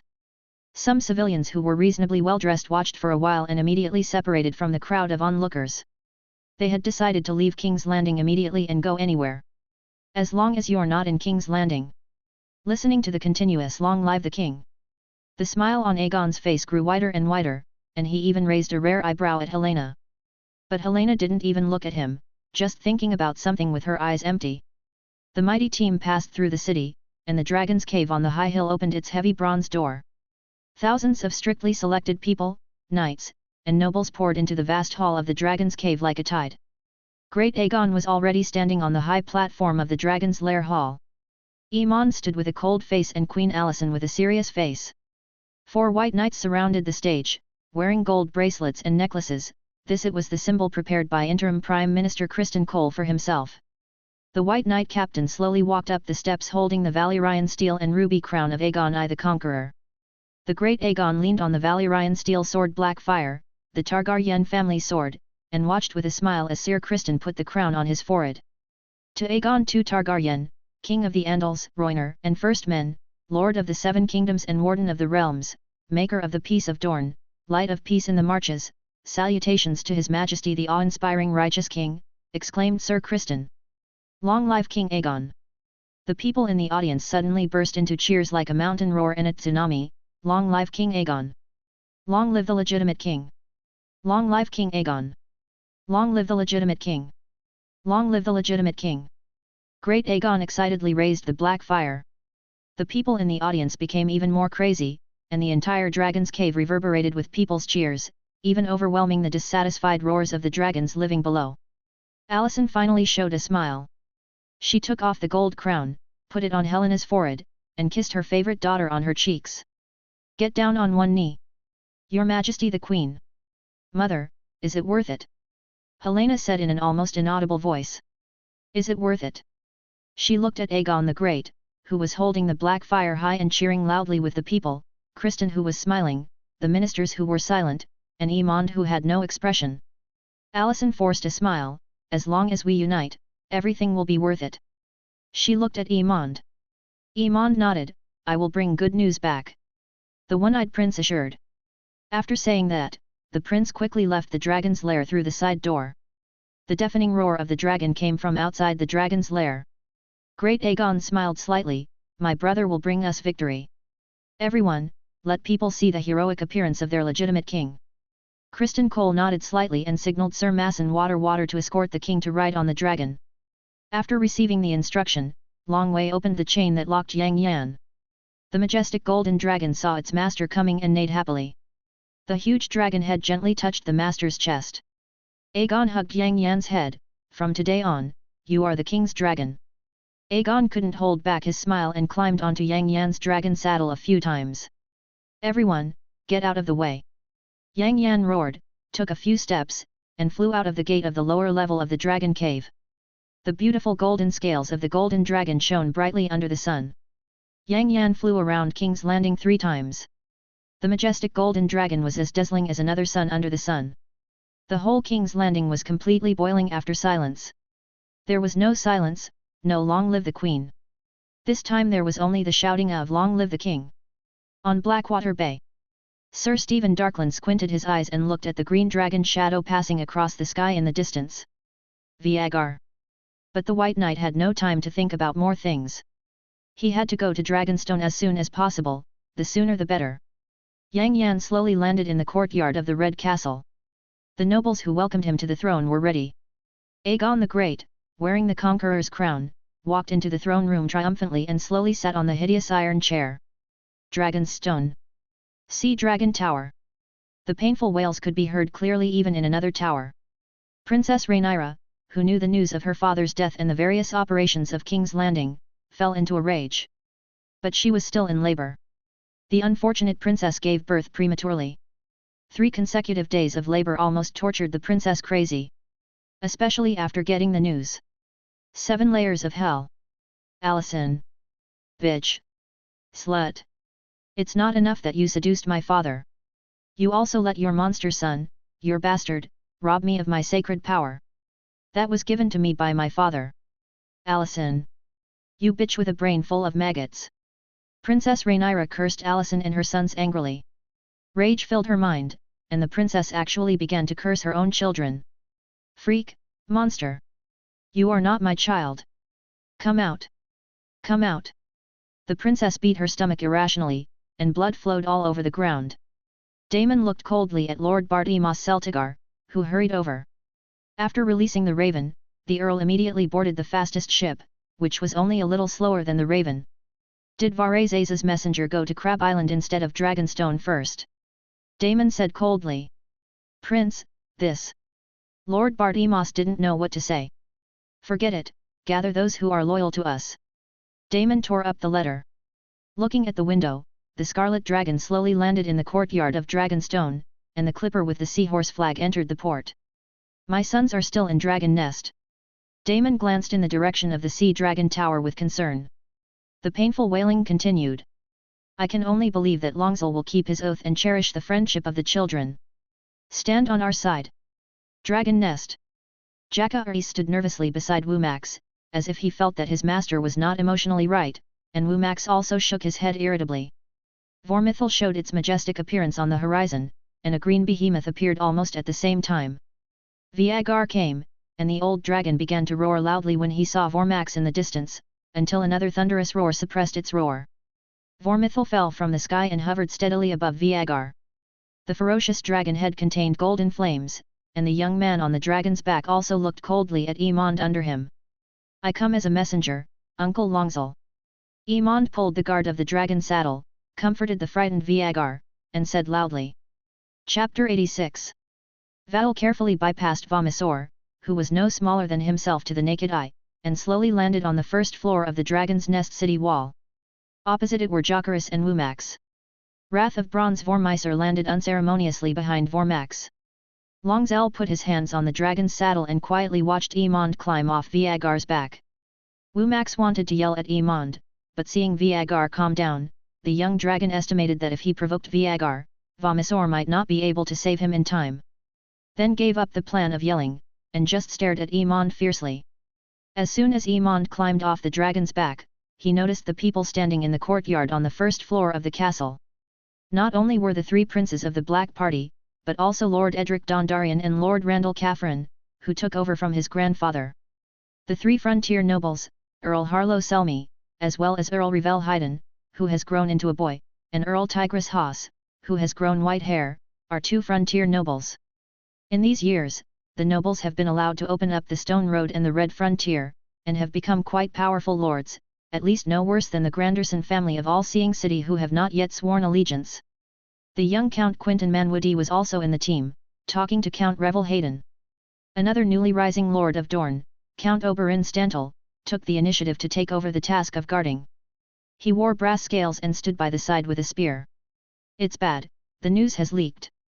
Emond immediately realized why, except for Lyn Vartarkan who was entrusted in Prince's Pass, Donald Tully in Hornhill, and Vanson Ka in East Bleemond Valley, in addition to Wing, all of Longzell's powerful vassals have arrived.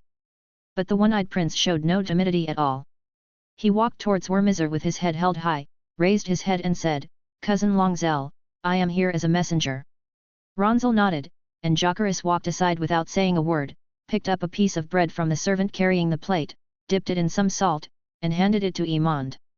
Emond breathed a sigh of relief, took the bread, chewed it a few times and swallowed it. When he took the bread, even with only one eye left, Emond could still see the veins on Jokeris' arm. This 14-year-old boy seemed to have been suppressing his anger. "Just tell me your reason for coming, Prince Emond." Longzell had no desire to go down to the dragon. He was very curious about what conditions the Green Party could offer him. You know, after getting the news from King's Landing's spies, at that time, Jokeris immediately represented his mother and stepfather, which he could indeed represent, and gave himself quite good conditions. These conditions include, any position on Rhaenyra's council, his hand of the king, that his heir will serve as his adopted son until he comes of age, and that he will marry a child of House Varese, and that he will not have to pay any royalties for 50 years. The fortification and luxury taxes imposed by King Helis also allowed the Vareses to appoint the stewards of Summer Hall, the royal mint of Silver Crown, and the territories of the Marchier lords who participated in the rebellion. "I come on behalf of the legitimate king, Aegon II of House Targaryen." Emond swallowed, but still said loudly. "Prince Ronzel Varese, as a loyal vassal of the Iron Throne, His Majesty the King desires your loyalty." Longzell looked at his two brothers on the ground. "Vala, Ray, if I remember correctly, when we came to this land, the person King Viserys asked us to swear allegiance to and swear to defend the inheritance was Princess Rhaenyra, right?" Ray smiled and nodded without saying a word. "I also remember that the one who swore allegiance was Princess Rhaenyra." Valar took a step forward. "So shouldn't it be Queen Rhaenyra who sits on the Iron Throne now? I also remember that what I swore to defend was the princess's right of inheritance." The older Earl Randall Cavern said solemnly, "Although I am older, I have not forgotten my oath. My father once pursued the princess." It was Lord Dondarian who spoke. "When he was alive, he asked me many times to remember the oath of the family. The oath is higher than life and is witnessed by the gods." He looked at Prince Emond. "I wonder if the oath breakers in King's Landing are prepared to be punished by the gods." "Rhaenyra is the one who broke the oath," Emond said calmly.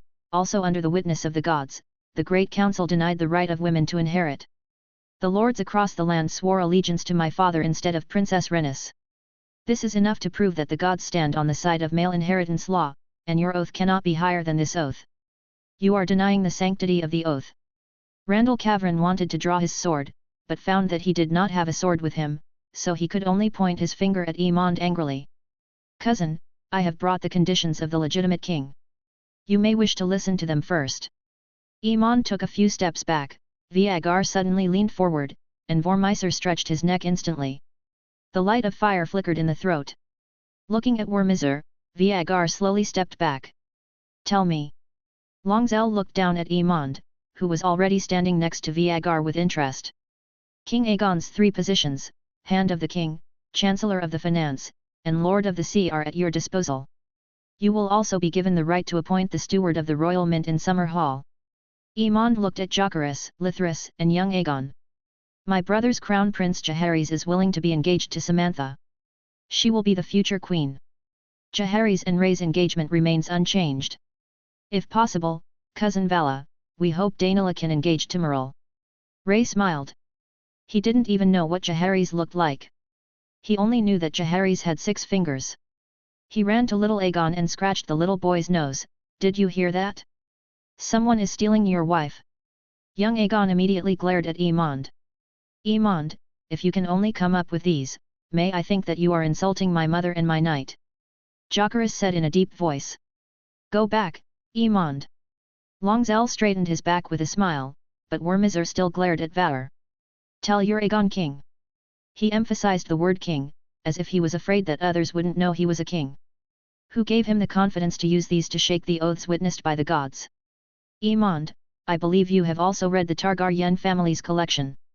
The war between the Dragon King and the family is not a child's play. Vormeiser crawled forward slowly, and the dragon slowly raised its head and glared at Viagar, who was gradually retreating. It was as if 2 mountains were facing each other in the castle courtyard. The blood of a dragon is far more terrible than the blood of a mortal. The Valyrians have proved this with their blood.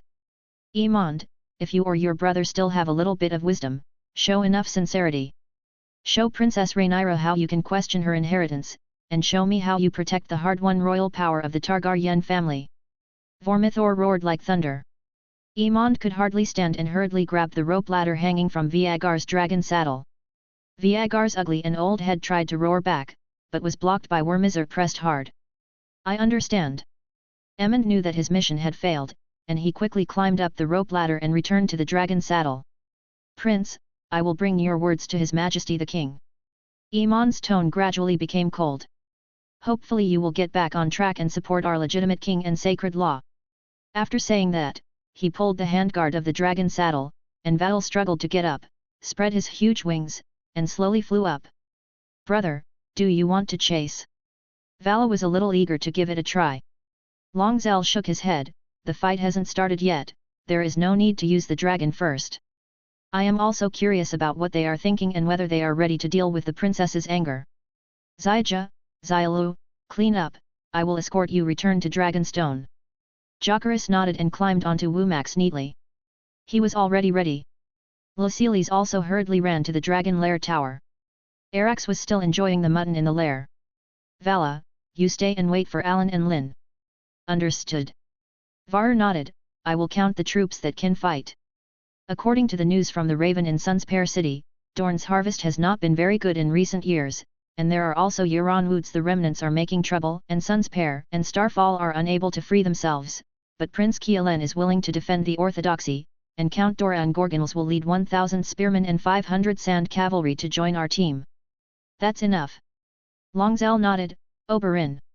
Count Oberyn Stantle, who had moved his territory to the southernmost part of the prince's territory and built a town called Morningstar Town, immediately stepped out with a spear. You return to the fief immediately, and be sure to pay attention to the south to prevent the remnants of Euronwood from invading us. Clear. Ronzel arranged the military affairs of the territory and asked Varese Silver Fleet to patrol the Dorne Sea to prevent the pirates of the Stepstone Islands and the Three Daughters Kingdom from invading. Then he took off with Jocaris and Lucerys. Dragonstone. Rhaenyra gave birth to a monster. A twisted, deformed dead baby with a big hole in its heart, a body covered in scales, and a short, scaly tail. In order to give birth to her, the princess almost exhausted all her strength, and she barely recovered until the jester mushroom took the dead baby out for cremation. The map hall of Dragonstone. Before Aegon the Conqueror conquered the 6 kingdoms, he carved a huge long table here with a map of the 7 kingdoms. The servants lit up the red dots representing the great princes on the map table one by one so that the adults could watch.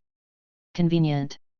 Rhaenyra moved weakly into the map hall, and with the help of the White Knight Sir Laurent Malbrandon, she sat down on the throne. There were not many princes present. Prince Daemon sat on the right side of the princess and held her hand tenderly, as if this could soothe the pain of his wife's recent loss of the child. Princess Rhaenys sat next to him, playing with the dragon ornaments on the table. Maester Grates is sitting next to the princess's left hand. Next to him is Earl Corlys Velaryon. The old sea serpent is still energetic, wearing a gorgeous blue robe, and on his chest is a sterling silver sculpture of a bird from the sea. A seahorse breaking through the waves. The 2 white knights who had formally sworn their allegiance to Princess Rhaenyra on the night when the news came, Sir Illic Cargale and Sir Laurent Malbrand, stood behind Rhaenyra. The princes loyal to Dragonstone are basically here. Lord Bartimus Celtigar is next to Princess Rhaenys. Next to him is Lord Germain Marsail of Stonedance City and Simon Stang of Raven Roost. Earl of Tun. Lord Gonthar Darklin of Duskendale sat beside the sea serpent. Next to him were Lord Bael Emon of the Horns and Sir Alfred Broom, captain of the Watch of Dragonstone. Daemon looked at the lords present and couldn't help but sigh.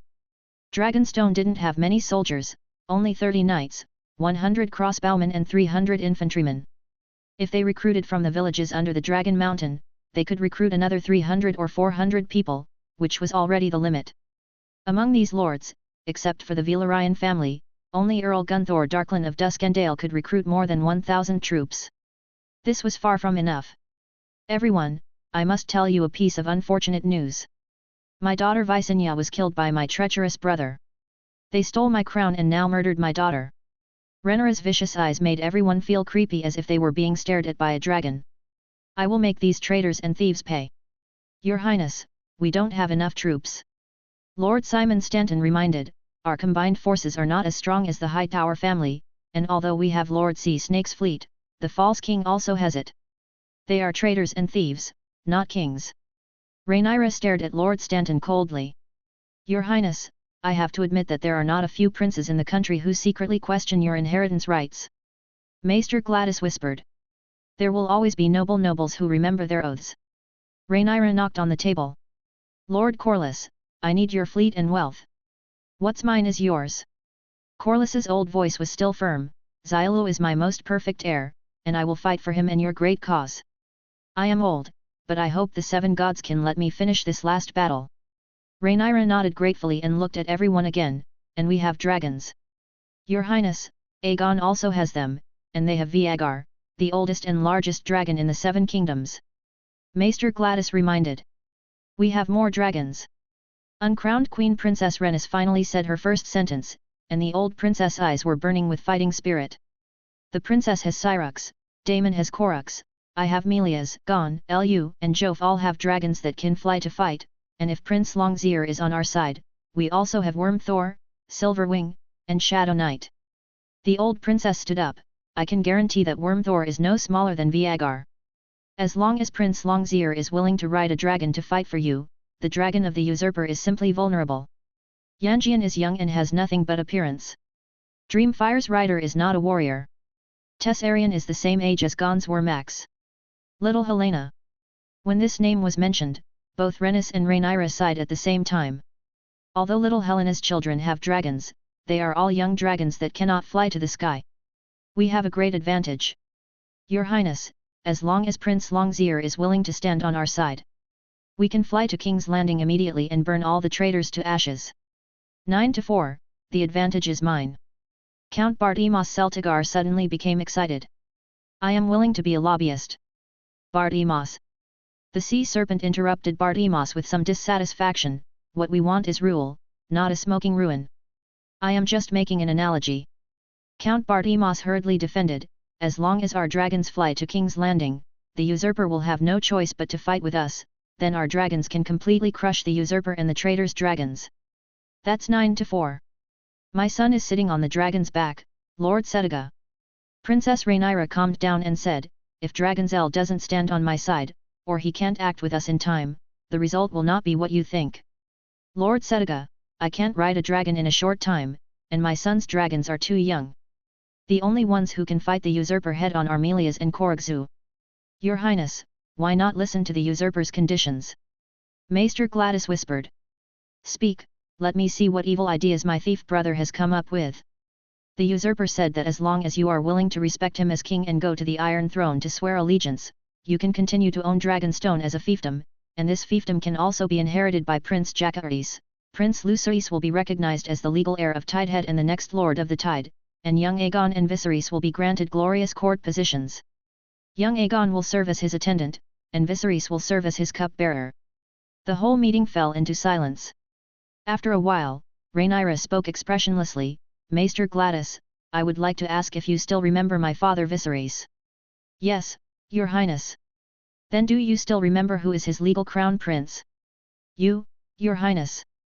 Gladys answered firmly. Then why do you still allow such conditions that insult me and my father to appear in my court? Your Highness, this is an effort for peace. The Maester said.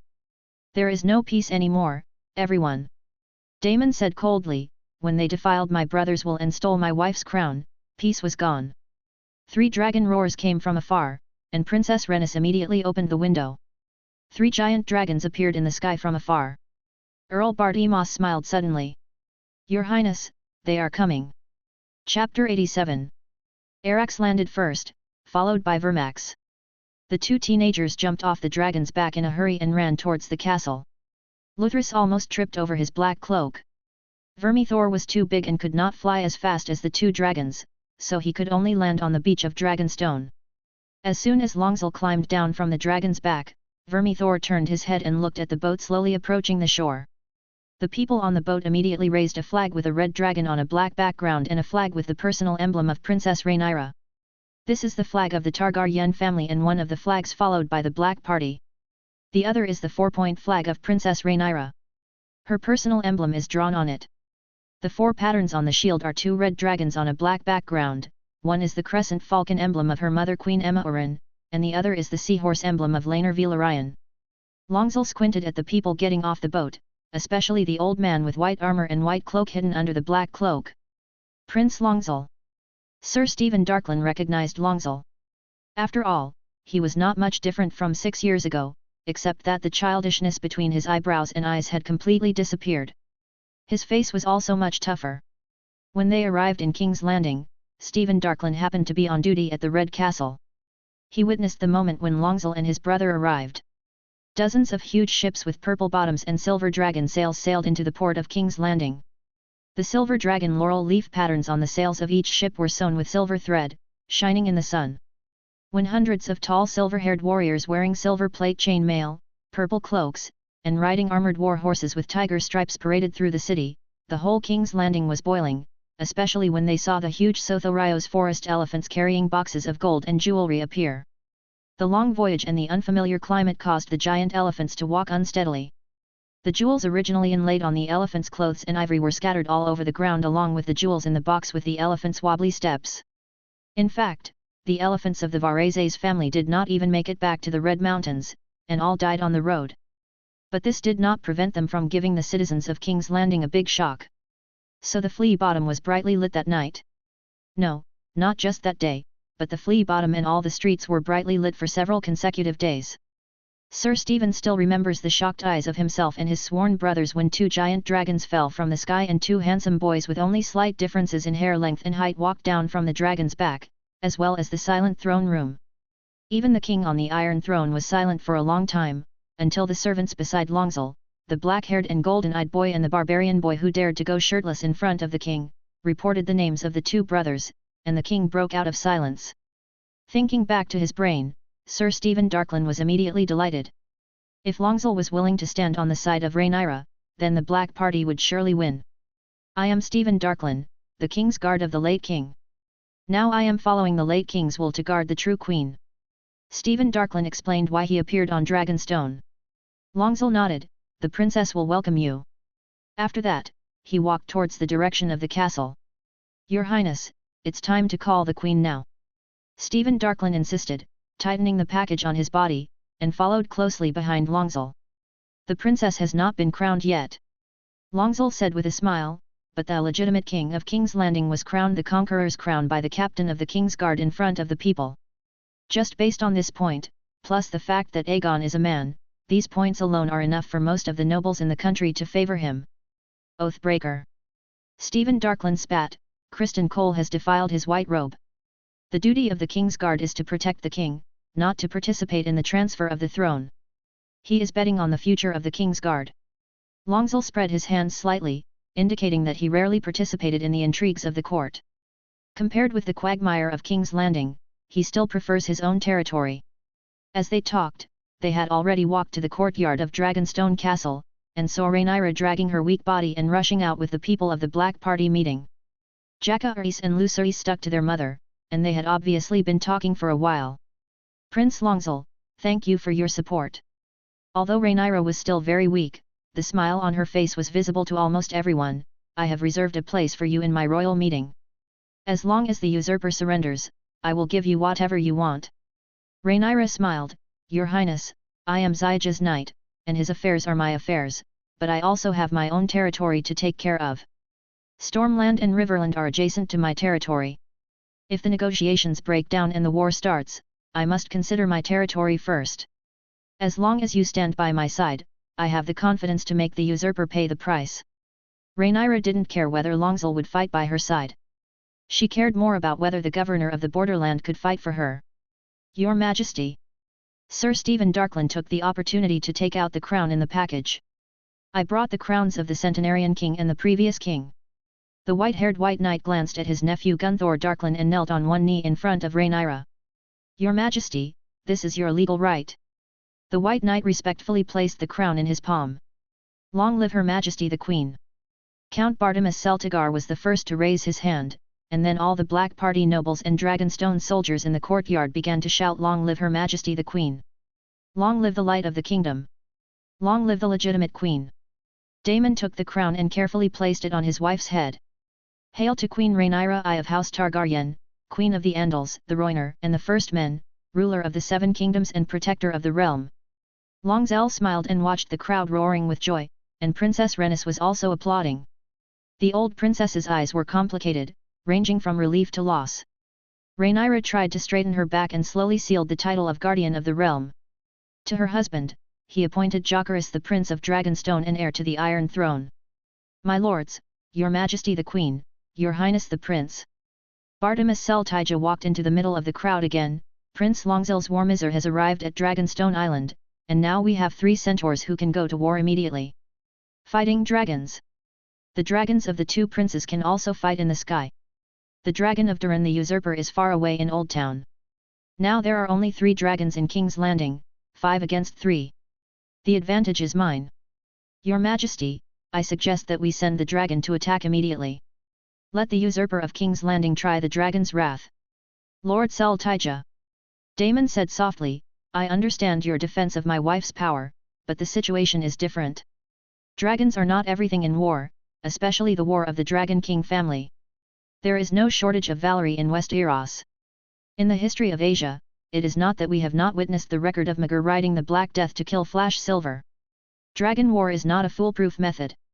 We will not use our dragons to fight against the usurper unless it is absolutely necessary. Daemon. He said and looked at Longzhou. The dragon is a deterrent. It is like my dark sister. It is always more awe-inspiring to the enemy when it is hidden in the scabbard and ready to attack than when it is unsheathed and ready to kill at any time. He and Rhaenys had this idea at the beginning, so even though they were ready to launch a dragon war, when they saw the 2 dragons strengthened by the mysterious energy of the ruins of Valyria, Daemon gave up decisively. Got the idea of dragon war. Now that there are only 2 Dragon King families with dragons left, every dragon is precious. It doesn't matter how many mortal armies die. Every time a dragon dies, the flesh of these 2 ancient families is cut off. Before you take up the sword, fight with your words, Daemon continued. Longzhou nodded slightly, then continued what Daemon said. Aegon has the support of a large number of small and medium-sized nobles. His base is the Hightower family in the south and the Lannister family in the west. The entire west and most of the south are for his use. Longzhou said, Duke Loras dare not touch the Hightower family, but as the governor of the Reach, Duke Loras still has a lot of energy. If he can cooperate with Hightower, the ER family is best at dealing with it. If not, I will need to stay in the south. Dorne is broken, but they promise to fight for the Queen. Prince Keelan sent 1,500 troops to support your cause. Lonzel stood in the center of the courtyard, analyzing the situation in the south. And the Storm lands. Storm's End will stand by my side, Princess Rhaenyra said. Rhaenys nodded. My mother Jocelyn Baratheon is a blood relative of the deceased old Duke Beaumont. Duke Beaumont has always firmly supported the rights of me and Rhaenyra. There is a high probability that the valley and the north will be on our side, but the north is too big and too far. Daemon said with a smile, if I wait for the Stark family in the north to go south, I may have taken the usurper's head on the tip of the spear. Daemon, don't underestimate Duke Stark in the north. Longzell smiled, although I am in the border area, I have also heard about the great achievements of Duke Cregan Stark.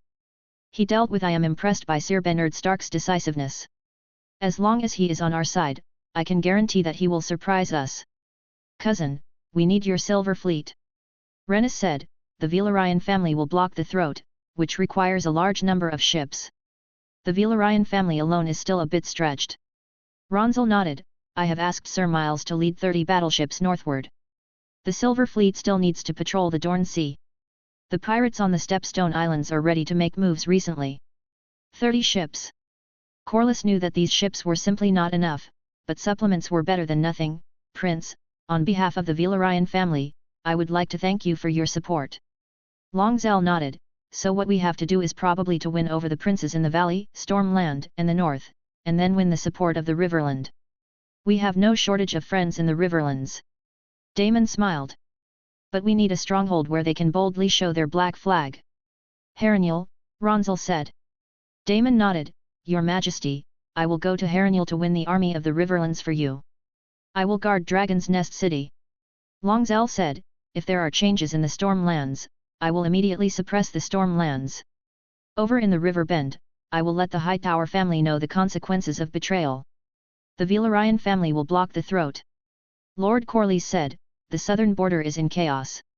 King's Landing will have no food support from the Reach and no supplies from the sea. Starvation will destroy the city and the usurper. Rhaenyra nodded in acknowledgement of these strategies. She will stay on Dragonstone to recuperate. We will send troops to help defend Dragonstone. Count Bartimus Seltija said. Their troops are limited, but they are more than enough to protect a castle. Princess Rhaenys will ride Melius to patrol the Throat and Blackwater Bay to protect the fleet and prevent the opponent's dragon from attacking. Dragonstone Island has a complete tunnel system. In fact, it is not particularly afraid of the dragon's air strikes. It is more afraid of the mortal army. After all, it is difficult for dragon flames to burn people hiding deep underground and in deep mountains, but mortal armies can really dig deep into the ground. Your Majesty. Bachelor Grates changed his title, I will send a raven to the lord just mentioned. No need for a raven, mother. Prince Jocaris stood in the center of the courtyard, showing off his brown-black hair calmly in front of everyone. We have a dragon. The dragon is more convincing than the raven. Let Xylo and I be the messengers. That's right. Lucarith jumped up, we are also men of the Targaryen family, and we also want to fight for your power. And me. 11-year-old Joffrey also jumped out. Terexia can carry people into space, and so can I. Earl Collis couldn't help but smile when he heard Xylo's words, you brat, your last name is Velaryon now. But everyone could hear the pride and smile in the sea snake's tone. Joffrey. Stop it. Rhaenyra pulled Joffrey back. He tapped the boy's forehead angrily. But she couldn't refuse Xyja and Xylo's request. As a mother, she could only leave a kiss on the foreheads of her two sons. Remember, you are just messengers, not knights. She said seriously. Fighting is absolutely prohibited and guest rights must be strictly adhered to. Don't worry, princess. Longzell's happy smile never disappeared, they are not knights yet. Hey, sir, so after this battle is over, can you canonize me as a knight? Jocaris said with a smile. Haha. Longzell laughed, let's wait until the battle is over. Xyja, you go to the valley in the north. You are the elder brother. I understand, mother. Jocaris understood what his mother meant. The north and the valley were further away, more dangerous, and more likely to be intercepted by dragons of the Green Party or princes loyal to the Green Party. Storm's End is not only close to Dragonstone Island, but also closer to Dragon's Nest City. You can fly directly to Dragon's Nest City at any time via the trail, and Silverwing is still guarding Dragon's Nest City. Even Viagar couldn't escape the siege of several dragons. Don't worry, little Road, you will definitely receive a warm welcome at Storm's End. Rhaenyra hugged her son. Lookarith was almost as tall as her. The years of following Valyr had made this cute little boy the chipmunk grew into a handsome young man. Princess Rhaenys has the blood of the Baratheon family in her body. They will definitely stick to their oath and defend their legitimate queen. Chapter 88. The two young men ran out of the courtyard without hesitation, ready to ride their dragons. Rhaenyra pondered for a moment, and walked to Longzil with the help of her maid Ilandamasai. Prince, can you escort my son to the north? Longzil glanced at the newly crowned queen. I had this intention. Zyja is my servant, and it is my duty to protect him. As a mother, I thank you for taking care of Zyja and others. Rhaenyra said softly, as a queen, I also hope that you can help him complete his mission. I understand you. Longzil bowed slightly and walked out. His dragon stopped on the beach, some distance away from the castle, and he had to ride his horse quickly to catch up with the speed of the dragon. Prince, I appoint you as the guardian of the borders and commander of the south. Queen Rhaenyra said solemnly, after you return to Dragon's Nest, you can control all military affairs in the Reach, Stormlands, Borders, and Dorne. Longzil nodded, took a warhorse from the guards of Dragonstone, and immediately ran to the dragon on the beach. Wormithor looked up at the two dragons that took off, seemed to have noticed something, and crawled towards the castle, just in time to pick up his master. Wormithor roared and flew to the north. Your Majesty, it's time for me to set off too. Daemon took Queen Rhaenyra's hand and kissed her gently. I wish you a triumphant return. Rhaenyra returned a kiss on the cheek. Daemon smiled, took the dark sister from the servant, and trotted all the way to the direction of Dragon Mountain. A moment later, the slender and snake-like Correcture roared and took off from Dragon Mountain, and in the blink of an eye he dived into the clouds. King's Landing, Red Castle. Great Aegon looked at the message brought by the raven flying from Dragonstone with a grim face. It was very simple, there were two messages in total. The first message was to announce to all the princes, knights, and civilians that Otto Hightower, Alicent Hightower, and Criston Cole had betrayed their king and were oath-breakers and traitors despised by the gods. As for the half-siblings deceived by the traitors, Rhaenyra tolerantly said that as long as they were willing to kneel down and admit their mistakes on Dragonstone, she would be happy to forgive them. After all, they all had Targaryen blood in their bodies, and parricide was the greatest sin in the world. The second message followed the first one. Dragonzell announced his support for Rhaenyra's inheritance and participated in her coronation ceremony. Traitors. They are traitors. Great Aegon felt a chill on the back of his neck. He was not stupid. Although he loved drinking and playing with women, he could still do arithmetic. If Dragonzell joined Rhaenyra's camp, it would be equivalent to the Black Party having 5 adult dragons and 4 small dragons that could take off and fight. 7 layers of hell. Great Aegon didn't say I'm going to chop off their heads after all, but just sat on the Iron Throne tiredly. Hiss. Just after sitting down, Great Aegon took a deep breath, raised his hand and saw that a sharp sword blade had cut his finger directly. Blood gushed out immediately, and Great Aegon hurriedly put his finger in his mouth. Fortunately, the wound was not deep, just a little skin was cut. Great Aegon was a little unhappy. But he couldn't do anything, so he could only sit stupidly in the empty throne room, wondering what he was thinking. Wamasoer quickly caught up with Wumax, but this was because Jacaerys saw Longzil chasing him and deliberately slowed down. My lord, why are you following me? Jacaerys shouted at the top of his voice. Your mother let me. Longzil also roared back, and Wamasoer also roared and flew to the side of Wumax. Dragonstone is not far from the Eyrie. The two dragons flew over Seagull Town one after the other. When the dragons saw the endless mountains, the familiar giant's spear appeared again. Jacaerys suddenly pointed down. My lord, there is an army. Longzil pressed his gauntlet, and Were My Soul flew a little lower. Sure enough, he saw a small but well-equipped army surrounding the Gate of the Moon. They were flying the banner of the Golden Eagle and did not notice anything above their heads. Jenny, this is for your own good. Sambaorin persuaded the expressionless Duchess on the wall earnestly. Duchess Jainarin was 35 years old this year. Since her father and brother were killed by the Stone Crows in the mountains, the Duchess has been in control of the Vale until today. This golden-haired Valley Virgin who inherited the Andal characteristics of her family is still beautiful, but her long-term rule has also brought her indescribable majesty, especially when she looks at these relatives under the city, this majesty is even greater. Sir Joffrey Arryn was wearing beautiful plate armor, with guards beside him, and Artus Royce was also there. This was also the reason why the Duchess of the Vale could stand here safely. Earl Artus brought 700 well-equipped Vale Knights, and Joffrey had 500 crossbowmen under his command. King Aegon is the real king. The king promised that as long as you are willing to kneel to him, he can recognize your rule over the Vale. Cousin, wake up! Dragon! A terrified cry interrupted Samba's words. As soon as the old patriarch of the Golden Eagle raised his head, he saw a huge dragon shadow falling from the sky and landing in his army unreasonably. Samba didn't even say a word before Were My Soul stepped into the stone with his horse. The dragon seemed to feel uncomfortable and roared immediately after landing.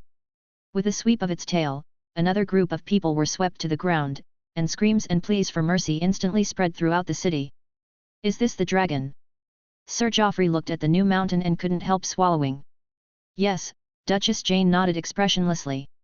The rest of the people saw that Vermax was also landing, and they immediately dispersed, even leaving their flags behind. Vermax shook his head and flew to the wall of the Gates of the Moon. Prince Jacaerys jumped off the dragon's back nimbly. Duke Jane, I come as an envoy of my mother, Queen Rhaenyra I of the Targaryen family. The prince politely bowed to the Duchess, then looked up at the Duchess.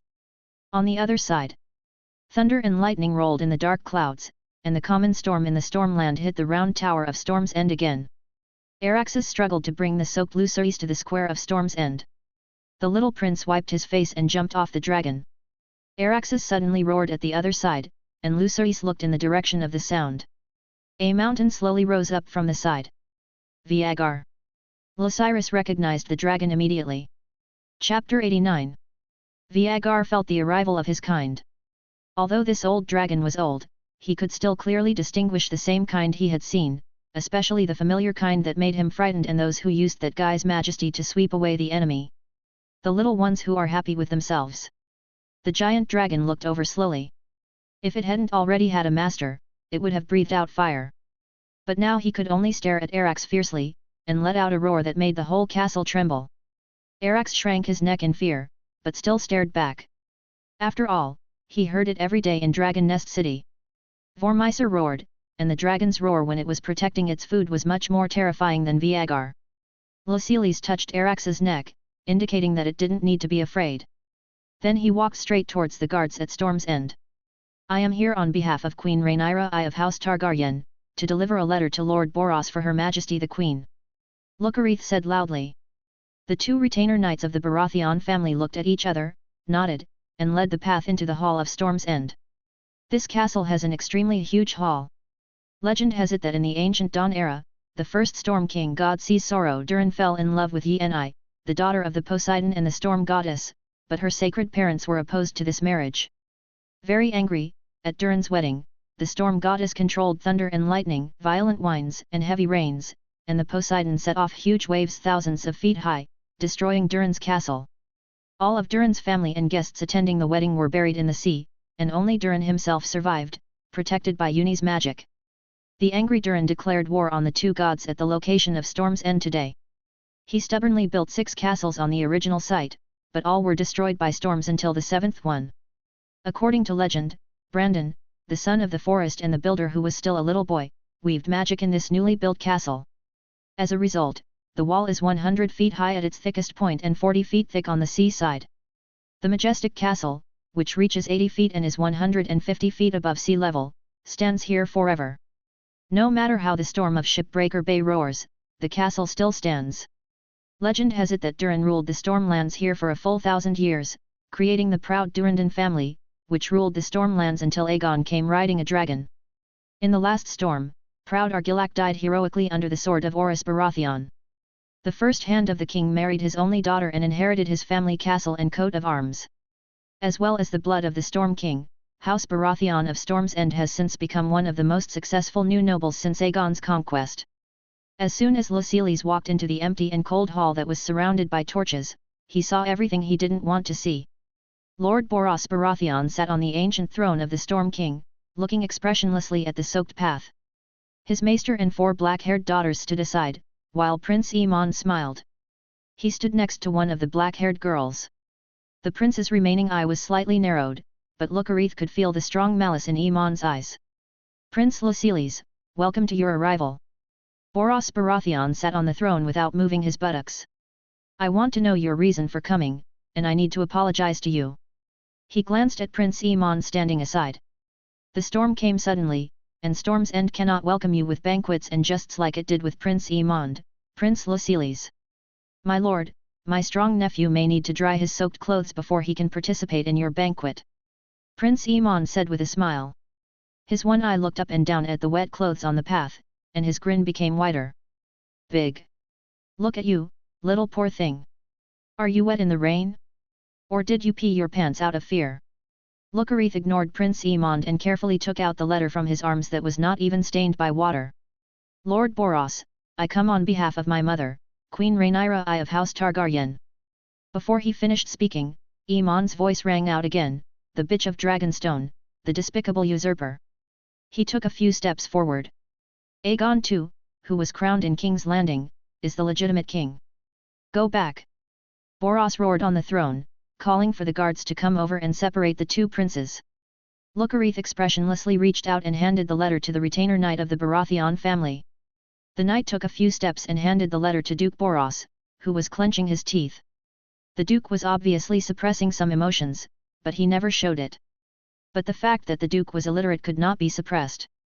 Bolos opened the wax seal and pretended to look at it for a while, then his eyes suddenly turned to the bachelor beside him.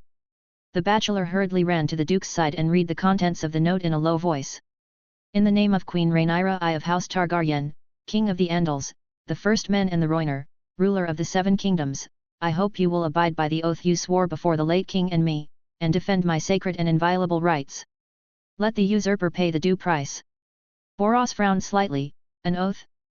That was the oath his father swore. 24 years had passed and he had forgotten whether he had sworn the oath, not to mention the benefits. But there is also a question. Since Lucarith dares to come to Storm's End alone, it means that Rhaenyra has the confidence. Why will she agree to her request? Could it be? Bolos' hand twirling his beard suddenly paused, and he thought of a name. Ronzal Varese. Is it possible that he is siding with Rhaenyra? That would be a big trouble. From Dragon's Nest to Storm's End, you can almost say that a dragon can fly with a flap of its wings. Dragon's Nest has 3 dragons that can fight, and the one on the Iron Throne in King's Landing can. On paper, there are only 4 dragons fighting, one is far away in Old Town, and the knight on the other is not a warrior at all. Duke Boros suddenly stirred and carefully handed the letter to the bachelor. My attitude has also improved a bit. Prince, if I am willing to side with the queen. Dragonstone bitch. Emond corrected, as long as my brother is still on the Iron Throne, she will never be a bullshit queen. The one-eyed prince saw Boros's wavering, but he didn't care at all. There is no other way. If Otto cannot bring back the hundreds of warships and tens of thousands of troops he claimed from the eastern continent, and if the southern army cannot march into Hornhill as soon as possible, then the 3 giant dragons, even if only one dragon from Vermissor will go north in battle, the Green Party will be unable to fight back. Bolos frowned and glared at Emond. Prince, I don't mean to offend, but Rhaenyra has also completed the coronation ceremony, and she is indeed the heir appointed by King Viserys. Even if I don't agree with a woman sitting on the throne calling me like a hound, but I can't be disrespectful to a crowned queen. The rude duke was extremely calm at this moment. He said as gently as possible, Prince Luciles, I have 4 daughters. I wonder which one you can marry. Luciles frowned, and he was prepared for this situation. Sir, forgive me for not being able to talk about marriage, and I can't decide for my brothers. He looked into Boros's eyes. I have already married my cousin Rhaena Targaryen is engaged, my brother has also been engaged to Baela Targaryen, and my brother Joffrey will marry Princess Alexandra of House Martell in the future. Aegon is engaged to Miss Samantha Varese, and my younger brother Viserys will probably be engaged to Miss Dana Varese. Alas! Duke Boros looked at Emond. Your uncle, Prince Emond, promised to marry one of my daughters, so I promised to give him an army of 6,000 men as a dowry. Sorry, Prince, I didn't mean to. In the fight for the Iron Throne, House Baratheon's loyalty is only to the true king of the Iron Throne. Duke Boros stood up angrily and looked at the 2 princes. Baratheon's flag will neither be dyed green nor black. Prince Aemond, I will appoint my acting knight Sir Davos Connington to lead it. My dowry joins your army. My lord, this already means that you support the usurper. Lucullus unceremoniously took off Boros's disguise, without even flying a flag of the crowned stag. A discerning person saw the 6,000 Stormland army. Everyone will understand that Boros has joined the Green Party. Prince Lucullus, I will not interfere with Prince Longzel's army going north. Boros did not dare to get angry at all. I will let my vassals provide him with supplies. My loyalty is to the Iron Throne, not to intrigues and blood-related careerists. Boros suddenly punched the armrest of the throne in anger. Now, you two, the hospitality time at Storm's End is over. Go back and tell your respective kings and queens that if you want the loyalty of Storm's End, you must prove that you can sit on the throne. Ascend the Iron Throne. Aemond glanced at Boros angrily, but although the Duke of Bucks was shameless, the 6,000 troops he had negotiated were not false. That's enough, just this I soar strong. Seeing that Bolos's final decision was actually to side with the Green Party, Lucullus was unwilling to stay for a moment. He immediately went to Dragon's Nest City to find his knights. With silver wings here, even Viagar don't dare to do anything. Seeing Lucarith turn around and leave, Aemond felt an unknown fire burning in his heart, and he could not calm down no matter how much he hinted that he wanted to calm down. Stop, strong! Aemond finally couldn't hold back the terrifying nameless fire, and pulled off his blindfold, revealing the sapphire prosthetic eye given by Longzel. It's time to pay off the debt, strong. Is that a toy on your waist? Did Vala teach you how to play with toys? Pull it out and use it to dig out your eyes. Don't worry, I don't charge interest. Just one enough, you can choose left eye or right eye. Aemond strode up to Lucarith and twisted him around. In terms of strength, the 19-year-old Prince Aemond was much stronger than the 13-year-old Lucarith, although Lucarith was also beaten by Vala. Was very good at training in martial arts, but he did have some disadvantages due to his age. He was not as resistant to beatings as Jokeris, so he could only turn around and look at Aemond coldly. Aemond, I won't fight you. Lucullus shook off Aemond's hand. I am a messenger, not a knight. Coward, coward, traitor. Aemond said viciously, bastard strong, if you don't pluck out your eyes, I will chop off your head and see if your bitch mother will mourn for you. After that, Aemond is about to draw his sword. Lucullus also held down the hilt of his sword. Get out! Don't bleed under my roof! Bolo's roar echoed throughout the hall. You are my guests. You are not allowed to use knives under my roof. Get out! Lucullus glared at Aemond, turned and ran towards the courtyard, where Arax was waiting anxiously. Lucullus hugged the little dragon's neck. Don't be afraid, Arax, let's fly quickly. It will be safe when we reach Dragon Nest City. After saying that, he immediately jumped on the dragon's back. Outside the castle, the storm is still crazy. Raindrops the size of beans and strong winds that could almost blow a person away almost made the path breathless. Arax, take off! The little dragon struggled to flap its wings and take off from the courtyard. The bad weather seriously affected the little dragon's flying speed. Aemond watched with hatred as Lucarith mounted the dragon, and he turned to look at Boros. You are also a traitor, Duke. If it were not for the sake of your daughter and your dowry, Viagar would have burned Storm's End. Boros's face turned blue and white, and he didn't know what to say. A gloomy female voice broke the awkward atmosphere in the hall. Your Highness, are you a warrior or a messenger? The speaker was Miss Marise, the ugliest of the four girls, and the first girl Aemond rejected. Of course I am a warrior. Aemond looked at the girl strangely. I thought you didn't lose your eyes but your balls. Your Highness, he is not a warrior, you are a warrior. Marise laughed so hard that her whole body trembled. Fortunately, you didn't choose me. I want a healthy husband even more. Marise, shut up. Duke Boros said in fear. He looked at the livid-faced Aemond in fear. The prince turned and walked towards the courtyard without saying a word. Another thunderous roar shook the entire Storm's End. Boros rushed to his daughter angrily and slapped her. Do you want to kill the entire Baratheon family? The Duke was horrified. He looked towards the dark night outside the door. 7 hells. In the storm, the little dragon couldn't fly fast at all, and Lucullus soon heard the sound of Viagar flapping his wings. It caught up with Arax. The blazing dragon flames passed by Arax, just shy of engulfing the little dragon. If the little dragon hadn't been flexible enough, that would have been the result. Lucilis knew that he might not be able to escape. This damn storm would have minimal impact on Viagar, but it would be a disaster for him. Arax was rocking like a broken ship in the storm, unable to take advantage of its speed. It's time to become a knight. Lucili raised his head calmly and looked at Viagar, who had caught up with him immediately. And the ant like Emond on its back. Uncle Valar, I'm sorry that I can no longer serve you.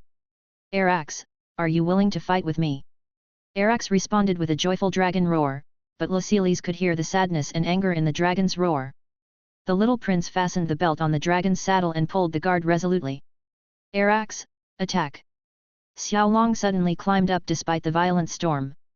Emond was stunned for a moment, and immediately understood what his nephew wanted to do, and immediately lay down on the dragon's saddle. Val, target Arax! The old dragon roared, raised his head suddenly and fired another puff of dragon flame, but unfortunately it still missed Arax. The grey-white dragon suddenly fell from the sky, and a puff of dragon flame came straight towards Emond on the dragon's back. Emond hurriedly turned his gauntlet, and Viagar's huge body moved awkwardly. Arax's slender dragon flames fell on Viagar's scales. The old dragon was instantly angered, and his wings with a wave, he caught up with Arax, who had just adjusted his direction in the thunderstorm, and took a bite. Arax turned around flexibly and fired another puff of dragon flame at Vichar's dragon wings. Although Arax's dragon flame was slender, it was still a dragon flame. The blazing flames directly opened Vichar's wings. A small hole was made, but the old dragon was too big, and a small hole could not cause any harm at all. Arax, Dracarys! Lucarith lay on the dragon saddle and gave the order. Arax accelerated and rushed towards Viagar's dragon wing, grabbing, biting and breathing fire. In the blink of an eye, he left several wounds on Viagar's dragon wing. Viagar became furious. The giant dragon waved its huge dragon wings, instantly fanning the little dragon and flying sideways. The old dragon seized the opportunity and sprayed dragon flames at Arax before he could turn around. Arax tried his best to lift himself up and face the dragon flame with his belly. Arax, no! Arax's grey-white scales were instantly burnt to yellow. The little dragon struggled to extinguish the flames on its body. Its body was almost cooked by the dragon flames. Its wings were instantly broken and it fell to the sea. Lucilis was only slightly burned. Following the dragon's flames was Viagar's bloody mouth. Click! Click! Lucilis fell from the dragon's back. He watched calmly as Viagar chewed up Arax's dragon head and swallowed it. He watched calmly as Emond laughed and looked at himself and the broken dragon corpse. Falling, as if looking at a dead person. Goodbye, brother, mother, great-uncle, and the little snow rabbit, the big chipmunk broke his promise. Xiaolu closed his eyes, still holding the handguard of the dragon saddle tightly, like a real dragon knight. In other words, he is like a real dragon knight participating in the battle. The broken dragon wings and body of the little dragon fell into the sea, and the Lucilis on its back was swallowed by the furious bay. And Viagar roared in triumph. The only thing left in the whole sea was Emond's laughter. And the roar of a seemingly never-ending storm. Chapter 90. In Dragon's Nest, Silverwing suddenly seemed to sense something, crawled out of the dragon's lair, and roared towards the north.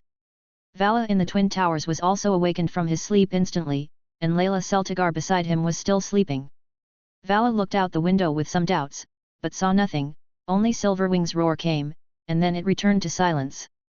Harrenhal in the Riverlands. It was almost effortless for Prince Daemon to occupy this castle. Sir Simon Strong, the acting lord of this huge and terrifying castle, almost knelt down and surrendered the moment he saw Korako land on the Kingsbanning Tower.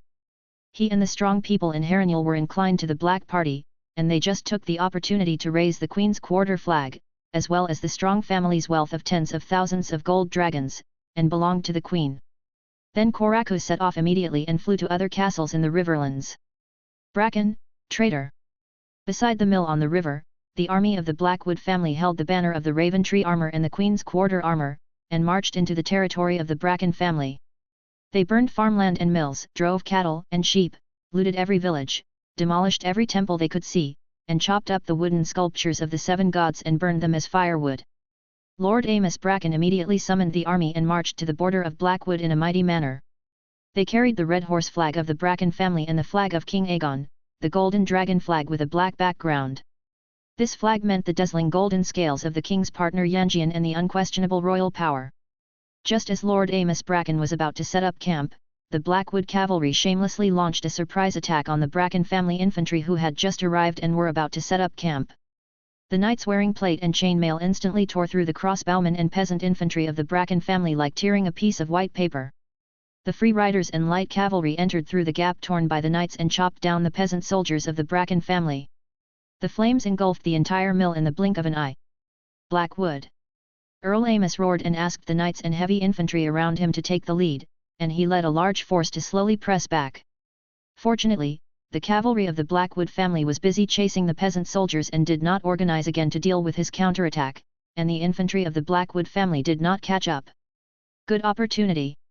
Amos Bracken immediately organized the knights to counterattack, and he also found his old rival, Earl Samuel Blackwood. Even if he turned into ashes, Bracken could recognize him. "Samuel, you shameless coward, traitor, come on!" Amos rode his warhorse to Samuel and slashed with his sword, but was blocked by Earl Samuel with his sword. "I'll give you the same thing, Bracken." The two earls fought on horseback and soon both dismounted. Earl Amos Bracken drew out the mace from his waist and smashed it on the chest armor of Earl Raventree. Blackwood was not to be outdone. He pointed his long sword, and the sword and hammer jingled in the flames. The battle between the two earls lasted for a long time, and neither could do anything to the other, until Earl Samuel's sword missed, and Earl Amos seized the opportunity and smashed Earl Blackwood's wrist with a hammer. Earl Blackwood felt pain and his long sword fell out of his hand with a clang. How could Bracken let the injured Blackwood go? The warhammer hit the old opponent's breastplate, helmet and abdomen like raindrops, and it only took a few hits to smash Blackwood's breastplate and helmet. Blood flowed all over the ground, and there was white brain matter and turbid liquid of unknown origin. Earl Blackwood's body, which was almost flattened, slowly fell to the ground.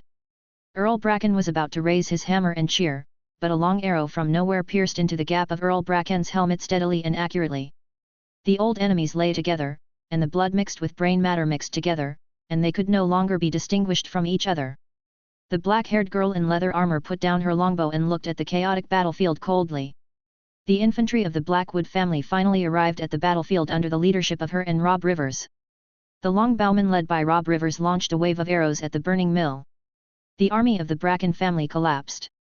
Without their commander, they were already low in fighting spirit.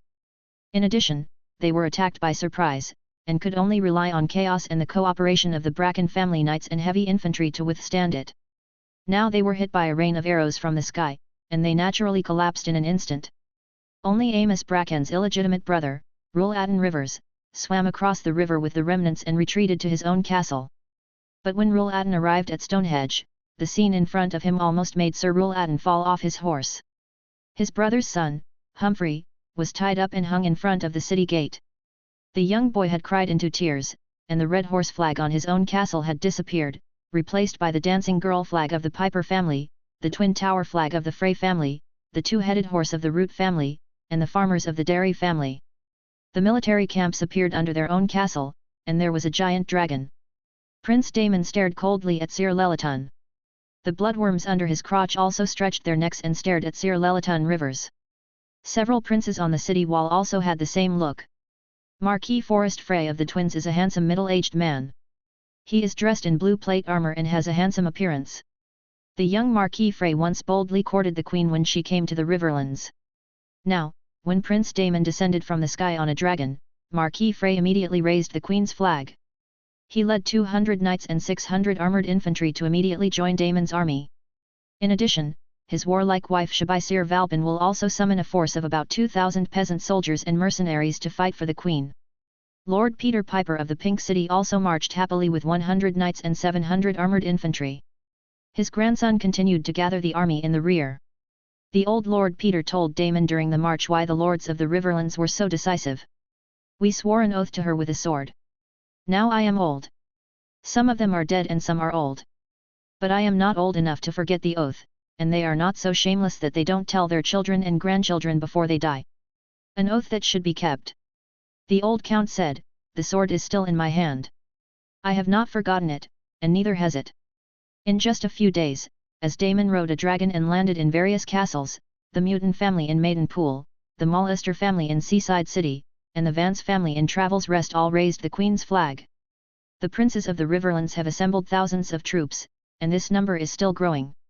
Surly Leighton slowly climbed off his horse, knelt down, and raised his sword. The Bracken family is willing to serve Her Majesty the Queen. I only ask that you forgive my ignorant nephew. Daemon smiled and accepted Lelaton's surrender. Since then, most of the Riverlands has been darkened. The armies of the Riverland lords also began to march towards Harrenhal. Above the sky, Aemond lay on Viagar's back in a daze, finally coming out of last night's anger. What have I done?